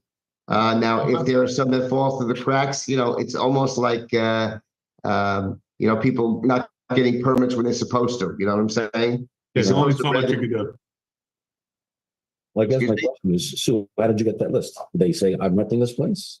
Well, it's That's what I'm asking. believe it or not, it's law. There's a state law from the DCA, and there's a form that if you're renting out your property, it's a non-owner occupied piece. Right. And you have to register with the town. And I have a piece of paper because if I'm the owner and I'm renting it to you. Right. you need to know that I have, this is my emergency, this is my PSNG, who provides me with the oil, who provides me with the heat, blah, blah, blah, blah, blah. So, All right. All right, I'm okay with And, it. and by the way, that's good. But of course, you always have the gray area of somebody who doesn't file it, and Right. yeah, Doesn't but mean everybody's gonna do the right thing. that's always the way. Okay. We could ask Thank them when they're doing the revow, like a secret question. Yeah, The illness property, no Illness rented. property. There you go. right. Any other questions bang for for the Ken? buck. We all okay with them putting it on for the next meeting? Yeah. Thank you. Overnight parking, I'd asked for this to be put on. A lot of our ambulance corps members and our fire department members have multiple cars in their driveways, and, you know, jockeying cars during emergencies in the middle of the night is a big problem. I know Mr. Sears would, I know you don't have that problem because you don't have anybody at home right now, but the families that do, they're jockeying cars around. So I was asked to ask the council if we would consider on non-snow emergency days or any days that the police department deems are not able to park on the street, that they are able to park their emergency responder personal vehicle that they're going to respond to, either the ambulance corps or the fire department. I guess, I don't know if the police, they're more shift work, but any ambulance corps member or fire department member to be able to park one vehicle on the street when it's a non-snow emergency or a non-emergency day by the police department in the street. So in the middle of the night, it would help our volunteers out a lot because then they don't have to jockey around cars. That, you know, when family members come home late, they got to go out and redo the cars. So they're the last in the driveway sometimes. So they had asked if they were allowed to put one car in the street the council would entertain, not every night, but, you know, on nights that, you know, that they're able to respond, to be able to put one car in the street. And we would have to come up with some kind of sticker or something, A decal. a decal that would identify these. So I don't know what everybody's thought is on that. 2 weeks ago, I talked to Mark about it and talking to the police about it, coming up with a solution. Obviously, you can't have a commercial vehicle out Yes, there. Some absolutely. have commercial, but you can't. But they're personal vehicles. I know of a couple of firemen. Do they drive their commercial vehicle to the firehouse? One does. One does. Okay. But, So he may have to be the exception to the rule, but everybody else would. so we're just waiting back from the police to see how we can, you know, maybe But is everybody put it okay on with a council permanent. changing the ordinance to allow one vehicle per? I think it's a big help. They're volunteers. They do a big service for us. So any way we could help them out to make their lives easier, Yeah, especially when they're they gave me a responding. list of main streets that to move, they can't do it, Correct. you know, so. So that's my question. It's not We're not going to put like one a on. golden ticket. They can't put it on Van Emberg or Washington. Washington. It has to, if the street allows parking, it's And they it's an have to obey the accommodation. snow laws. That has to Yeah, go out. snow laws or any emergency that the police department may deem that you can't get a permit that night. Right. They're not allowed to. Yeah, I think it Is everybody okay with that? makes sense, especially if you have a one-car driveway. A lot of them, yeah, that's what they were complaining is like, you know, somebody gets home late, they got to go outside in the middle of the night and move the cars around to put their car last, and they don't leave in the morning, then they got to go do it again. So it's just, and again, it's not Not everyone can apply for it. You got to be a volunteer. You Number may one. have four. hey, it's four more people we could help, Mr. That's Sears, right? 4 more people showing up for a fire call. Correct, yeah, or an ambulance For call, a right? first due truck. Correct, so. There'll be no excuses now. We would need direction of the police. to Well, tell that's us why 2 weeks ago, we were talking to the okay. police and they were looking. So everybody's okay? The clock is going to look into it for us. Down at the beach, they have the same problem with the lifeguards that we have. And they have no parking, I guess it's 200 feet from the end of the Who's that? beach, down the shore. Oh, beach. Beach, not Beach Street. Yeah, yeah. Okay, and they give the lifeguards a placard to put in their car. So they can park on those they can ends. park there. And it works out very well. All right. All right, so everybody's okay. So Mr. DeCarlo, I guess if you'll work on that. Mr. Mayor, you're okay with that? Bob and finally hit. Yeah, no, it's a great idea. I think Ken will just find the appropriate wording to make it happen. Thank you. Mr. Allman, you had put on the social media policy in Oprah? Yeah, so because I was asked by the administrator to read the employee handbook and the other book, I went through it, and I guess I would like to understand what our social media policy is for employees who are answering questions in a professional, related to their professional function or the function that they're contracted to do. For instance, Mayor Calamari has a Facebook account that is flagged as Mayor Calamari. He may have a personal one with his pictures of his family, and that's great. But, if he is answering one as Mayor Calamari, is that account subject to Oprah? The second question is, if he were to start answering as, Peter Calamari, does that then become subject to Oprah? Because I have noted on occasion individuals who I believe are either contractors or employees of the town that seem to be replying in a professional capacity. And when I've Oprah'd their accounts, I'm told that they're personal accounts and we don't have access. So, the employee handbook or the second handbook specifically talk about, the possibility of these accounts being subject to Oprah. And, we're unable to obtain that. So what is our policy and how do we enforce it?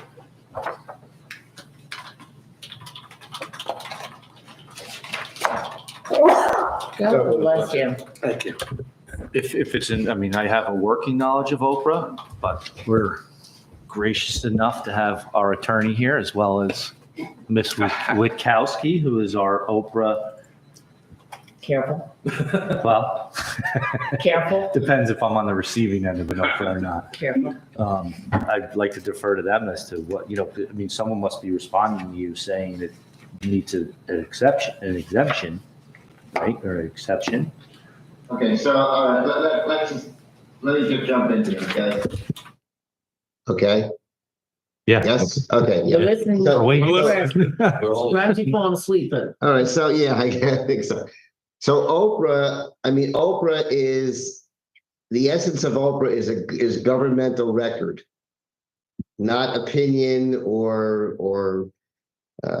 dissertations and things of that nature. It's a governmental record, and there's a pretty good definition of it in in Oprah itself. Now, yeah, it can extend to things that are outside the norm, like a special document. It could extend to things like emails and things of that nature. So, if you say the request itself, has to be fairly specific. You have to ask for the governmental record for a specific time period and reasonably identify it. But that's the essence. If somebody said to me, "Can I get somebody's entire Facebook account?" Off the top of my head, I'd say no. But of course, I go research it because there is the governmental records council that has decisions regarding Oprah. It was originally designed for one thing, and obviously has expanded to a greater area. So I'd have to you have to say what specifically you're looking for, and we'd have to find out whether that's under the government, the GRC opinions, whether that's covered or not covered, or a court case, one of the two. So, If I forward you a couple of examples, and again, I guess if an individual is posting pictures of their vacation, or, they made hamburgers for Memorial Day, I don't really give a crap about that. And that's not a governmental record. Yeah. But if a person is responding to an inquiry and presenting themselves as making a official statement, or the statement they make directly relates to their function within the town, I think there's certainly a gray area. And if that's It is gray. but if that's the case, there's instant messaging. So, do we have access to those instant messages? Okay, well, like I said, there's the GRC decisions and court cases. So that's kind of what it is. The law itself, or maybe you don't know, but the law itself is kind of fairly bare bones, very generic.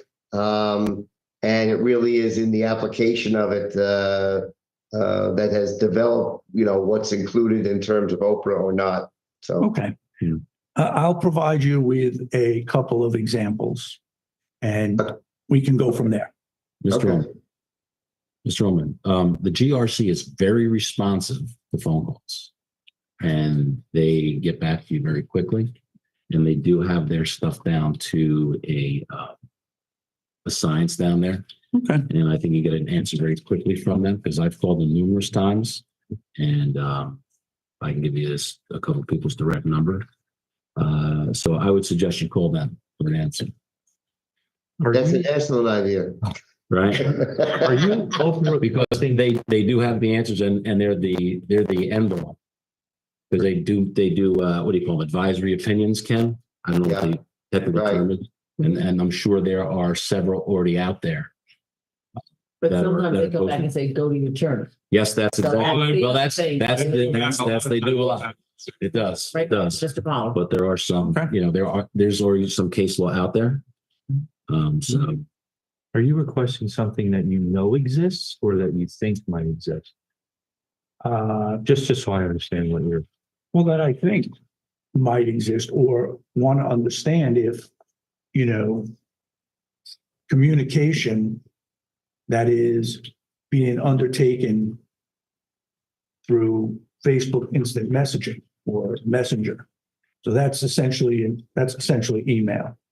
But it's through Facebook. So if someone comes to me or sends me a message and asks me a specific question about an ordinance, and I answer and I reply, you don't got to worry about that. Go build, your fence 8 feet tall. And if your neighbor complains, that's fine. So would that response, me being an official of the town, be something that is subject to Oprah because I've replied in that manner?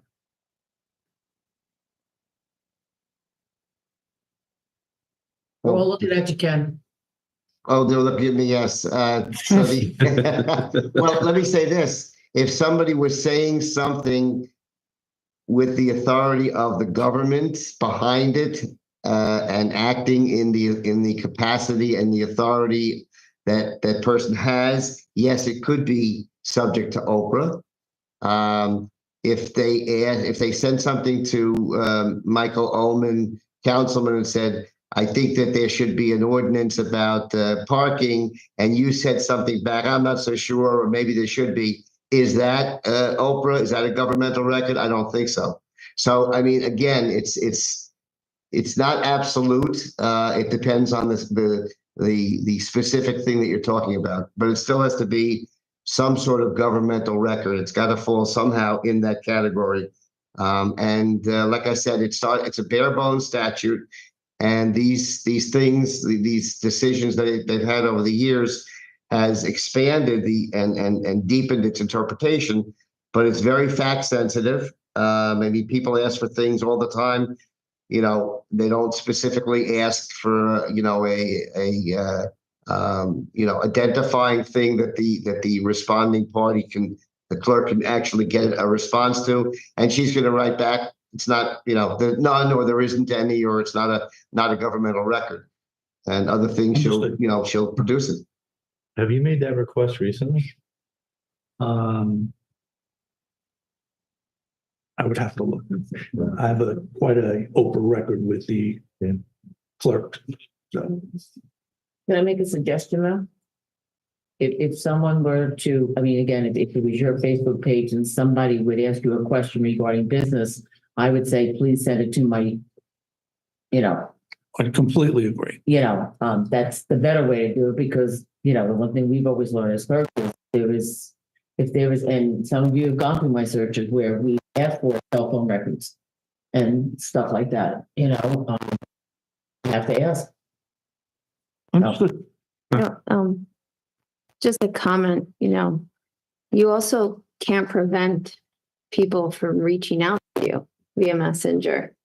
It's one of those things, it's just opened and they'll reach out to your personal. So yeah, the solution would be to just redirect them to, the town email. There's also, sometimes on some of these pages, a mom, for example, will just be asking a question that she can get the answer from quickly from a group of moms that may know the answer.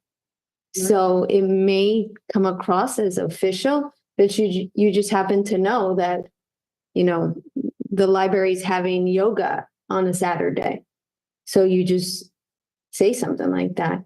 So I guess it would depend on the nature, but sometimes we're just trying to be helpful about what's going on in town so that everybody can enjoy the services. Up for the Oprah end, something like that, to me, would not be an Oprah request, because if you're, like Mr. Powell said, it's a government record. But if somebody's requesting a conversation between you and, let's say, Councilman Cassio, but it's on your personal Facebook and you're discussing business, that's a different story. You know what I'm saying? That's where for me, an Oprah person, that's my fine line. Yeah.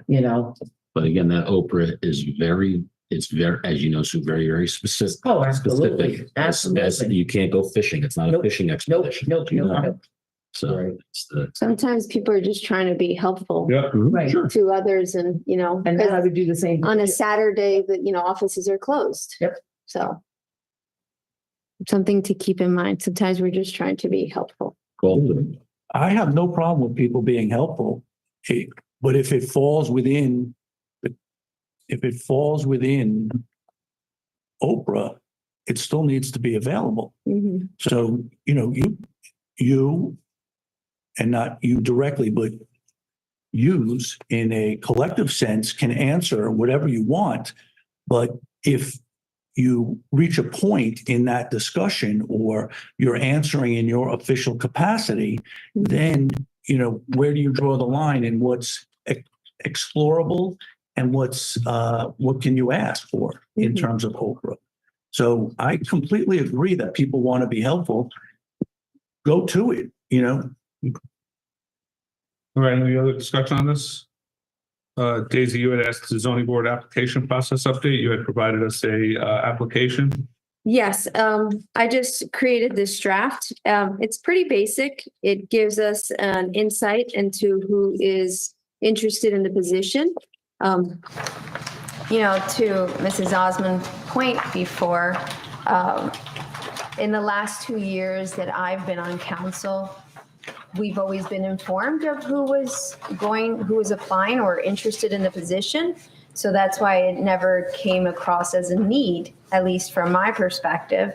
So that's why, I brought this to the attention of council, and I just wanted to update you on the draft that we put together, that I put together. And if Mr. Poller, you can take a look and see if, whatever the next step is. I have no objections to the. I mean, I think it's very, It's very good. It's good. Let's adjust. basic. Yeah. And I left obviously XYZ so we can adjust as needed and who it's going to go to. So if you all agree, I think this is something that will keep everybody, open and honest moving forward. I have no objection to it. Anybody else have any objection to it? Okay. You had the next thing on, Daisy, mayor's ability to participate in discussions at council meetings? Yes, thank you. So the first two meetings, have been, challenging. And I don't like that the mayor is unable to speak. I understand that we have these rules, but I feel that especially in the first meeting, when the mayor and as a result also the administrator were not allowed to speak, we were in a point where we could not hold a discussion. We could not get our questions answered. And even some of the residents that came to that meeting as well as the following meeting, their questions could not be answered. So I just feel that it's important that we allow everybody on the dais to speak freely. And if that means that we need to adjust some of our code or the statutes or however it lays out, I think it's important because just as, Council President DeSena, Councilman Casio, you were duly elected, the mayor is also duly elected, 2 years ago. So he represents the interests of the residents at that point. We want to be informed, the residents want to be informed, and it's important that we offer him and everybody the opportunity to speak freely without being, silenced or asked not to speak or not given the opportunity. He provides a lot of information. He provides a lot of clarity to our questions. And it's difficult to make a decision if we don't know his perspective on what is taking place. He runs the town. He knows the projects that are out there. So I want to know, even if I don't like what is being said, I want to know what he has to say. So I think we need to conduct ourselves, all of us, in a respectful, transparent way for ourselves, for the residents, so that we can make informed decisions and know exactly what is going on in our town, good, bad, or indifferent. So I would like to move forward, and perhaps, I'm not sure who put these two pieces of paper, it didn't say, it wasn't me, regarding the municipalities and counties, the statutes, Title 40. I don't know who put this in the packet. I put them in there because you have a question and that's what the statute says. Okay. The state statute. So. Ken and I conferred about it and that's. the Oh, state okay, statute. I didn't know, it wasn't me, Yeah. just wanted to clarify. Yeah, No, it wasn't me. it wasn't you. Okay. It wasn't anybody else on the council. And then, Part B of that statute says the mayor may attend meetings of council and may take part in discussions of council. So to me, this reads that, he should have the ability to speak. And again, it calls for transparency and representation of our residents. And we have to remember that we are public servants above all. So let's move forward in, proper behavior, respect, the same way we try to teach our own children. Let's respect other people's opinions, even if they don't align with ours. So that is why I wanted to put this on here, so that we can do better. Let's do better. Thank you. Thank you.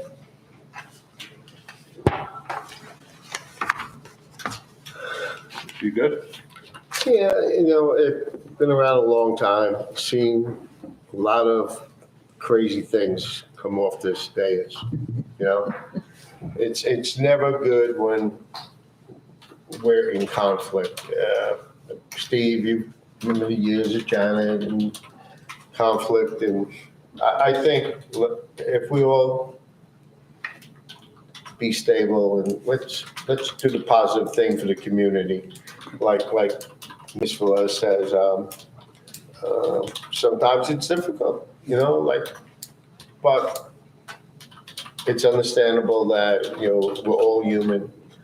We all have that click point. And I think going forward, both of them bring a lot of information to this committee. I mean, they're asking you questions and we have to go to them for the answers, And,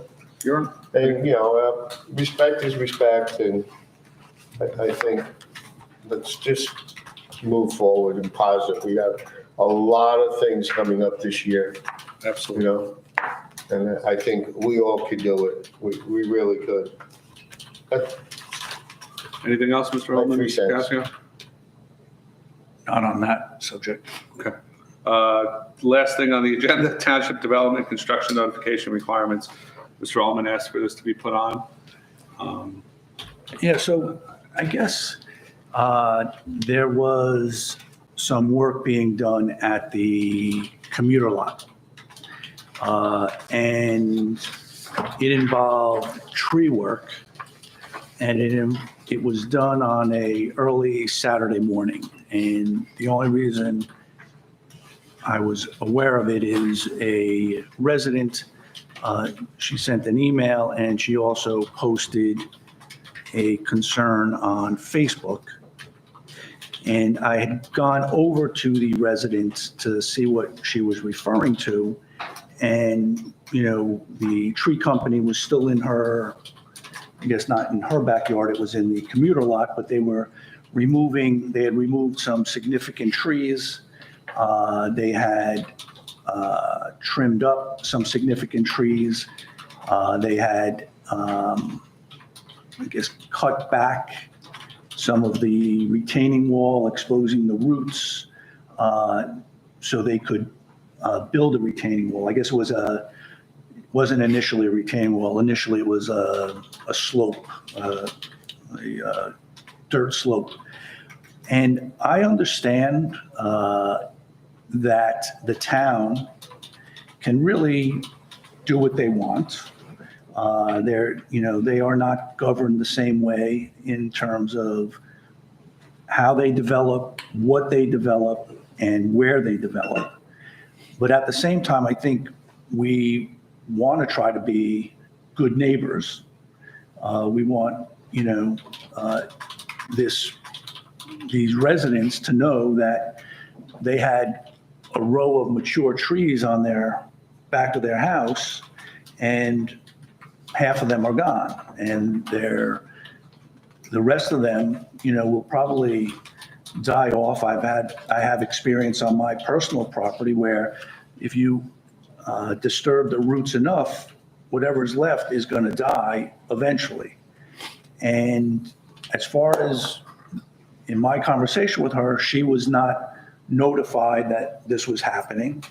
It came as a surprise that, she woke up and they were taking down a tree or trees. And I think that we should try to do a little better in those instances. And maybe we did, and maybe she didn't get the notice, or maybe she got the notice and threw it in the garbage, and like some of us do with mail, thinking it's junk. But, I do think that we should try to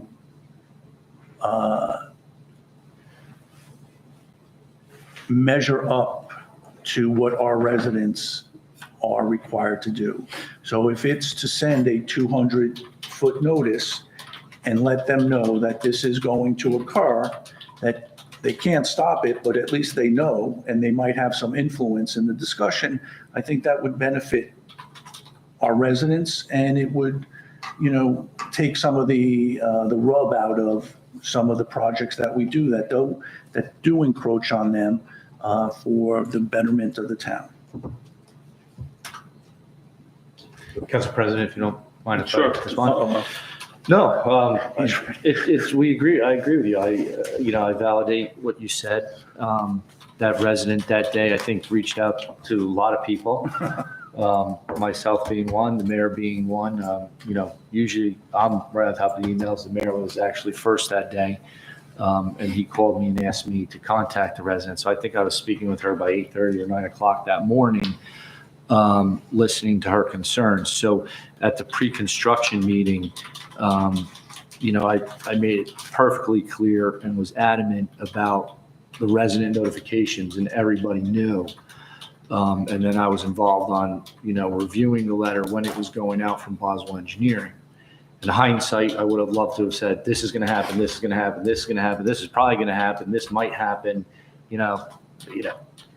I can bet that this is going to happen, so, I'm essentially being sarcastic, but in hindsight, everything's 2020. So we did notify them. Unfortunately, just said, there's going to be drainage work and, a commuter line. And when I met with her, and I also spoke to Anthony Mattina from Mattina and Sons, the contractor, that day to find out what was going on. So I promised her an in-person meeting with myself and John Ukimic, the engineer, for the project Monday morning. And we met with her and her neighbor. And they brought up their concerns, which were validated and agreed upon. She absolutely should have been told that a tree was being removed. So half her trees, I don't know if you were exaggerating for the sake of explaining, but one tree was due to be removed. And a larger tree, you're absolutely right, the roots were damaged due to the excavating of the for the retaining wall. And, unfortunately for this contractor, he's learned his lessons in another town that cost him $300,000. And, the liability, God forbid, that tree fell. So that's why they got the crews in there on Saturday to take down the tree. And again, it would have been great if we were able to give a knock on the door. This is what's happening. This is how we, plan to remediate it. But by the end of that day, we listened to both residents, where they were coming from, validated their concern, and also promised, some mediation, some mitigating, whether it's putting back some trees or some green giants to give her some shade that she was mostly concerned about. And talking to John, I'm certainly not ridiculing the resident for her stance, but, John explained, he goes, these situations are difficult. Half the residents are going to be upset that you took down their tree, and the other half are going to be happy because it could have fallen on the house at one time. So in hindsight and lesson learned, absolutely right. The resident was right. And we told her that. And we're also going to make sure that we, I can't replace a 20-year-old tree unless, we find that somewhere. But we will do our best to get her some shade back, some privacy, and some, restore her a little bit. Not bad. Perfect. Mr. DeCarlo, really quick, the plans, when I met with the resident, show a curb back there, not a wall. Is that a change order? No. Because the plans that are on the town website for that parking lot, it shows that back as a curb. As far as I'm aware, the wall was always So if they plan, and maybe we have an older set on the website? There could. But even in the pre-construction meeting, we discussed most likely we're not going to be able to find block that has that same gray. So again, Okay, I'm just saying on the Yeah. website, it shows No. it shows a curb, not a retaining wall. There's no change order. Okay, thank you. Anything else? Motion to adjourn? Anything on closed? There's nothing on closed, no. Motion to adjourn? Motion. Second? Second. All in favor? Aye. Thank you, everyone. Aye, aye.